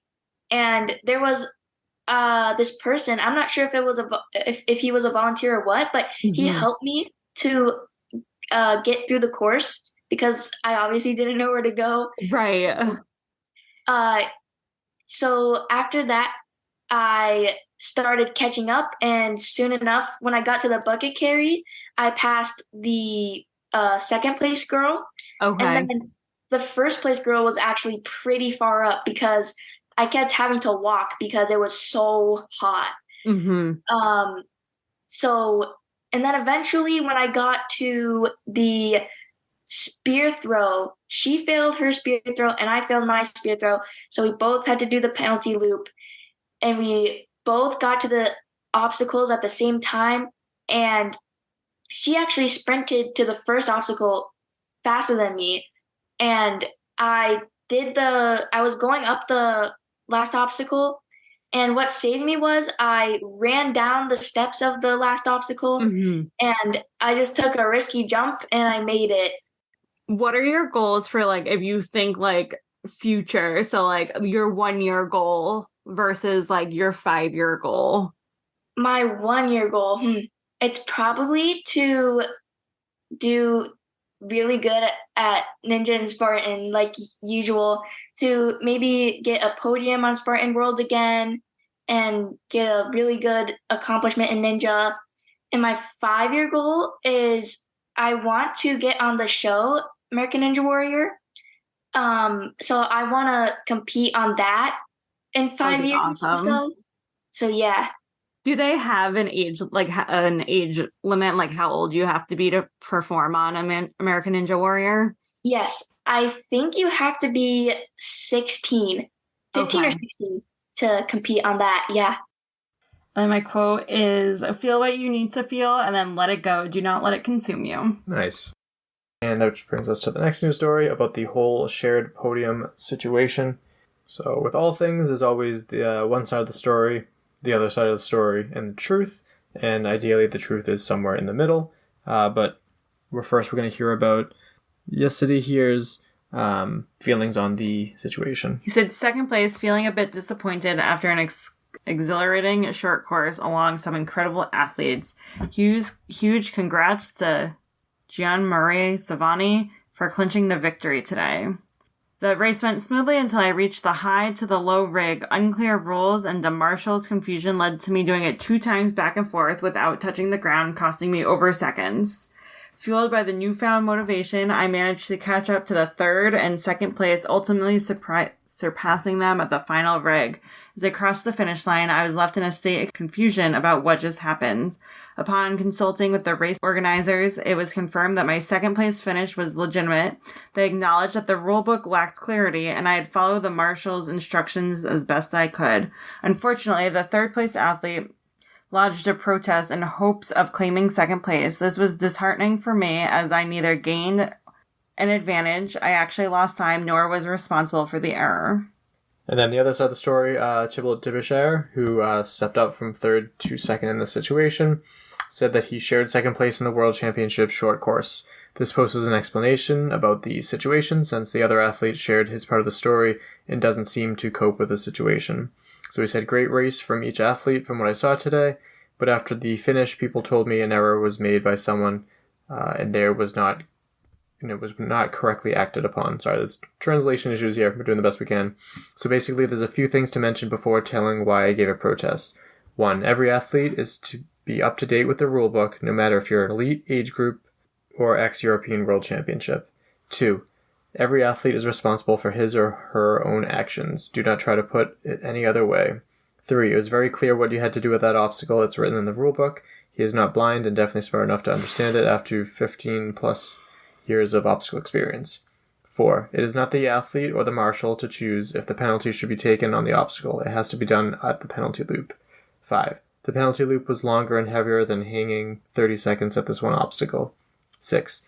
One try for everyone doesn't mean you can go forward and backward a few times in an obstacle without touching the ground to start the obstacle again. 7. You can't hold part of the obstacle for your own. You did your mistake. Respect your action and continue. 8. If the fourth athlete wasn't from the same team, he would have signed a protest to earn his rightfully third place.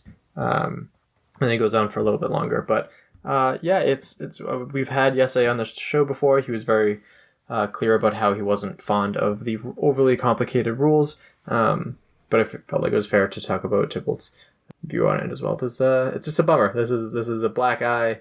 One of the many black eyes on this first event. There's also some other confusion about not knowing placement and stuff where they should have. I was their announcer, lead announcer for years, 2012 to 2017. Well, I quit in 2016, but I got asked to come back because they couldn't find anyone to fill the positions in summer of 2017. And so it was one of my friends who called me who was in charge of setting that up, and he was so stressed. And I did not want to go back, but I'll do anything for my friends, especially if they're struggling. So I was like, for you, buddy, you got it. 3 months, I'm back. And but I've worked with other races as well. Bone Frog, Savage Race. Yeah, terrain race. I was hired as part of the development team to completely rebrand and restructure the entire company, and it looked like it was going really well for the first 2 or 3 months. They were giving us a lot of leeway to really do some good work and make good progress and give the community something that we could be proud to offer them. I've worked with wildlife and rattlesnakes since I was a kid. My grandfather's a veterinarian. My dad was one of those guys that catches rattlesnakes to be milked for antivenom. So no matter where I've worked, I've always been thrown into being the wildlife guy. And this one just got loose during relocation, and it got me. And I always equate working with wildlife to riding a motorcycle. One day the bad thing's gonna happen. You just have to be prepared for it and know what to do. And so when I got bitten, I just knelt down and started meditating after telling my coworker to call an ambulance, because the most important thing to do is to keep your heart rate low. Yes. Yeah. But while it was happening, since I was so familiar with the effects of the hemotoxic venom, every time a new symptom would come up, I had a countdown going of how long I had left to live. And I was acutely aware, like how close I was, just leaning on death's door, waiting for them to open. And when that was happening, I felt like I should call someone, call people, let them know that I'm on the way to the hospital. But I also knew realistically that if I get to the hospital and I survive, when I wake up or come out of surgery or whatever it happens to be, I am not going to have the energy to call them back and let them know I survived. So I just kept it to myself. I didn't tell anyone that I was dying until the next day. Well, like as a martial artist, you'll understand, like one of the big things that I love most is that when I'm riding a motorcycle, it's the same as when I use my sword in competition. It is a part of me. Yeah. Like we are one thing, one machine. It just becomes an extension, and having that kind of connection to any kind of hobby, any kind of activity, whether it's martial arts, motorcycles, or anything else, that is therapeutic inherently. But to the shock of no one, I'm a massive nerd and a big Superman fan. And I used to do a lot of charity work visiting children's hospitals as Superman. And I always wanted to fly. And when you are racing a motorcycle at 150, 160, 200, it is the closest you will ever feel to being Superman. And it's also some of the most calm I've ever felt. It just immediately fall into a lot of people call it a flow state, where you are just completely engrossed in the moment, nothing else is happening, and you are fully in control. And there's just a calm confidence without any big concerns while whipping it around those curves on a track or anything like that. I am training to do off-road rally racing for motorcycles and like long distance stuff. My goal is to do the Dakar Rally within a few years, and that's like a 10,000-mile race across some of the most dangerous terrain on Earth. So I wanted something that would be good for training, learning about my endurance capabilities, but also so that I could film good, engaging online content, because the only way that you could do races like Dakar is if you have sponsors. And I wanted to be able to showcase my viability as a marketable asset. Well, not to mention in Serbia, where my rear tire exploded and ended up catching it on video, shockingly enough. Yeah. And almost caused me to wreck because it exploded when I was going about 80 miles per hour. It like tore off my number plate. It was a whole thing. And I got that fixed, repaired, ready to go. Then all that other stuff happened, the food poisoning, Iraq, everything else. And here's the part I haven't told the internet yet. On the way back, I had passed back through Turkey, Bulgaria, Serbia, and I was 200 meters from the Croatian border. And I was thinking happily, like, hey, I made it all the way through Serbia without anything happening. I got to like look at the place where my bike broke down on the other side of the road and be like, okay, I made it. Good. And then my bike shuts off and it won't start up again. And I have to call a very expensive tow truck to take me all the way back to Belgrade to the shop that had originally fixed my tire, or put a new tire on rather. Something else you mentioned in your videos, and I didn't Google it because I wanted to hear you explain it. You mentioned that lane filtering is legal. So what is that? It's something that you can do in a couple states here in the U.S., like California, Arizona now. It's where when there's like standstill traffic and there's all those gaps between cars, motorcycles can just travel through those. Okay, that's what I figured. And yeah, and so and also with like traffic lights and stuff like that, you can go between the cars to like be at the very front. And it seems sketchy at first when you think about it, but it helps make traffic lighter because there's less people out there stuck on the roadways. Yeah. But more than that, more than anything, and I think like the biggest reason to advocate for it being more accepted is a safety issue, because I've been rear-ended at a red light before in my car, thankfully. Yeah. And if that had happened on my bike, because the guy didn't slow down, he was going like 60. He just wasn't paying attention. Yeah. If that happened to me on the bike, I'd be dead. I'd be crushed between that and the other car in front of me. So being able to go between the cars to be at the front takes out the possibility of someone potentially doing that.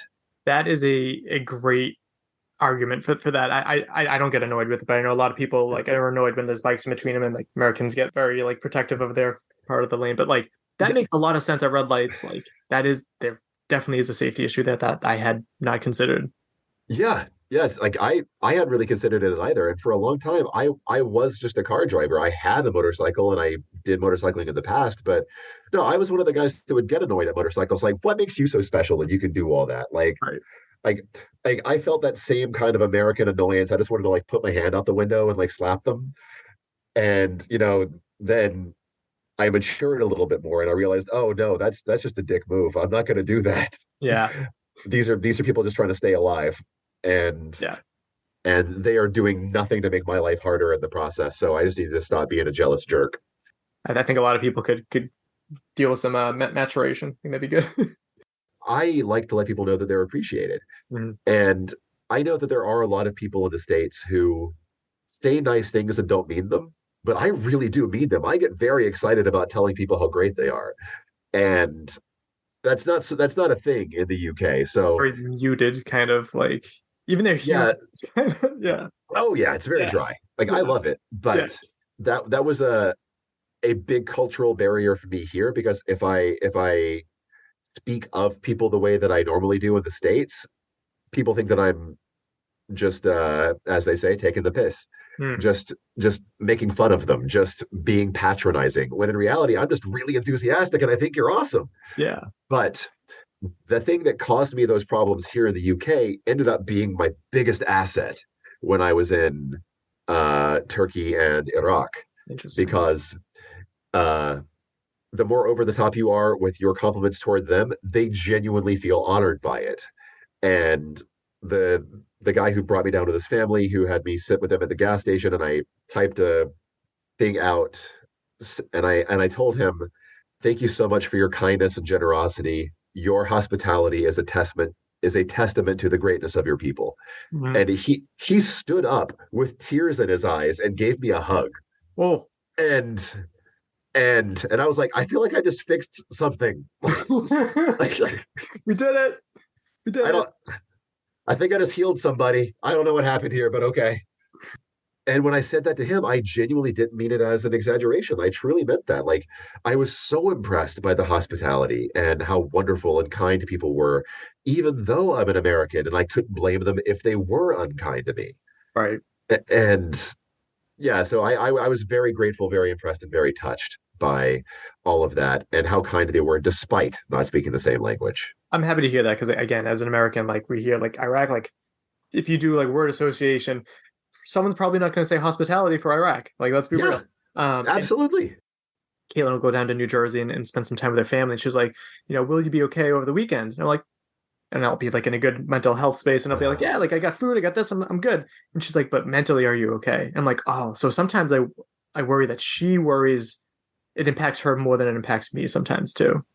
Yeah. Yeah. Yeah, that was a problem in one of my past relationships where she didn't understand, not for lack of trying, it's just she had a lack of reference for it, and she always expected the worst and would worry about me when I knew things were going to be okay. And especially, as I'm sure you understand, like the times where you are really, really depressed, and the people who know that you're depressed, they basically have you on suicide watch, and they are constantly like checking on you. And I'm like, I love that you care this much, but you are exhausting me by doing this, and you're making me feel worse. And like, I feel awful right now, but I know for a fact I'm not going to do anything. And then sometimes they'll just think you're lying, and they'll keep pressing. My quote is from Morgan Harper Nichols, and she said, "Keep trusting the process. Keep trusting that even though you do not know what lies ahead, that does not mean you have to feel directionless. You are allowed to be uncertain while also trusting that even in the uncertainty, light is pouring in, illuminating the path beneath your feet." Spartan buying Adventure's OCRWC is, and 12% of people said great, 27% of people said good, 37% of people said bad, and 24% of people say terrible.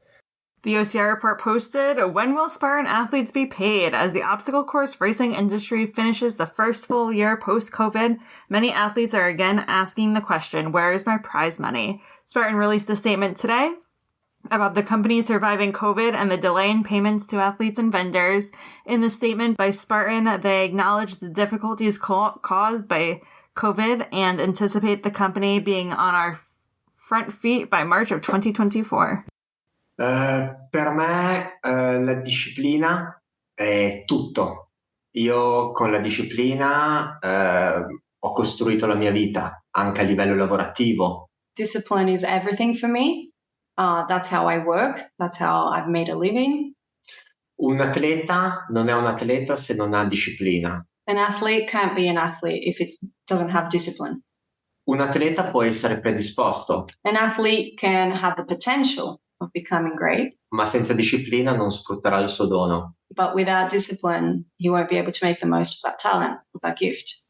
Beh, sicuramente c'è la speranza che non essendo un evento privato venga riconosciuto in un format più standardizzato un po' da tutti. Well, the hope is that since it's a federated event and not private, that it will eventually become recognized by the whole world as a sport.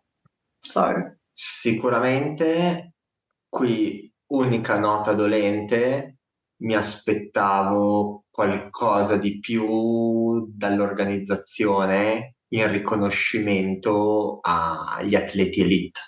The only hurtful note is that he was expecting much more from the organization in terms of recognition to elite athletes compared to a private event.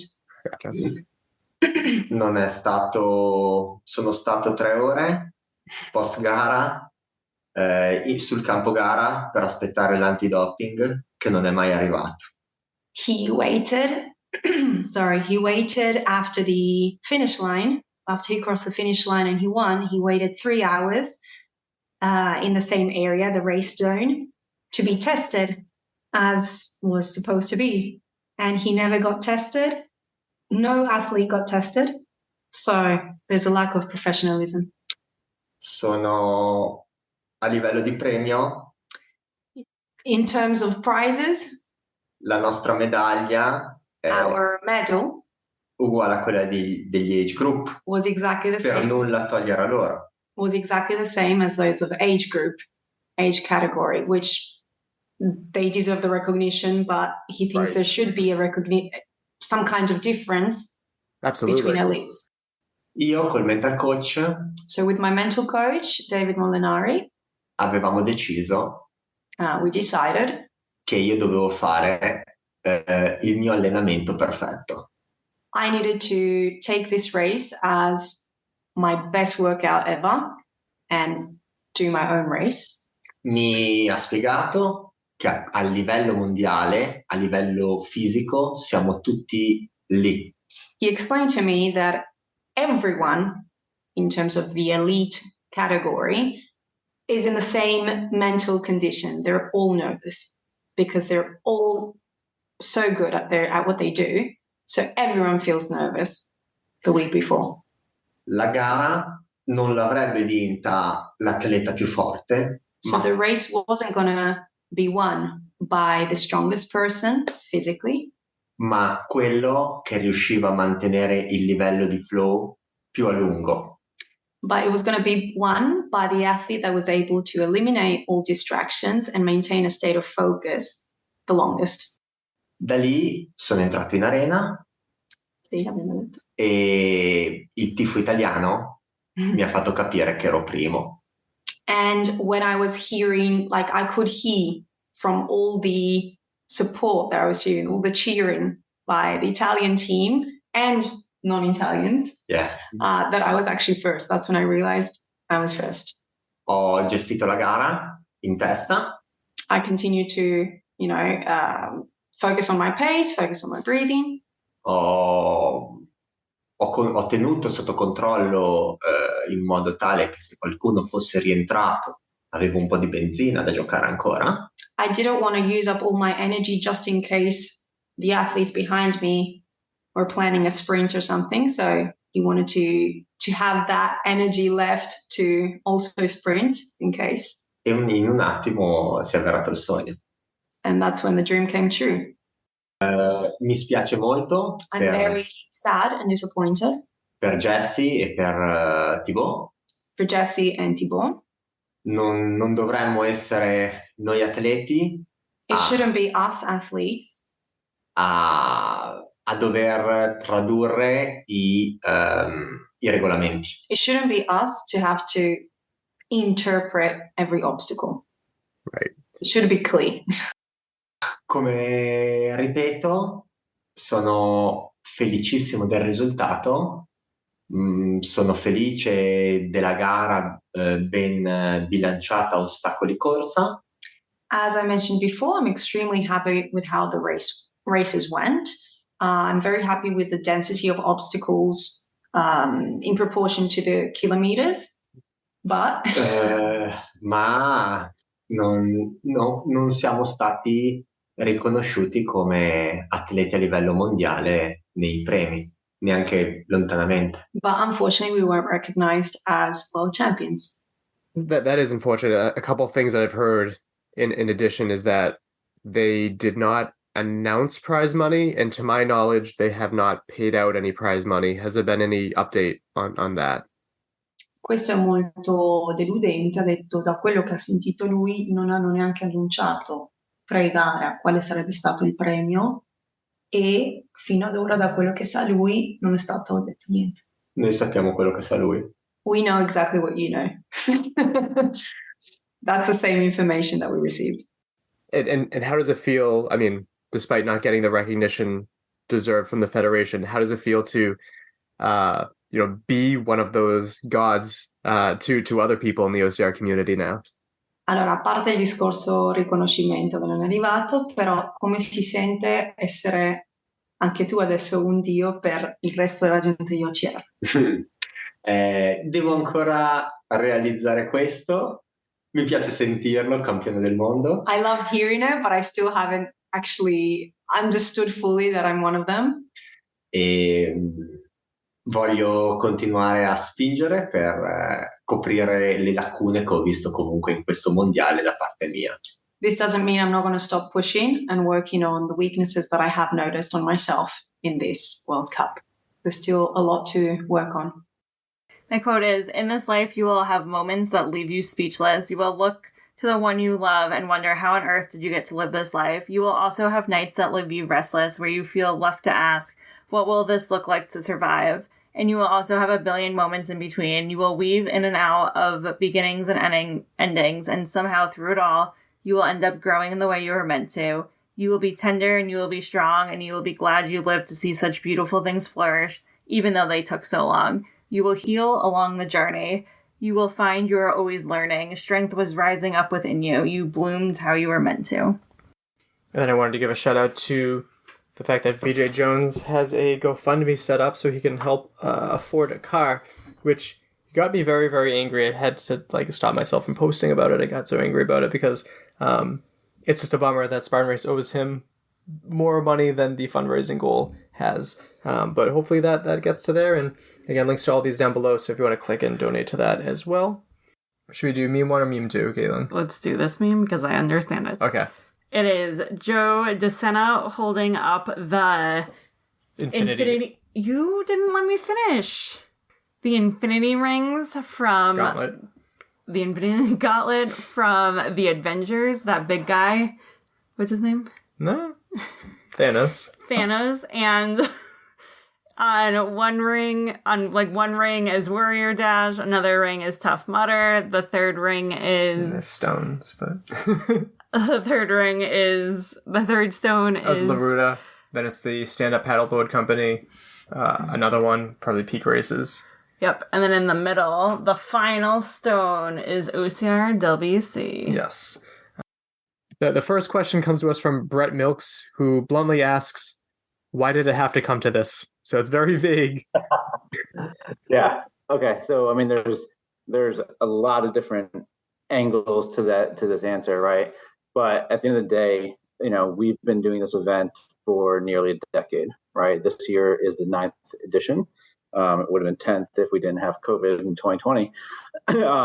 But my feeling is we've put in a lot of hard work on this. It's at a place now where it needs somebody else with more firepower to kind of look after it. I feel like I've taken it as far as I possibly can. And nobody ever believes me when I tell the story, but there was a very distinct moment, even back at Blue Mountain in Canada. It was either 2016 or 2017, where I was walking across the mountain right above the mini golf course that was there for anybody else that remembers the event, with Garfield, who is the race director actually coincidentally for this year. He said, "What's your plan for this thing?" And no BS, I straight up said, "I don't feel like I'm the long-term owner of it. I think I basically am the keeper of it, custodial ownership of it, but eventually it should be passed on to somebody else that can bring it to the next level, right?"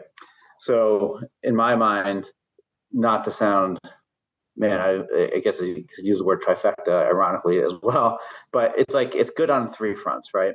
It's good for me because I've been doing it for a long time, and I could always use fresh perspective, and I can shift my role on the event to something I think that I can do better and focus on something that's a little bit new.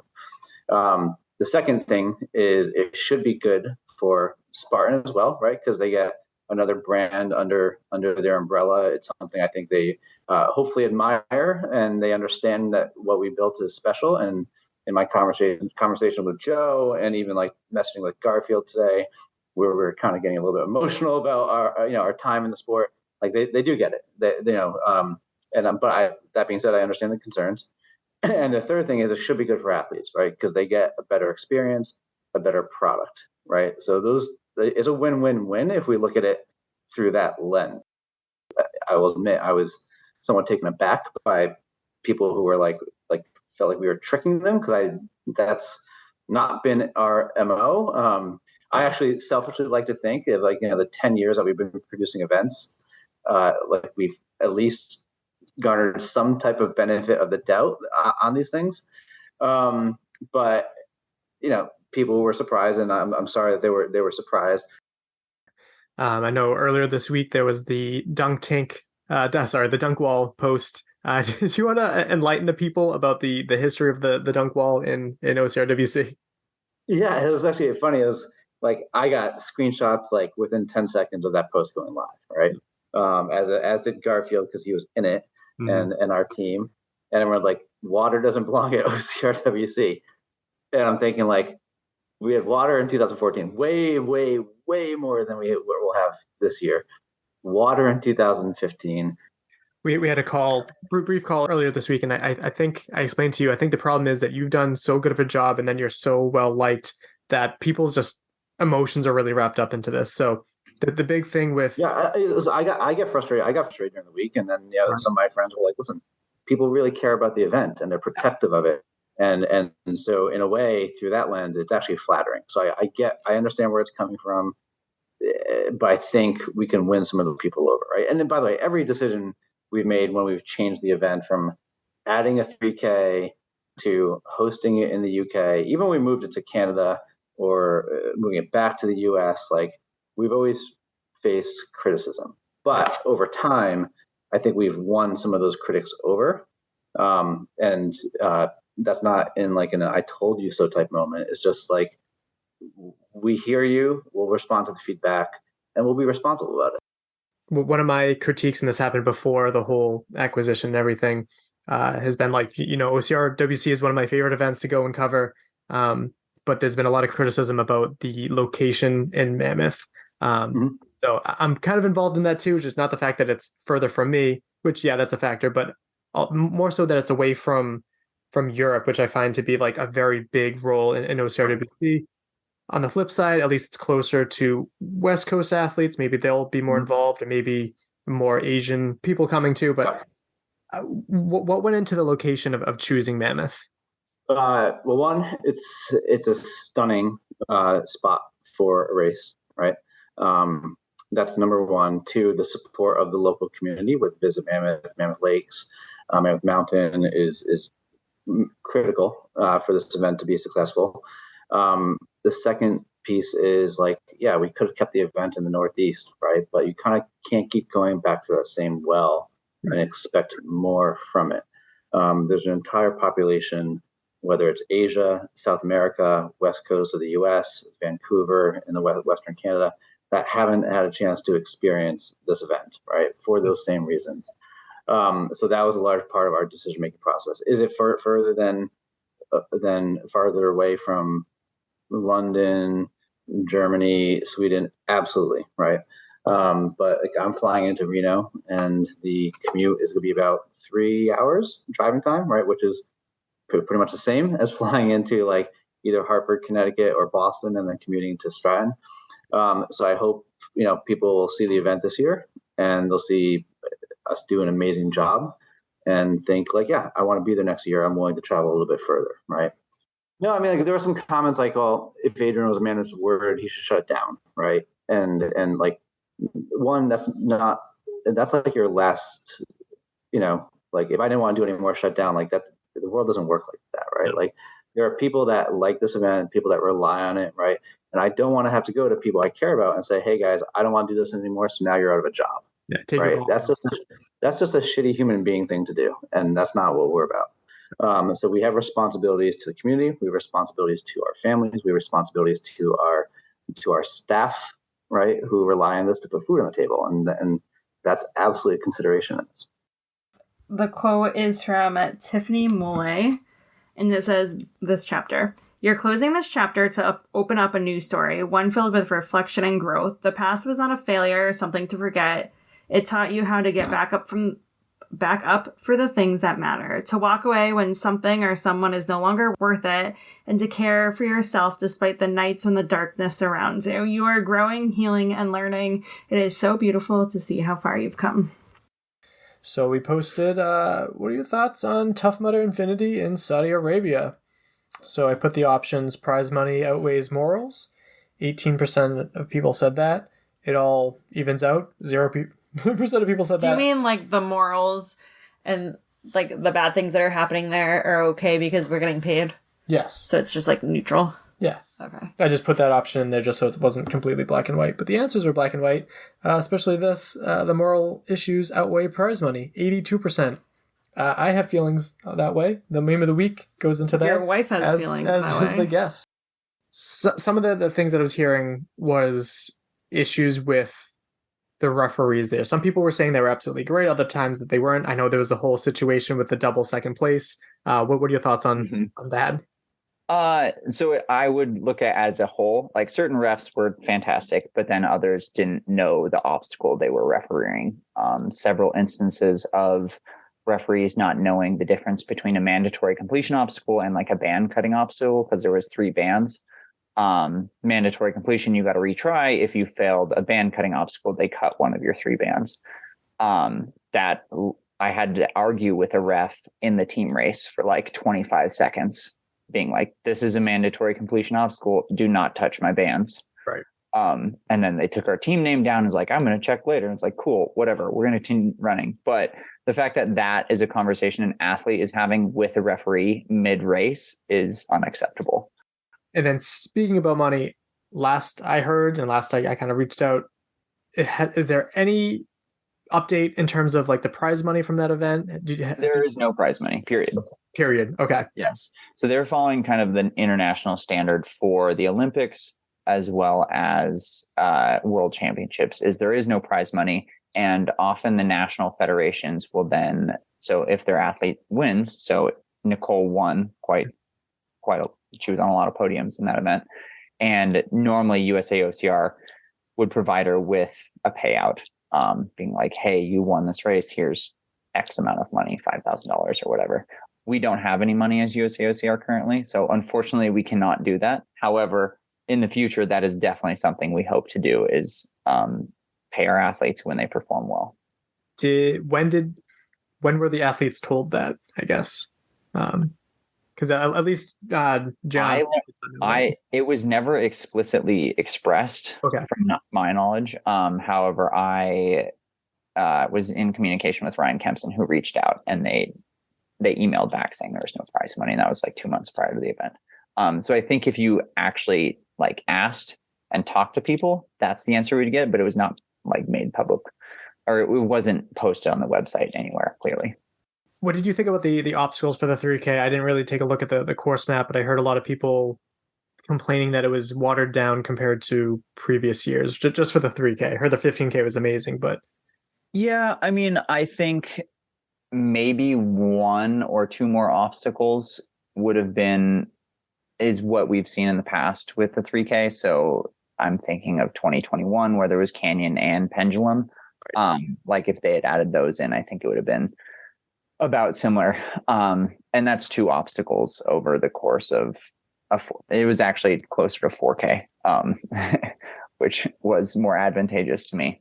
But I didn't feel it was watered down by any means. I lost time to Rylan on Skull Valley and Drop Zone, which were the 2 major obstacles. And then there was Ricochet as well. So I think there could have been some more grip stuff, but 3Ks are fast and short races. I made a move and caught up to Ryan kind of on the last climb without the knowledge, or with the race brain thinking, oh, the race is going to be over soon, when in reality there was still like 1.5 miles to 2 miles left. And that cost me a little bit. So we were neck and neck, and then he just kind of put that last minute into me having done that. I think I could have made a lot more exciting course or race had I done that 10 minutes later, but I'm still very happy with my race, and Ryan earned every win he got this weekend. Race strategy is very important, and he's someone who has excellent tactics. I was in the first leg and I did the speed leg, handed off to Leon, who then did the technical portion, and Ryan brought it home with the strength portion. And we finished, and Leon and I both had co-ed teams who had already started by the time we had finished. So we ran over to the corral to make sure we were there. We could have made the technical leg if possible, but it would have been a very, very quick turnaround. So both of us switched to the strength portion, which was the last leg. And his team came in with a slight lead. And then Leon and I, that had just won the men's team together then competed against each other in the final leg of the co-ed team, which was a fun experience. Something else that I wanted to mention too is that the fact that, you know, you are very prominently on the USA OCR board, very in support of the federated obstacle course race world championships, but you've always been very vocal on how much you do love Adventure Spartans OCR WC too. So I think that's yeah. I mean, I don't see why they can't both exist. Right. One's a national federation world championship or internationally federated world championships. One's a private company. There's that. As long as you know and understand that delineation, I think it's fine. I'm all for the sport growing and getting more venues and more money. I think we also need, it depends on who you ask and what you're willing to compromise. Some of the issues that Saudi Arabia has had in the past and still has actively going on do not make me think it's a great idea to have brands associate with them, especially with brands like Tough Mudder that are so progressive and vibrant, if you will. Like I would say they are an ally as a brand. Whereas if you look at Saudi Arabia in general, that is about as far from an ally as you can get, or even just women's rights in general. One of the things I didn't know about, because I had pulled up Saudi Arabia human rights violations, torture is used as a punishment, and that's actually on here twice. Torture is used in punishment, and then torture in police custody is common. So if you get arrested, expected to be tortured, you can be arrested and detained for no good reason. So then you can then be tortured. I mean, we have religious discrimination that's like everywhere. Many human rights organizations are actually banned from going there to try and help people. We know women are widely discriminated against. That's right. Built into our culture. And onto that too, I believe like they only just were within like the year were able to drive themselves. I could be wrong, but I'm pretty sure like this is a very, very recent development for them. Mm-hmm. This says executions are on the increase, which is dozens of people being executed in the state every year. Many of them are public beheadings. Mm-hmm. So that seems a bit dark ages. Right. And it's I imagine they are doing this to encourage like tourism. Please come to our country. What they could also do is modernize a little bit. Like just think why don't people want to come to our country? There's good reasons. They have a lot of money, so they are trying to find avenues to help grow their tourism without through other sports as well. Yeah. Yeah, absolutely. This is across the board, like UFC. You look at soccer, like any number of these things. They're throwing the net as wide as possible for the athletes going to Saudi Arabia. Like I don't necessarily blame you if this is like your main financial stake, but if you are someone who racing isn't your sole income, hopefully you think about your actions. And I'm not dissing anyone. I do not think poorly of anyone. I just want people to take a second to think about where you're going and the possible supporting. Things. Yeah. My quote, and what is this? Oh, Dustin DeVoe posted this. And this comes to us from Dangerous Women. Okay. Whatever you think you can't do, just know that there is someone who is confidently doing it wrong right now. They have no plans at doing it better either, and people are paying them to do it. Please believe in your own excellence as much as they believe in your mediocrity. And now that I read that wasn't like towards anyone. Oh my gosh, I love that. Yeah, but it's great because we all deal with imposter syndrome. Just keep doing your best, whether it's us doing this little podcast thing from our office, or it's you trying to be an athlete, or you trying to crochet a blanket. Whatever you do, keep doing it. Like I know these like Scott the Fane Knowles. We'll talk here and there, but like I listened to all of his episodes and he sounds like he listens to a bunch of mine too, so like we know each other better through that. But it's a weird thing it's like a one-sided relationship for some people of like listening to our show. They know us. If you listen to all of these episodes, you probably know us better than some of our friends, right? better than some of our family, which is kind of crazy. Like extended family? Maybe. Think of all the things, like they get weekly updates from us. That's true. And yeah, we'll get to the results and then we'll let you know how we feel about them. But 6% of people said nah. 47% of people said that we would probably be friends if we met. And then 47% of people said that we are friends in person, which is great. And yeah, that's the way I see it too. If you see us as friends and you think we'd be friends with us, yeah, we would probably be friends with you too. I'm friends with everybody. Yeah. The International Olympic Committee has officially endorsed modern pentathlon to the executive board and recommends it be included in the 2028 Los Angeles Olympics Games with the obstacle discipline replacing horseback riding.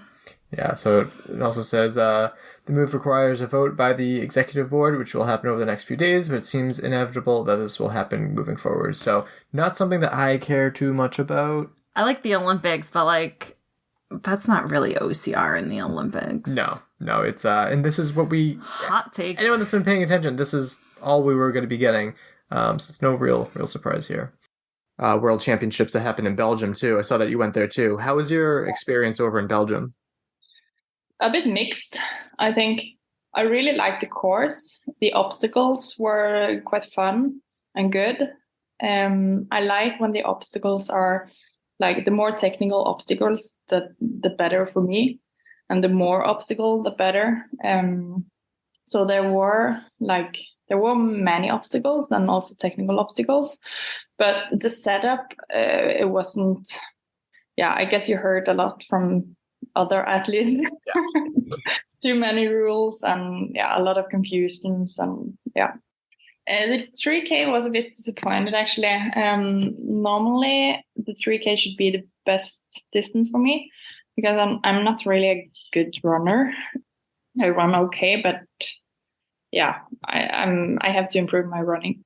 So it was a bit disappointing. My goal were to be in like top 5, and I came in 7th, I think. Yeah.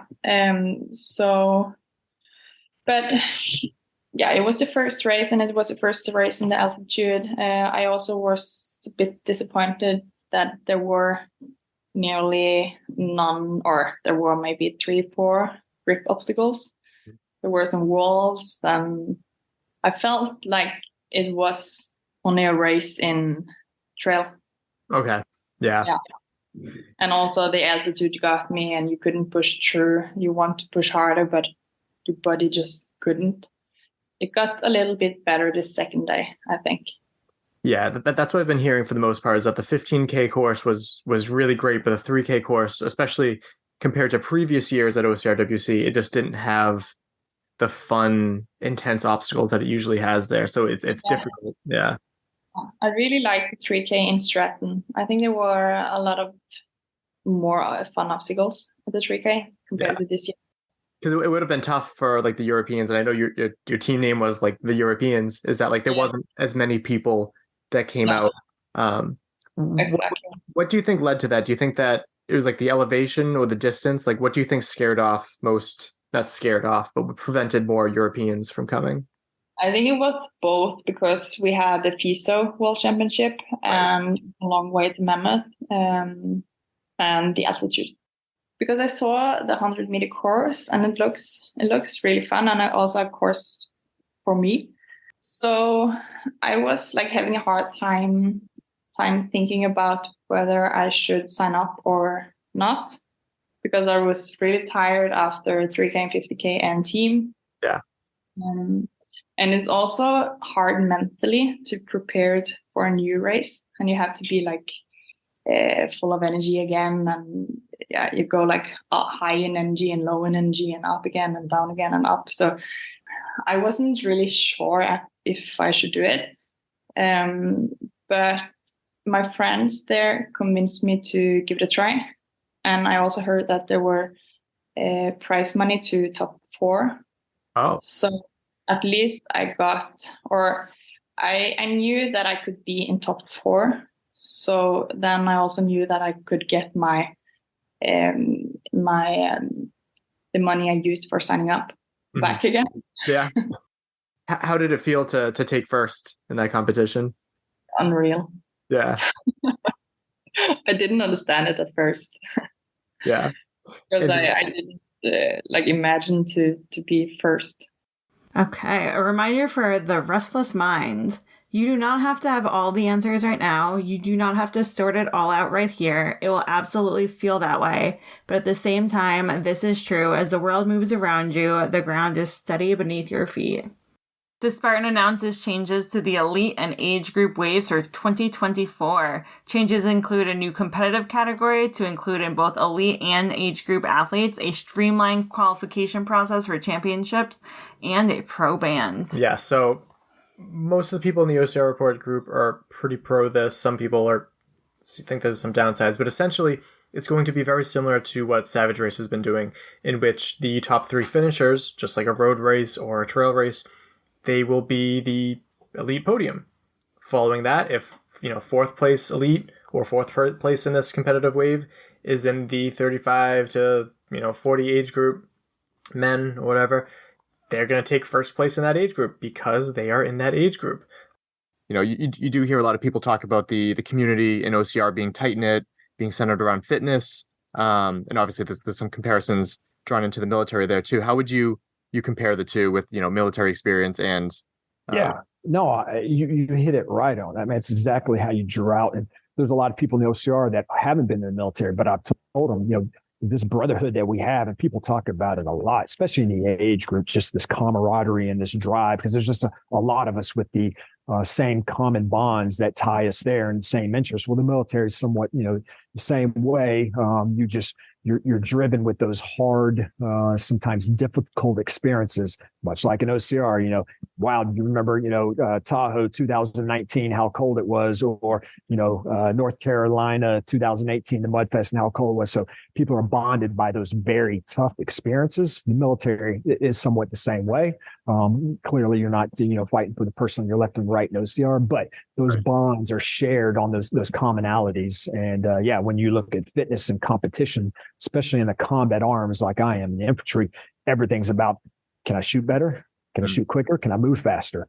Can I do this medical aid task? Or can I shoot a mortar closer to the target? Well, all those things that drive healthy competition to make us better in the military as professional soldiers. In OCR, same thing.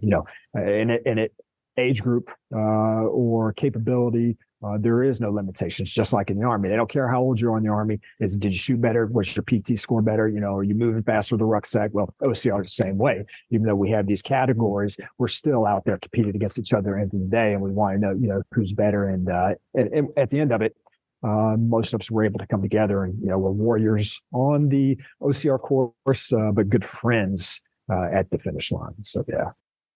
And for me, it's a small tangent. OCR has really helped me because the combat arms, I was, when you're an officer and you're leading a whatever leadership level in your rank, I was a platoon leader in combat where I had 45 people under me that I'm leading, managing, leading by example. So even though at that time I'm 30 and most of my soldiers are 19 to 20, 22, I had to run faster. I had to shoot, so you're always pushing yourself to be that better, to be led by example. So when you're put in those situations in combat, you've already instilled some confidence. They're like, wow, I know he's fit.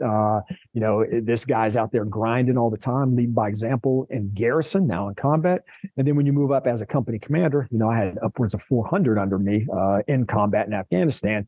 And so as I made up the ranks, well, you get outside of that tactical environment, and those things that drove you to be better, that were your motivators, and those things that help you sharpen that knife. Well, as you get more in the admin and at the higher echelons of the military, I lost some of that. And at 15 was a good point between deployments, because I was like, wow, what is that? Why? What is that fire? Yeah, I'm always going to be fit. I'm an Army Ranger. I'm expected to be fit. I'm expected to move faster, further than my other soldier. But what's that other intangible? And so OCR for me, finding that gave me that thing to focus on to. Because being fit and training for fitness is good, but having a focus to focus that effort, and OCR provided that for me. And I'm really thankful for that, because it also helped me Yeah, because we say it's lonely at the top at leadership, and that's just the nature of it. And so OCR provided me this new community that I had lost really when I left those tactical leadership levels. I like this for the simple fact is, one, when you are on, you're going to have a bigger corral, first off, because you're going to be seated by your times. In the age group, there's this thing called the 111, the coveted 111, the 111. Now, it's the most acknowledged because Spartan, there's no stat for that. There's no award for that. But those of us in the age group at the very top of all age groups understand and are fighting for the 111, which is, first overall in age, first in gender, and first in age group. So those 111s, there can only be one. Yes. And that is something, when I'm racing, even if I'm at the front, I'm looking, I was like, okay, who's in the 30s? Who showed up? Who's in the 30s? Or who showed up that's in the 20s? Okay, I know they're going to be pushing. I have to push myself because we all, when we get to the end, we're looking through the results and we're like, okay, who got the first overall in age group, right? So we're being driven. And there's so many times, me and even a few of my other peers in the top age groups, you're like, hey, you got the 111s. You got me by 5 seconds. They're in, 2 age groups away. There was no way to know you're not running with them. Well, now I always said, wow, I wish we were running together. And now we get that opportunity. You're going to be able to push and drive, and it's going to increase and improve overall times. And it's nothing against, my age groups, whether it's mine or in my 40s, but I went to elite because I like to be attacked and I like to attack. Yeah. And a lot of times in your regional races, you're not going to always have, and not just my age group, but other age groups, you're not always going to have that level of competition in your age group. But now when you combine them on one start line, you got the elite and you got the fastest of all age groups there. And that's going to, again, let you race your best race. I hate when I'm going over podiums and there's only 2 women in the elite field. That's such a bummer because some of these age group women are awesome. And absolutely. Now they'll be showing up and their work will be rewarded.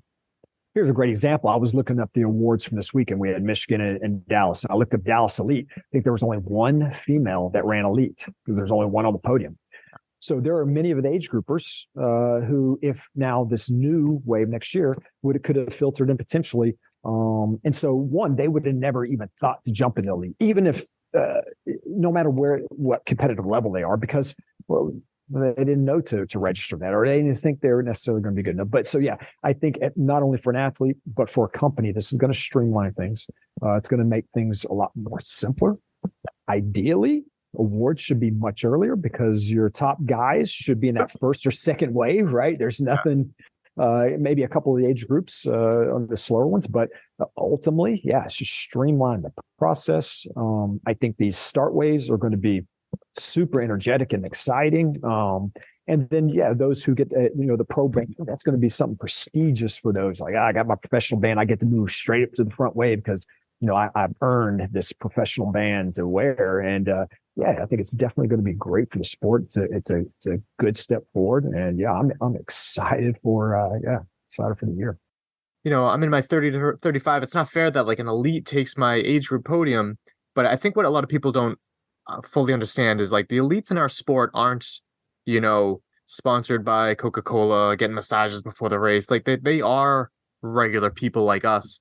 And I like that it kind of takes the decision making of should I go age group? Should I go elite? Because there's no, just race. I think that I'm very excited about this change. And then my quote is from Ralph Waldo Emerson. Without ambition, one starts nothing. Without work, one finishes nothing. The prize will not be sent to you. You have to win it. Nice. And Caitlin, how was your weekend? It was good. How was yours? I passed my motherfucking BCBA exam. Woo! For those that aren't entirely familiar, and sorry to open up with a swear, but this is very exciting. For the past 3 years, I went back to grad school. I did 2,000 hours of certification, which that's what took the longest, the 3 years. Certification or supervision? Supervision, sorry. Very excited. I passed the test on my first try. It's known to be very difficult. I am a very good test taker, and I can tell you right now, it was extremely, extremely difficult. More than just you, but how does it feel to be the main person keeping the 2 brands separate? It's really great.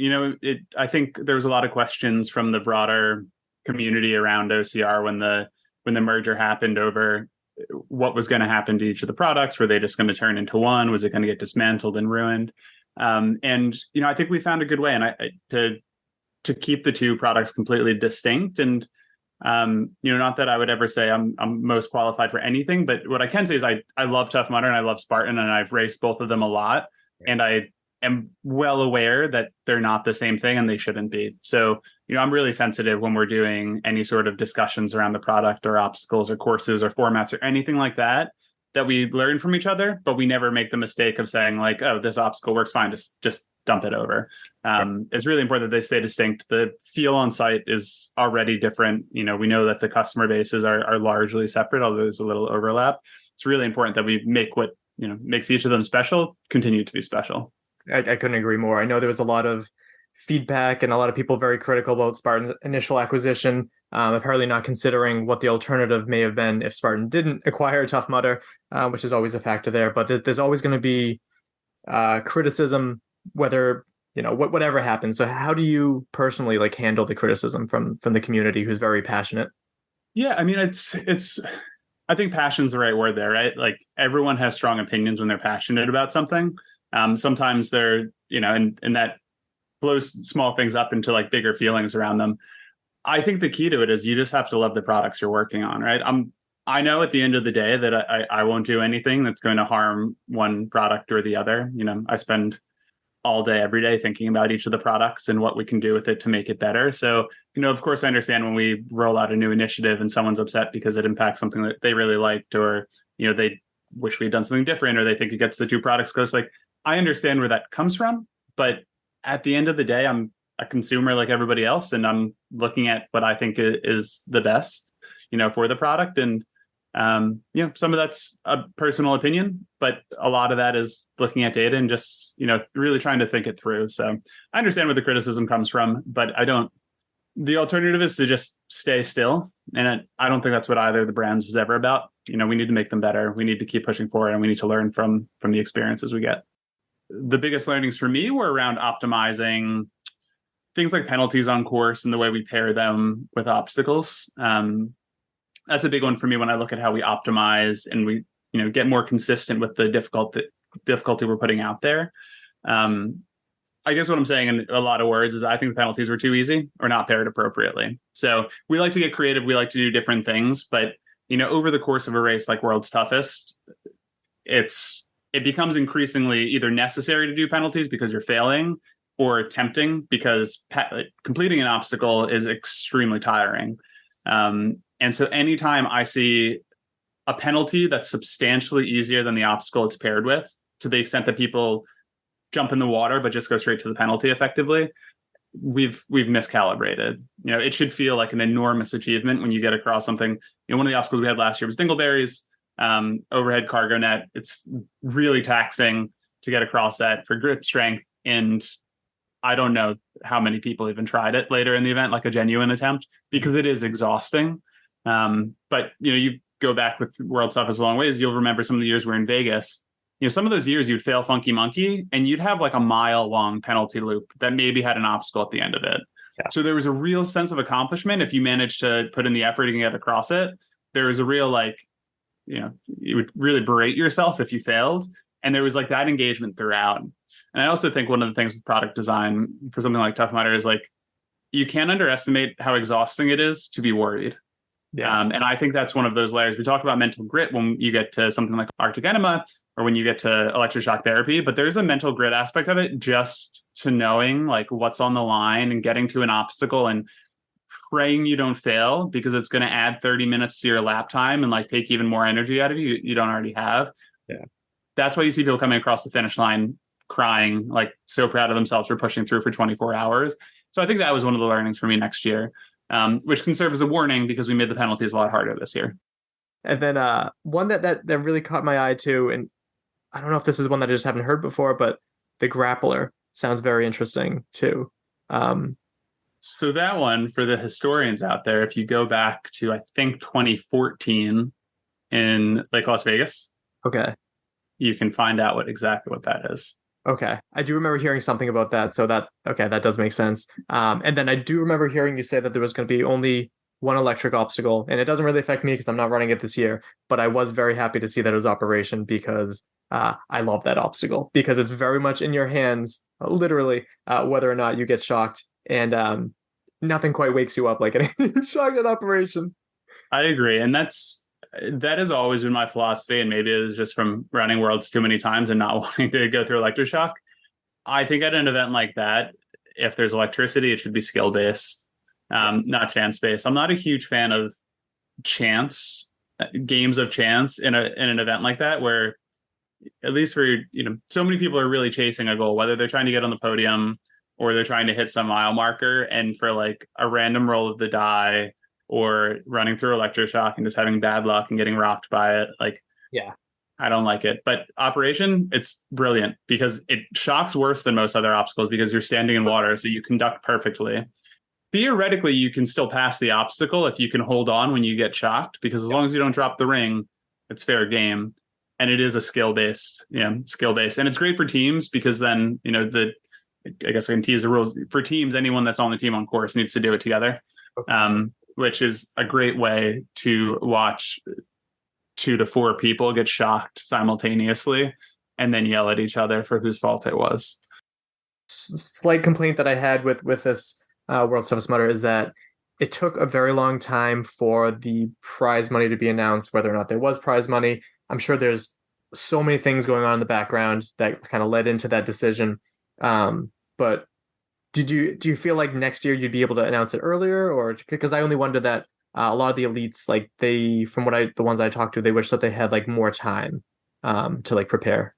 Yeah, so it's definitely the goal to announce it earlier next year. Both Giles and I have gone on record a couple of times with the process. We originally pulled prize money out from this year, and it's a debate that comes up from time to time with World Toughest, right? Like Tough Mudder, by and large, isn't about prize money, and even World's Toughest, like it is really cool to have it there because you get a certain tier of athlete and you see these amazing records. At the same time, we have amazing athletes that are just there to beat the hell out of themselves and see how far they can go. And like, if you have to have one of the two, right? If we can invest more in obstacles or invest in a huge prize purse, we'll always go obstacles. So it was a careful balance for us this year. I always think like you see Trevor Psychos come, like doesn't care. He's there the years there are prize money. He's there the years that aren't, like, and he's going for his own personal goal. Like that's the archetype of the type of person that comes, whether you are doing 100 miles like Trevor or you're doing 50 or you're doing, so much goes into planning the race up front. And so there's nothing worse. I mean, it's incredibly irritating, frankly, but like if people cheat or when people cheat or when there's reports of cheating, it's a lot goes into making an amazing event, and to cut corners and do the wrong thing definitely irritates us more than anybody. And then my quote is from Matthew Perry, who just passed away, also better known as Chandler Bing. If you spend too much time looking in the rearview mirror, you will crash your car. First race is Palm Beach in Miami. Yes. For me, it is a new experience, yes, because for sure is very different. In this period, it is always snowing in Switzerland, like it's approximately opposite condition. But it's very exciting for the challenge to come to this place. It's interesting for visits to Florida. For course, it's very interesting. And I'm decided with Janka Pepova to coming in Palm Beach, maybe 1 month before in March, and we have decided to practice this race together and foresee the new format 3K because it's of course the first of the season. And it's very difficult to imagine what it happens. Like for my preparation I change a lot of things, but I'm not sure of this preparation if I'm okay or not. And it is a big surprise when I come in Miami to see that I feel very well. I have a good shape. I have a good sensation, and everything that I try, I have directly find the good direction for that. Yeah, and of course after that, I have changed my plan, and why not going to all the season in USA? But before that, normally I just do this only race in Miami. And after my good race, I have changed my plan. Yeah. What did you think about the 1K, 1K, 3K format? But before trying, I'm not very enjoy with that. But if you look on paper, it looks very strange.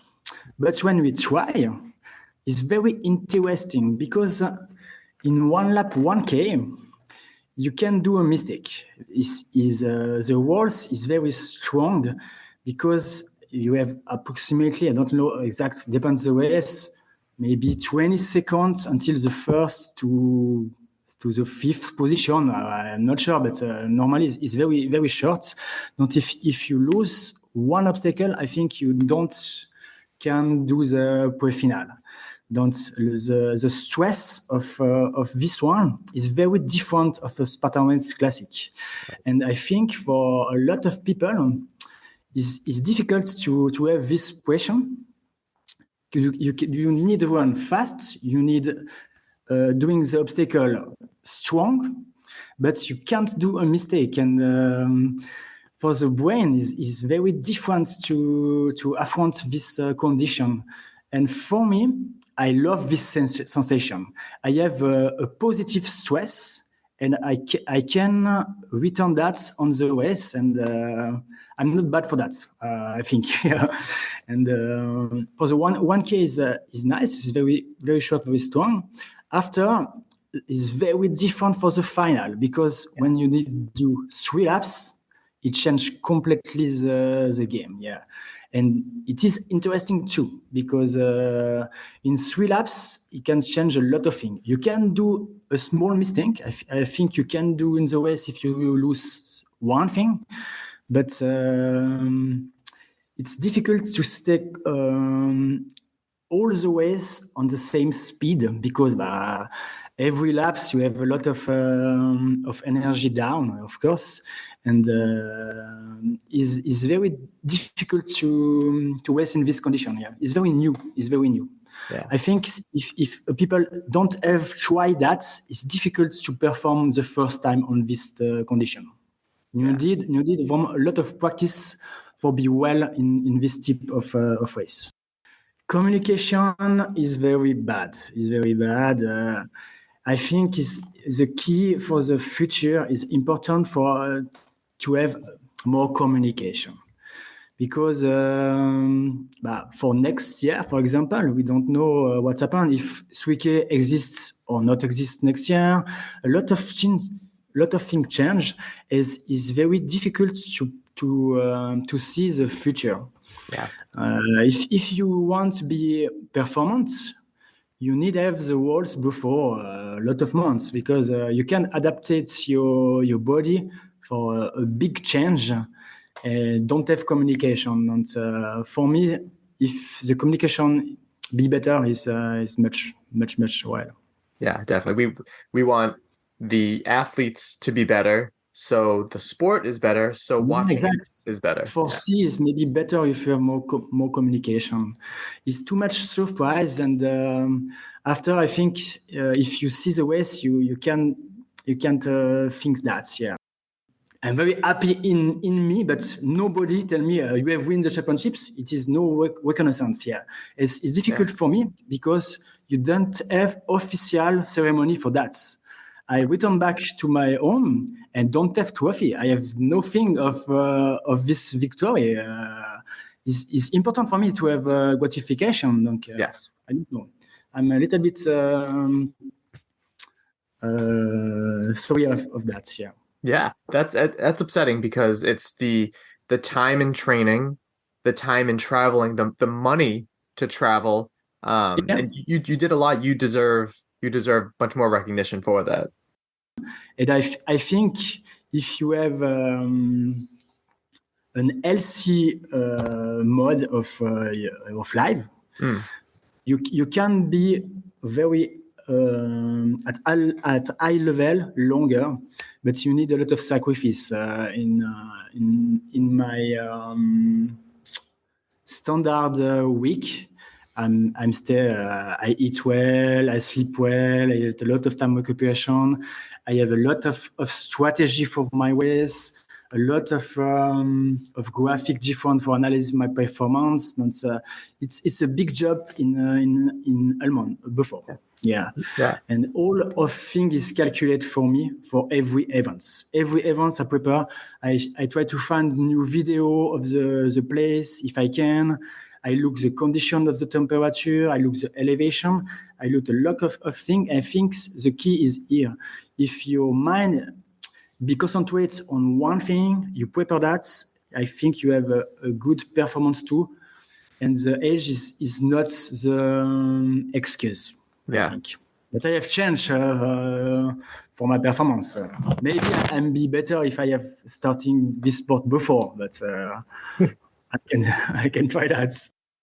Talking to the elevation, how similar is Mammoth to home? Is Mammoth more than yeah. My home is only in 300 meters. Okay. Where I live in Swiss. But I have a lot of mountain directly. Like I can going very fast in elevation, but I live all the time in 300 meters. Donc, is important for me to train. I've maybe trained, I don't exactly, I think 10 or 12 times in hypoxic room. Hypoxic room is approximately 3,500 meter simulation. Okay. You have, for example, 40% less of oxygen in the room. Like it's very hard because when you push an acceleration, your earth go directly on the wet zone. And the important thing is simulate that for breathe different because you need a respiration more strong, very, very strong respiration, because you have the sensation of asphyxia all the time. And for adaptate your body for that is very difficult for your brain. Yeah. And if you simulate that, I think it can help you during the race for affront that. Yeah. Right. So I know that they announced that OCRWC will be in California. To my knowledge, they haven't said Mammoth Lakes again. Would you like it to be back at Mammoth Lakes, or would you like it somewhere not as high up? For me as well, is stay in Mammoth Lake because I'm very strong on this condition. Of course, for next year, if you stay in Mammoth, is well for me. But for the sport, I think it's better if we change place. Because I want some guys, for example, Jesse Deere, Belgium guy. Yes. I want run with this guy too. And I think if he stay in Mammoth, he don't coming again next year. It limits the athletes for coming. Is bad, yeah. I was just thinking something else too. I talked about how you're a role model to older athletes, but also how does it feel to be a role model to your kids too? Yeah, because I have two kids. It is 10 and 7 years old, two boys. And for me, inspire me a lot. It's a lot of motivation. Every time I think to my two sons is a good energy for me, and I want to be a model for my kids. Yeah, it's very important. If I can, I take my family with me in travel. Of course, it's difficult during the whole season, but for Mexico, it can coming with me. It's very, very important for me, for my brain, and for my mental motivation. Yeah. Yeah. It's all about balance, right? Yeah. The balance is difficult with the family. Of course, when we train hard, we have less time with your family, and I think I have a good balance with that. I have chance to have my gym at home. I don't less time with travel for going to work and directly in place. And I try to be with my family as much time that I can. Yeah, it's important, I think, to find the balance. After, it is of course more difficult because you have less time for training, but you have more energy for the mental with the energy of my kids. Yeah. Yeah, I like that. All progress takes place outside the comfort zone. Michael John Bobak. And that's something that was like a big theme of this podcast back in the day, but I think it very much pertains to World's Toughest Mudder. So I hope by the time you're listening to this, you feel that you did all that you could out in the course and you don't have any regrets, because you got to keep pushing, and that's where that progress. So starting off with the first big news, which Caitlin teased at the beginning. Yes, Caitlin is running World's Toughest Mudder 2024, which is crazy. That's what inspired you? Briefly. Well, people were like DMing me saying, "Oh, we missed you. We hope to see you here next year." And then I was like, "Oh, maybe I'll run it." Like, LOL. And people were like, "No, you definitely could." So here I am. Yeah, we got more responses from people in that one video than we ever had. So that's insane. I screenshotted all of them, and they're going to be used as Caitlin's fuel. So if anybody has any advice on like a couch to World's Toughest Mudder plan, please let me know. Next up, Tough Mudder released that they are, excited for their new formats for 2024. And I think I, along with everybody else, was a little confused with seeing, there's the 10+ mile. Okay, that is Tough Mudder. But there's also the 3 to 5 miles. So it looks like they're kind of bringing the half back. And what is it about the Tough Mudder community that keeps you coming back for more too? I feel that there are at least 1,000 people around the world that I could call up at any time, and I'd have a couch to sleep on if I needed to, and that would go back to any of us, and I absolutely love that. And there's other communities that I've been a part of in my life, and nothing is like this. I mean, and we cannot see each other for a year, or even during COVID 2 years, and it's like we never were apart, and I absolutely love that. I love it. I don't, just a challenge, man. I mean, I remember running my first event. I was 20 years old. I did 50 miles. I remember watching Ryan Atkins run 100 miles and thinking, like, that's not possible. Like, there's no way. And, I slowly kind of built myself up over the years and started taking the event seriously, and got my first 100 in 21. And now it's a big challenge for me. And it's mentally built me as a better athlete over the years just by doing this. Like, I've gone and done full Ironmans, from doing this stuff, and 100-mile sled pull races in the winter, So this has opened up so many doors for me athletically, and that's why I always come back. It's just a great challenge every year. So I'll be out there the full 25 and a half hours. Yeah. So. Did they tell you which obstacle you'll be at yet? I know you had. Yeah. They haven't told anybody yet because we haven't actually officially checked in yet, but I'm going to request to be at Augustus Gloop. I figure that's where everyone will need a smile and a happy face. Yeah, and some jokes too, right? Jokes, hugs, and music. What makes you keep coming out here, quote unquote, just to volunteer? The people. Yeah. Yeah, why else? I get to see everybody every lap. Absolutely. It's awesome. And be that person for when they're in a low point and just cheering them up. It's nice because you don't always find out the day of. I had somebody come up to me earlier this year and said that I saved his race last year because he was ready to quit, and I gave him a hug. And he ended up doing 15 more miles after that. And I knew nothing about that. Yeah. I just saw somebody who looked down, so I gave him a hug, and I had no idea until 6 months later that made his entire race, and he ended up hitting a goal that he didn't think he was going to hit because he was ready to quit. That's the plan. And how's it feel to finally get that orange jacket and be like a member of like a tight-knit group? Oh, it was amazing. I mean, there's not many people, plus also getting it with like Chris being the first woman to get it. Yes. That was such a cool moment. She like finished not too long like after I did, so like seeing her get that, awesome. It was so cool. What do you have for goals this year? I mean, I've done 100 before. I want to try and go past that and then just see how far I can push myself, really. No specific mileage goal. And we believe that there's no wrong way to do a Tough Mudder. You got these guys up front here. They're going to try to stand on top of the podium, right? They're going for over 100 miles. We got some people in here, they just want to complete a lap. There ain't nothing wrong with that. Ain't nothing wrong with that. We got people here, they've been pitting for years, right? That's not the wrong way. There's no wrong way to do a Tough Mudder. Where's Serena? Serena right here, she wants to volunteer for the full 24 hours. That's her goal. There ain't nothing wrong with that. There's no wrong way to do a Tough Mudder. Where's Anthony? Where's my Tornado Tory? My vibe monster right there. He came out the first year, tried dancing for 24 hours. He came up a little short. Next year he came out, he made it. But he's been training, and here he is. That ain't the wrong way to do a Tough Mudder. No, David Paul right here is my good friend, talented man. He's gonna come out here, he's gonna help me DJ for 24 hours. Scotty from Memorial, he's gonna serve you guys. There's no wrong way to be part of this community, and I absolutely believe that. So if you can hear me, I want you all to raise your right hand. We got a pledge. Everybody together, as a Tough Mudder, I pledge that.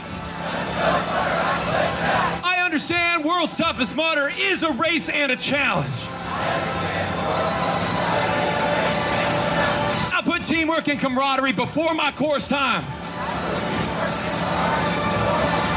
I do not whine.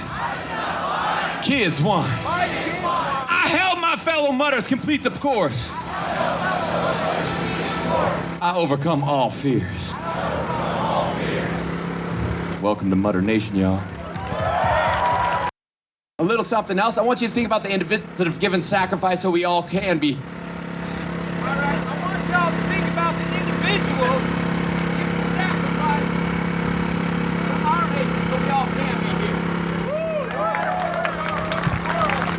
Individuals that are out inside of your communities.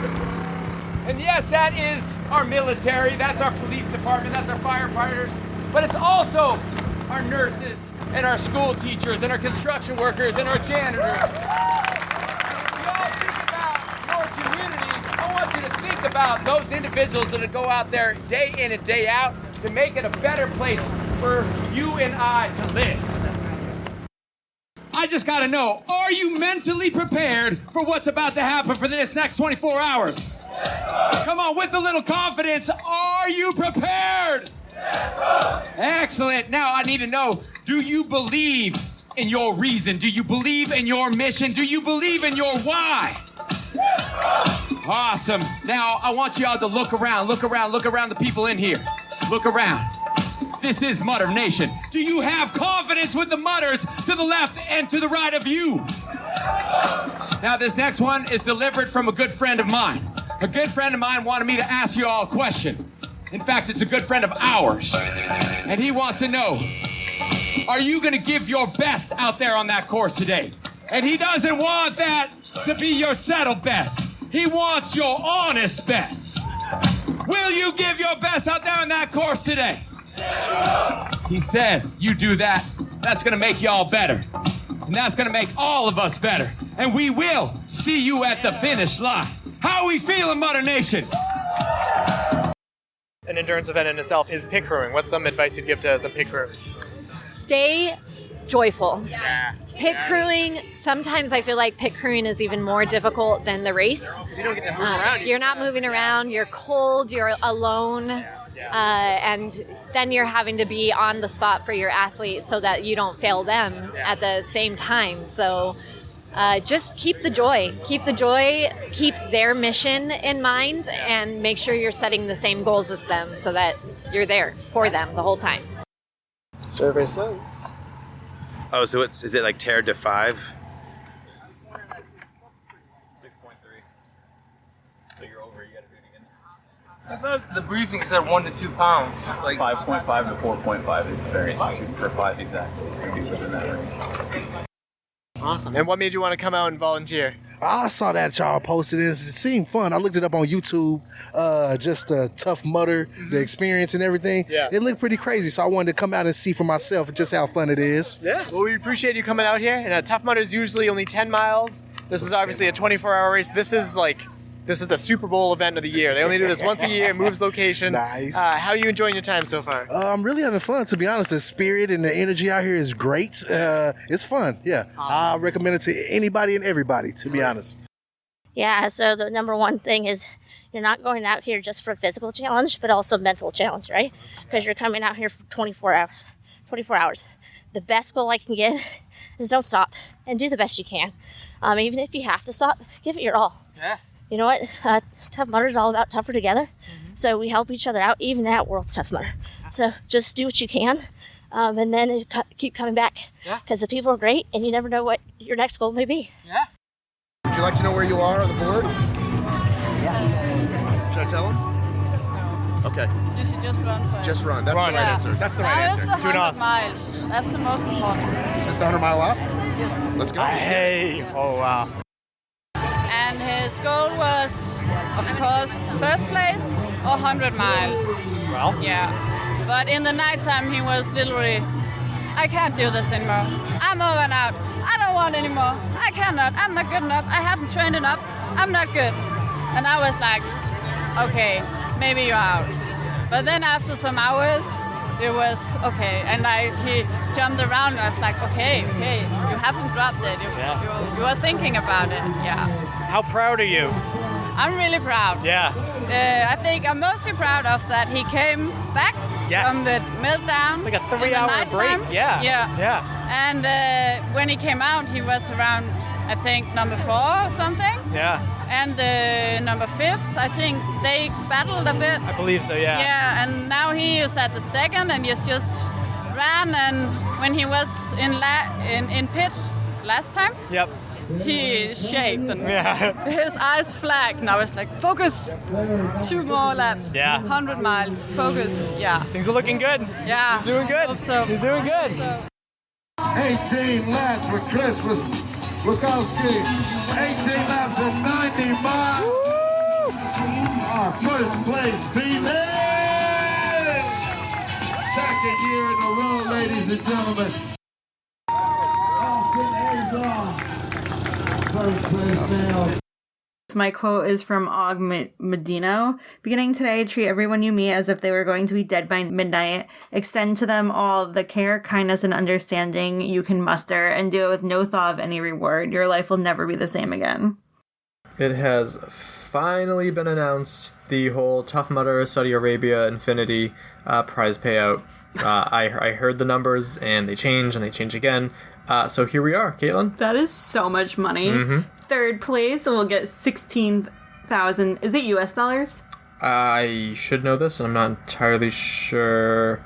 I believe so. Okay. Third place will get $16,000. Second place will get $32,000, and first place will get $80,000. Yeah, and it pays down to 10th, and then there's also 9 age group winners, who will be getting $3,750 each. So.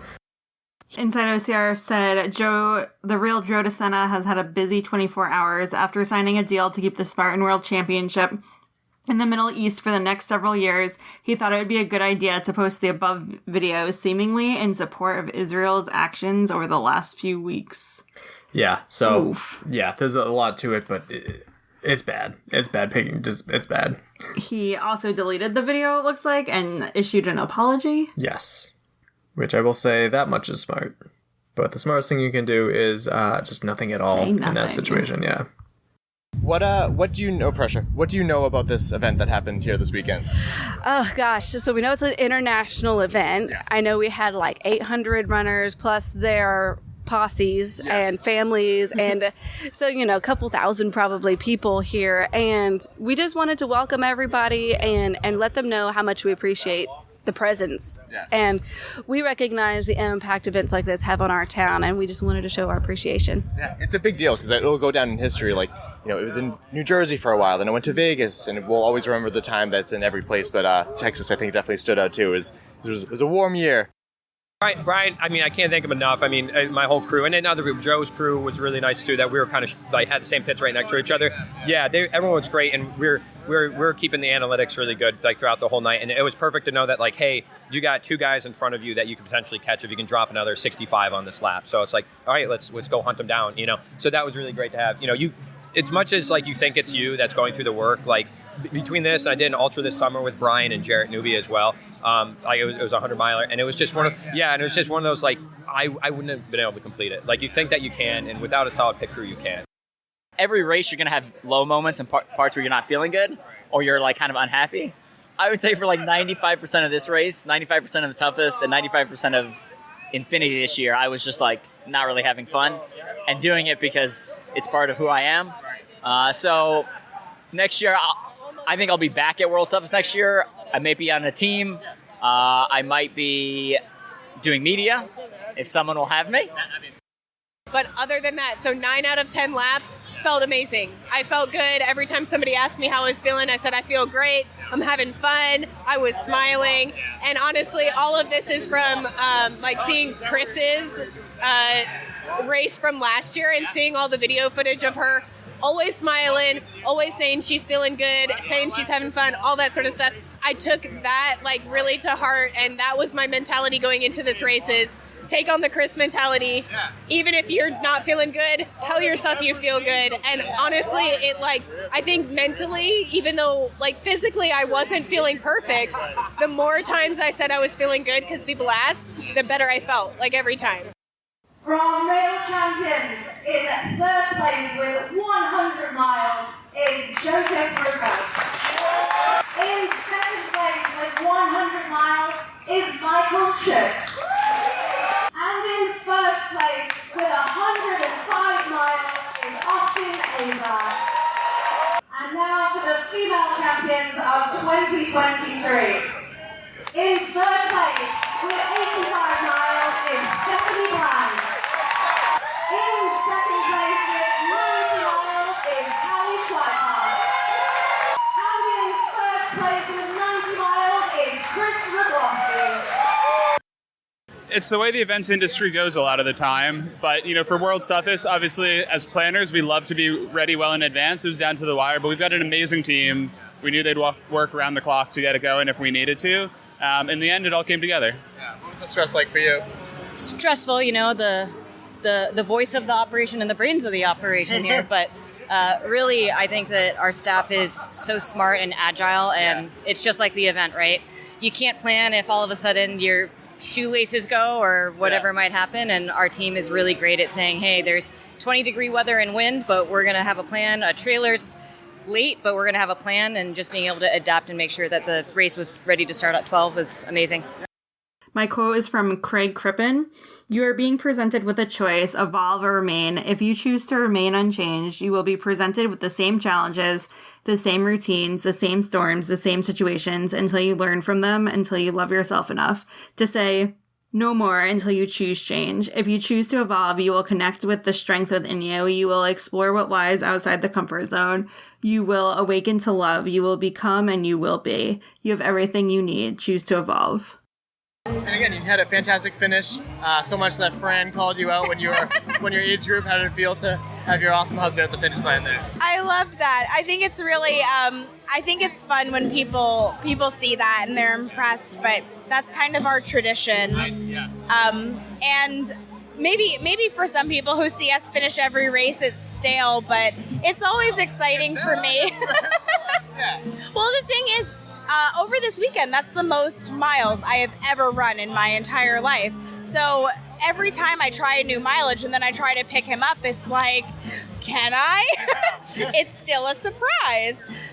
So it doesn't get stale for me because it was like a new distance and I still had enough in the tank that I was able to carry him across the finish line. Yeah. I think it's a fun tradition, and obviously if he was not there, if let's say, because we don't always get to run together. We have different paces now at this point. So if he was not there, and there have been races when he was still out on the course or whatnot when I finished, that's okay. But when he's there, I do like to carry him across. I just see it, and I don't know if this is your intention with it, but it just seems like the most badass feminist thing of women are fucking strong too. I don't. It's just so awesome. Yeah, and I've had people come up to me and say that it was really inspiring, and that's what I love because I love women in this sport.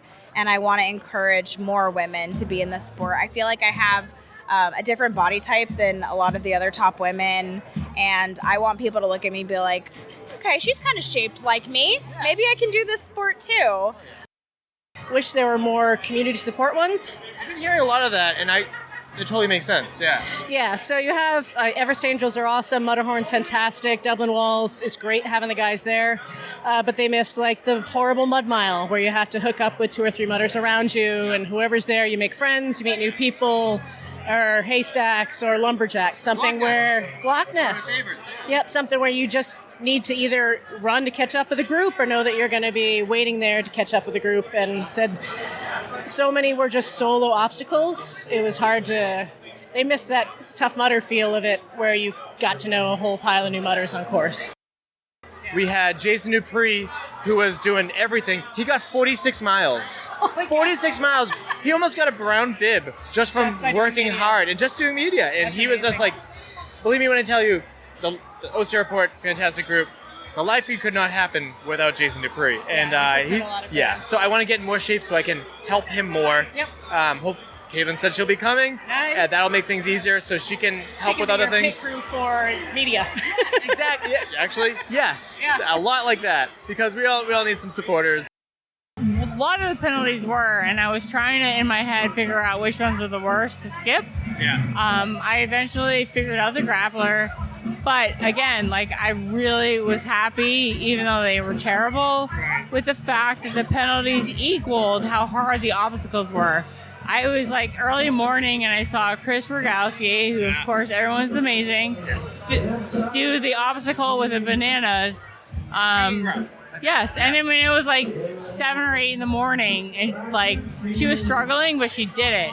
And I had this super long penalty, but I was like, yes, that is like I should have this long penalty. Yeah. So I thought I kept the things fair, and there was no cheating involved. Tell us about the Holy Grail this year. So last year we did the Holy Grail, found out about it. I did Spartan Race for many years, and then we found Tough Mudder in Europe in 2018, and we just love the format, the community, and everything. We just felt it, right? And then we found out about endurance series, and we were like, let's try out this Holy Grail thing. But then we found out there was no chalice to go with it, so I made like this makeshift thing I bought from Amazon, and people loved it last year. And I was like, I could do so much better. So what I did was I took 4 months and I went through relentlessly designing every aspect of it. I wanted it to look like a trophy from the front. I wanted it to be able to have multiple years so you can replace it from the back, because not everybody's going to buy one every single year, the exact same chalice, right? They're not going to spend that much money. But if you made something replaceable on it for the year, then they buy the coin and replacement. What I made it for was the community. I wanted the community to have something so badass that every year we could like lift up our chalices at the brunch, at the pub crawl, and that's what this is made for. It's the community. I try not to focus too much on outcome, but it's hard not to. Big dream is to win this thing, and coming in, I knew I would have to have the absolute perfect day, and probably others would have to have a not perfect day at all. And you never know, but I would be lying if I said I didn't want to win it. I wanted to hit that 90-mile mark if I could, because I know it's kind of like a coveted club for the women. And I think being on the podium was another thing that I would walk away. I'm walking away very happy with being on the podium. So I hit most of those goals, and I'm thrilled, because anything can turn in 25 and a half hours. So it's like I felt like I was constantly running, like, don't get your hopes up, like it's hour 16, you don't know what's going to happen in hour 20, so this could be good until it's really not. So but if someone else comes in and it looks like they need something urgent, or if they can be helped, without a second thought, those pit people will go and help out the racer. If someone needs a wetsuit change and there's only one pit person, let's say whoever crewing for someone, you can just ask to pull someone from a pit crew member from an adjoining spot, and they will help you, no questions asked, no hesitation. And that's just absolutely gratifying, because I come and do these races. My family would never come here to support me. The only reason I'm able to get through these races is I've been adopted into a Mudder family, and there's, in essence, complete strangers to me that are helping me complete this race. And that's what I absolutely love. I feel like I found my purpose, my drive, and my community in the collective community that comes together. It's a weird question, but why do you feel compelled to go to Ukraine? Right, so we're at this party right now, and we just take for granted what they are fighting for. I mean, freedom and just living life.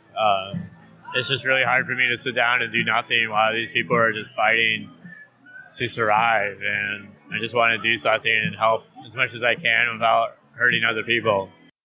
So, when you were fighting for third place for your last lap, what was the situation with Joe?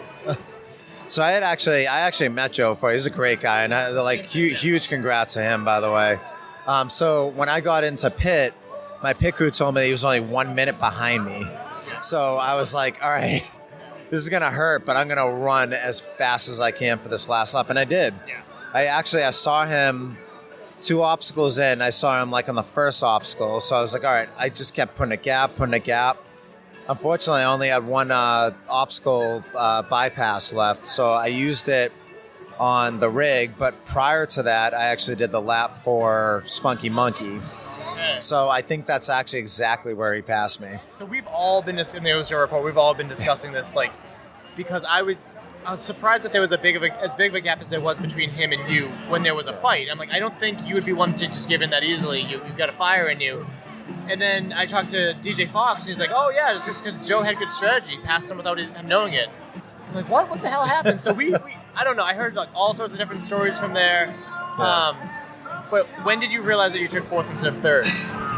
After I crossed the finish line. It was pretty brutal, I'm not going to lie. My quote is, life is amazing, and then it's awful, and then it's amazing again. And in between the amazing and the awful, it's ordinary and mundane and routine.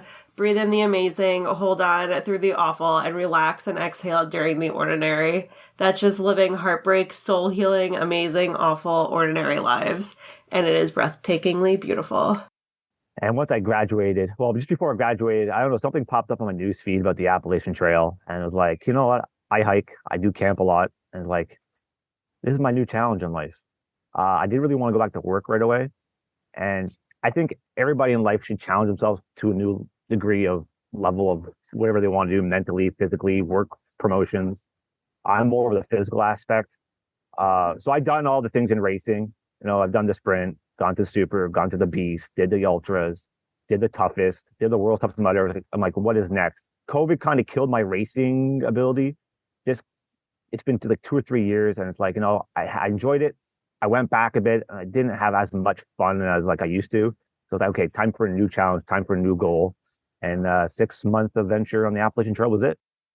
And obviously, I mean, bears are one of the more scary animals out there, but I think the scariest animal out there is us humans. So fellow humans out there. I know you had a bit of a I had one bad experience with a hiker. I met him multiple times on trail. He wasn't really he was technically through hiking, but I think he was just walking the trail because he hiked the trail with his dog, and he was spreading his dog's ashes this year. So he's kind of like, I don't know, vagabond, it looked like. Okay. But I met him back and forth in certain places. So in New York is probably why I hate New York the most. It was like 12 o'clock at night, and the shelter we were at, I was with 2 other section hikers who just started, and they were talking about some local who kind of disturbs the hikers staying in the area because the trail is close to the road. And apparently the police dealt with this guy once. So I woke up around 12:15 with some guy yelling, and I thought it was just this dude. But no, I figured it was a hiker. He talked about tenting sites, and he was just swearing constantly. And then I woke up and like, hey guys, and I have earplugs on, so he was pretty loud. Yeah. And I was like, hey guys, you don't need to yell. If you need tenting, there's some behind you. You need there's more tenting on the right side. I was staying in the shelter because it's supposed to rain that morning. And then he just lost his shit. He lost his shit. He knew who I was, and I kind of saw who he was, but he had me blinded most of the time, so I couldn't really do anything. And I realized he was drunk because the stuff he was saying did not make sense. Yeah. And then he kind of hit me a couple of times. And like I said, you come, this whole trail teaches you about situations of problems and how to solve the problems. And during that time, I didn't think fighting him back was the best option because I couldn't see anything. So even if I did hit him, it probably wouldn't his back was turned. And that's another problem. And then if the 2 guys in the shelter got injured, that's another problem. And then if I did say I fought him and I won, if he would have left, how would I know he would not come back? Right. So it's like, you know what, it's better off just to take myself out of the situation and just hike. It was a long day the next day because I didn't sleep much, but it was a long journey on that one. The reason why a lot of people go Georgia to Maine is because they want to build up their legs. So we call them hiker legs. Okay. So you're trying to build up your legs for the whole journey. Because Georgia and North Carolina, you're doing about 4,000 footers, but it's easy trail. It's like walking on like not a paved path, but a regular path, but just gradually going up, gradually going down. It's not really as technical. So you're building up your legs. The whole point is you're building up your legs to get to the whites and to get to Maine. And by the time you're there, you have those legs. But as you're hiking along your journey, you're going from like 8 to 13 miles, and you're going from 16 to 24 miles, maybe hitting your 30s. So you're building up your distance on your legs as well. But when you hit the New Hampshire, it's like, yeah, that's 30 miles is not going to happen. It's not. You're going maybe from 9 to 11. Because now you're climbing up, you're bouldering up these giant mountains. Kinsman, well, if you're south side on Kinsman, it's complete boulder fest of you climbing up there, hands and feet. So if you're going 1 mile up, it might take you at least 2 hours to get up there. It all depends, because you never know what's going to happen. Yeah. When you're going by yourself, you don't plan to hike with other hikers, and that's what I end up doing. And then you hike with them, and then you slow down your pace or you pick up your pace. But you're just having fun, so you lose a lot of time doing this sometimes. Yeah. But you have to enjoy yourself. Like there's another saying called "no smiles, no miles," right? Like if you're not having fun, you're not going to be hiking. And I've had a day where I woke up one day, I started hiking, I got trail magic like in the first mile, and I was like, man, I don't want to hike anymore. If someone doesn't have as much free time and everything, like, and they only have time for, say, like one section, I don't know how you'd measure a section, but like which section do you think people should go and check out? I think New Hampshire. Yeah. Each state is individual. I would avoid Pennsylvania. Don't do Pennsylvania. If you're going to section hike, if you want to section hike the whole trail, fine. But if you're going to want to say, oh, I want a piece of that Appalachian Trail, do not do Pennsylvania. It's the worst state that's been invented. Because Pennsylvania it's just pure rocks. Yeah. Now we're not talking about bouldering rock. We're talking about you're going down, like say, a sidewalk, but now imagine that sidewalk has rocks on it, like small rocks. Some of them look like dinosaur plates sticking up, and it goes on for miles. Yeah. So my quote is, adulthood is saying, but after this week, things will slow down a bit, over and over until you die. I feel like I say that all the time. I'm like, too. one more week and then it will be smooth sailing. I feel seen. But I think that, represents this episode, because if you want to do something crazy, do something crazy. Go and do it. Speaking of events, well, this one isn't going to be happening. Spartan Arabia posted that they canceled Korfaken event. Caitlin?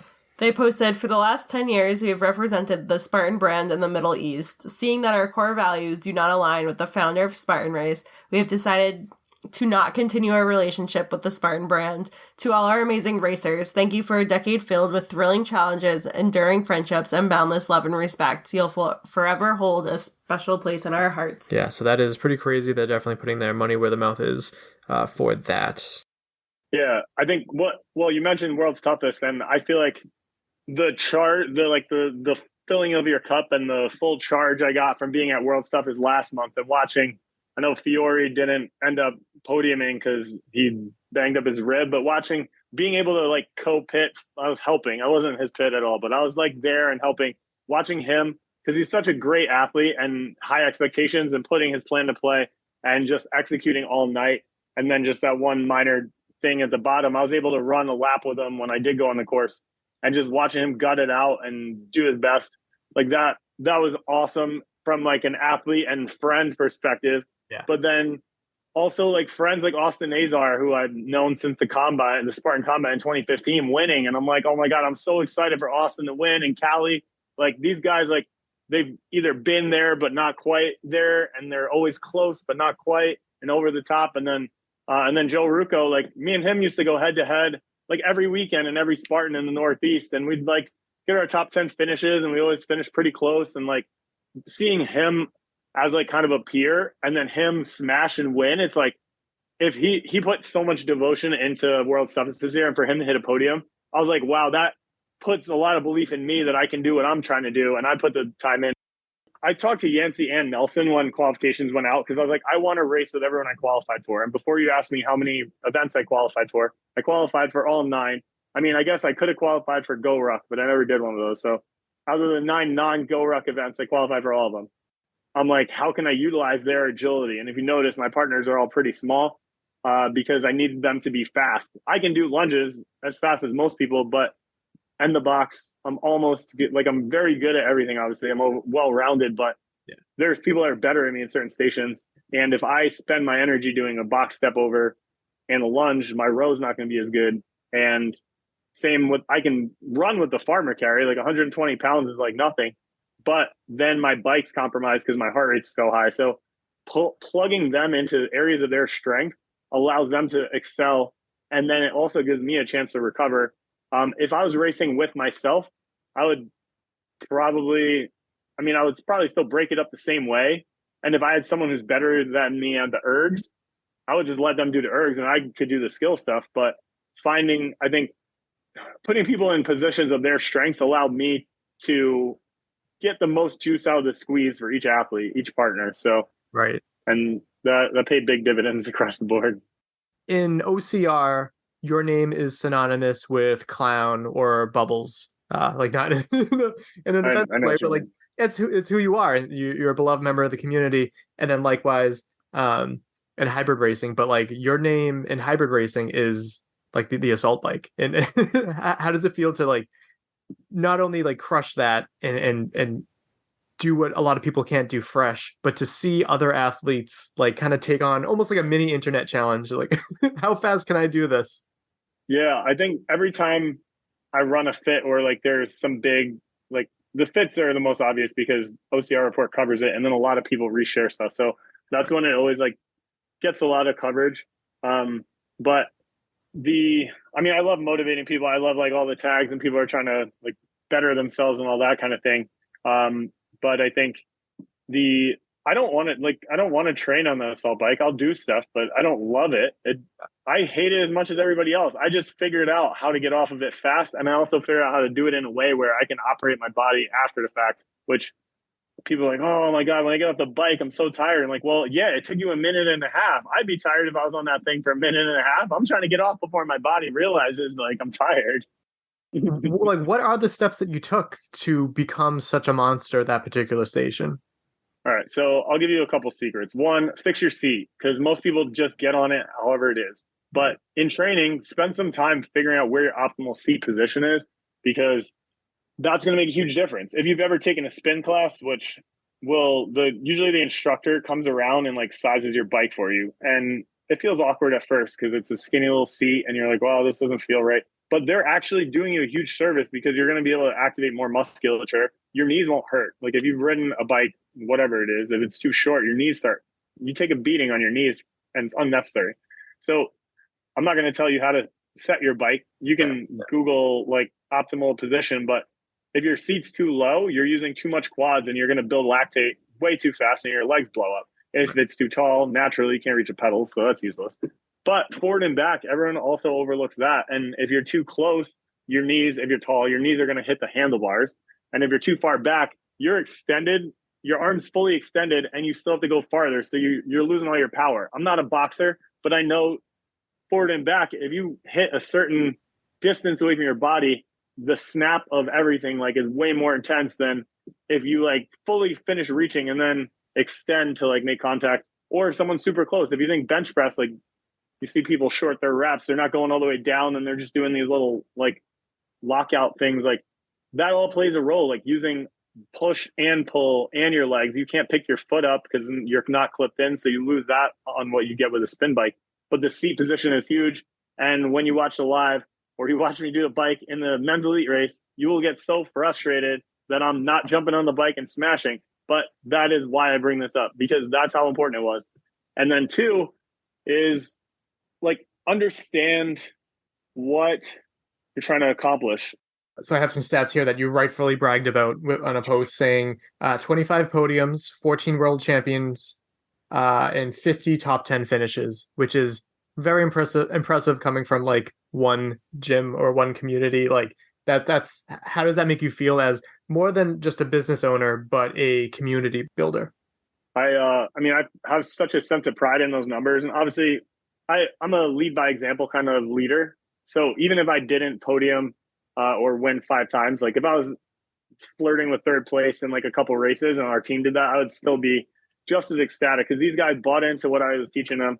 They bought into me. They bought into the vision of our team and the support amongst all of them. Like I couldn't be at everyone's side for 3 straight days for every single age group, for every single race, and get myself ready to race and recover and fuel and this and that. Like our team was like 3 deep at every single like fence. Like, oh, hey, who's next? Okay, cool. We got to get over there. We got another guy going. We had 2, 3, 4, 5 athletes at like everyone's side, and I was there as much as I could be, but Jess was there every time.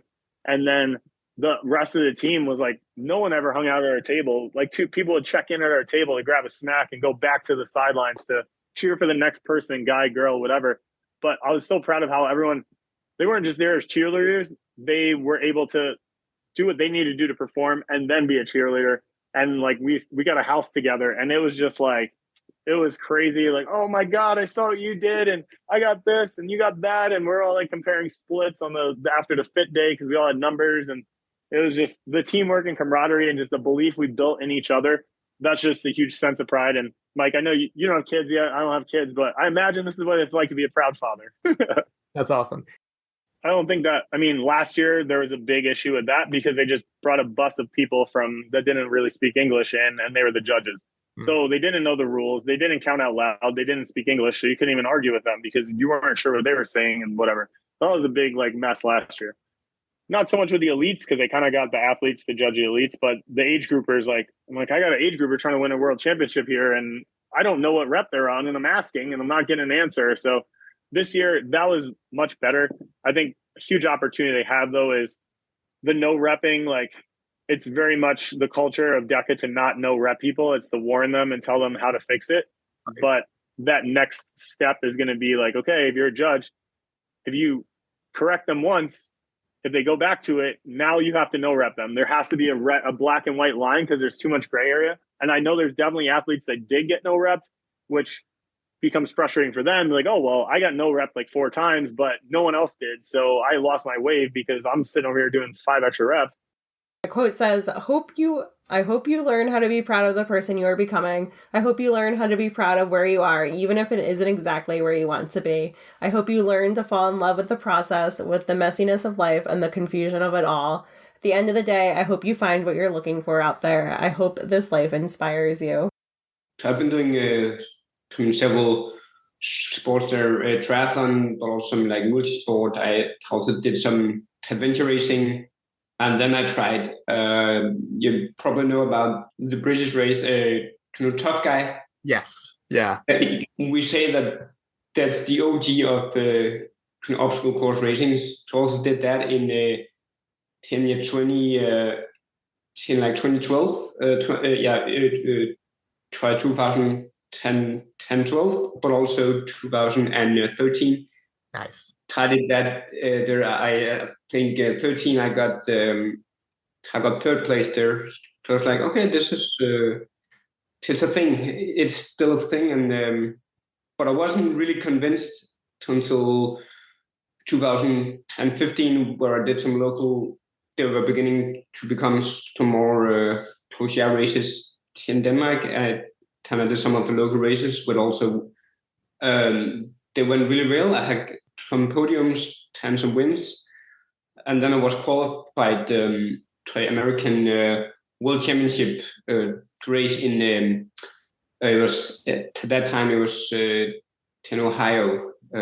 Yeah, long time ago. Yeah. So 2015, I was actually going to that race, to my first championship race with an OCR, and then I didn't have too high expectations, but it went really well on the 15K. I came 5th place there, so I was like, okay, this is fun. I'm okay at this sport. I think it's I'm gonna see see what's possible here for me. And then I was meeting up. I was getting close to the race area. The finish area there, and I was meeting up. I met Leon and also Ida there from Denmark. They were that was really nice to see them there, because then they were like cheering me and well, encouraging me to will stay focused there for sure. And then I was just doing my thing, and I did the last obstacles also without problems, and I got my spear there. That was a bit afraid of that. That could potentially ruin the race there. So I was really happy when I got that spear. Then I knew I had still about 1 minute ish to Pavel there, so I knew I was safe there. Yeah. Then past the finish line, boom. Best race ever, I think. Yeah. That it felt like winning, because it really did. I was like, I didn't really care about there were like two other really fast guys in front of me, but I was just, this is also my podium, and it really felt amazing, and there was the same feeling, actually better than some of the wins I got, way better feeling. So it really felt like winning, and I still believe in that for sure. Yeah. To me, the same setup, and I think that like opening them and putting stand out, that doesn't sound very standardized. It's like standardized. It must be so frustrating to, like, if you have two full heavy bags, to see see an athlete whose sand is pouring out of his bags. It's not the athlete's fault. That's got to be really, really frustrating. Exactly. So it's not perfect at all. It's not perfect, but at least they were trying to make it right. But definitely not perfect. But I'm not sure how much it was affecting in the end. Probably a bit, but you don't really know because it's hard to measure. Yeah. So I mean, I was not like spending too much time, thinking about that. I just, try to do my thing. Yeah. But it definitely room for improvement to the organization there. Especially for a world championship event. Exactly, it has to be the same, and they also had some problems. I saw had the beast race. For the women's race, they had to carry the men's bags, and they were not all to a good quality. So there was also some, also sand that was like going out there. Not great for a championship race. No. So it's not perfect at all. But when I'm racing, I don't spend too much time thinking about that, because I know I'm not able to change anything in the moment. I was just trying to, focus on myself, and doing my own thing there. So that's what I'm usually doing in these races. Even though it's really hard to get very frustrated, but that feeling won't won't help me in the racing for sure. So yeah. You made a post recently that I really liked about making the 8-year-old you and the 80-year-old you proud. So what's something that you wish you could go back and tell your 8-year-old self? Because that's what's the motivation for me, like has to come from the inside, So I'm not doing this to impress everyone else. I think that's important for me to be aware of. But if I could go back, I mean, I don't. I'm a type of person who I don't regret anything. I'm just like, not everything turns out to be perfect, but I believe I'm also trying to do the best thing in this certain situation I'm in. So it's actually hard question, but but if I should tell something, it would be probably something like dream big, or go for it. I mean, go for your dreams. Yeah. And then my quote is, finish the year with your people and long talks in front of fireplaces. Finish the year with some time cozy under the covers well after your alarm goes off. Finish the year sneaking moments away from your mental to-do list. Finish the year reflecting on what worked, what you learned, and what you're proud of. Finish the year giving yourself grace for the plans that never took off. Finish the year with self-compassion, and finish the year with rest. Welcome back. Thank you for listening at any capacity, and to our guests who have been on the show in 2023. We really appreciate it. There's been a lot of you guys. For related episodes, we do this every year back from 2017, which this really puts in perspective of how long we've been doing this. So episode 52 for 2017, 104 for 2018, 156 for 2019, 208 for 2020, 260 for 2021, and 312 for 2022. Links down below, so would you kindly check them out? Subscribe and follow wherever you get your podcasts. We are on all of the podcast players. Yeah. You could also leave a review. That doesn't do much, but helps, I guess, a little bit if you want to do that. Way to sell it. I love positive reviews. Leave us a review on the Purple Podcast app. Please and thank you. Yeah, I don't care about reviews, but if you could share the show with a friend, that would be massive. Actually, how's this? We'll do a giveaway. Let's think about this a little bit. If you do a post of this, if you reshare this episode and tag us in it so we can see it sometime in the month of January, because I know this is a long episode, and we see it, you'll be entered into a drawing to win a shirt. And I'll pay for that it. is fun. Yeah. And this is for an all the people. running adventure shirt. Yes. We're going to be choosy about that. But yeah, we'll see who gets to this part, and because I'm going to give you a whole month to get to it, and then who shares it. Look at you being impulsive. Yeah. Well, I had an idea of this. That's why I had the poll too, but I didn't really structure it very well. Are you wearing perfume? No. Okay.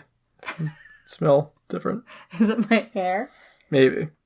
I'm having trouble breathing. I don't know what's going on. All right, Caitlin. Follow us on social media. We are on Instagram, Facebook, and Threads. Yeah. Threads, yeah, right? technically. That's what it's called? Yeah. You can also support us over on Patreon. Again, if you're a Patreon supporter, please check your emails, check the Patreon website or the Facebook group, just so you're in on this thing that we need by next Saturday the latest, I believe, because I'm really going to get that together. Coming up next. Yeah, podcaster roundtable with... I can't say all the people yet. I'll give you a hint, but only one of us were invited. Ouch. Well, sorry. There's just a lot of people, and I wanted to expand it, and there's still some other people that were upset that they were included. I get that. I'm going to do a podcaster roundtable with all the people you excluded. Fair. Including me. Is that right? Maybe. Could you believe it, though, that you just didn't even think to ask me? I didn't think you'd want to be a part of it. I wanted the option to not be a part of it. Okay, fair. Fair. If you asked me, I probably would have said no, but now that you didn't ask me, I'd like to be a part of it. There we go. I'm building it up, so now you have something to prove for next year, 2024. Caitlin, do you have a quote? I do. It says, new beginnings. If I've learned anything this year, it's that I won't ever be ready for what life throws at me. I will never be adequately prepared. I won't have the right words when it counts for something. I won't know the right answer when fate itself is staring me down. I've learned I can go on waiting for something, sustained by hope and nothing more, or I can put it to one side and shrug my shoulders. Bravely accept the fact that I can't keep my heart safe any more than I can stop love from taking everything from me.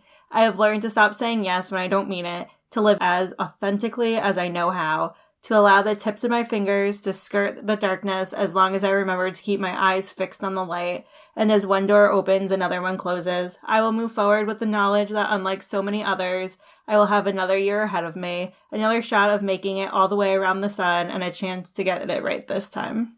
Nice. Well, that just about wraps it up. My name is Michael Stefano. And my name's Caitlin Ritter. And we'll talk to you next year. Yeah, we'll talk to you next year. Big things are happening in 2024. Not that I know of, but hopefully. Be safe, guys, and yeah, bye. Bye. Thank you for listening.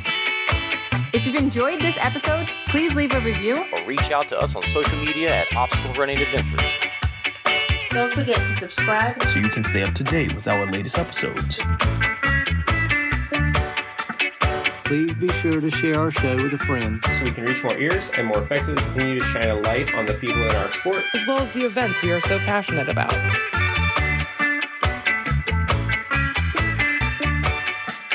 Our intro song is Streaker by Straight Up. And our outro music is Iron Paw by The Best.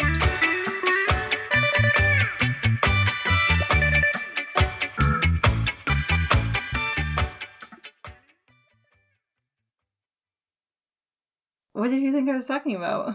I don't know. Oh no, are they gonna think it's a baby? It's probably. I was talking about World's Toughest Mudder. Which you still haven't signed up for. I know. That's a lot of money. I'll pay for it. Okay. No, you should pay for it. Nope, You should. nope, No, you no. should feel accountable while you do this. You're like, it's not my money. It's my husband's money. I've never said that. No, I just have had a lot of big expenses recently, so I was waiting. Yeah. You didn't talk about your new car. I did get a new car. Well, we did get it like 2 months ago, so fair. Right. We'll talk about the next episode. Bye.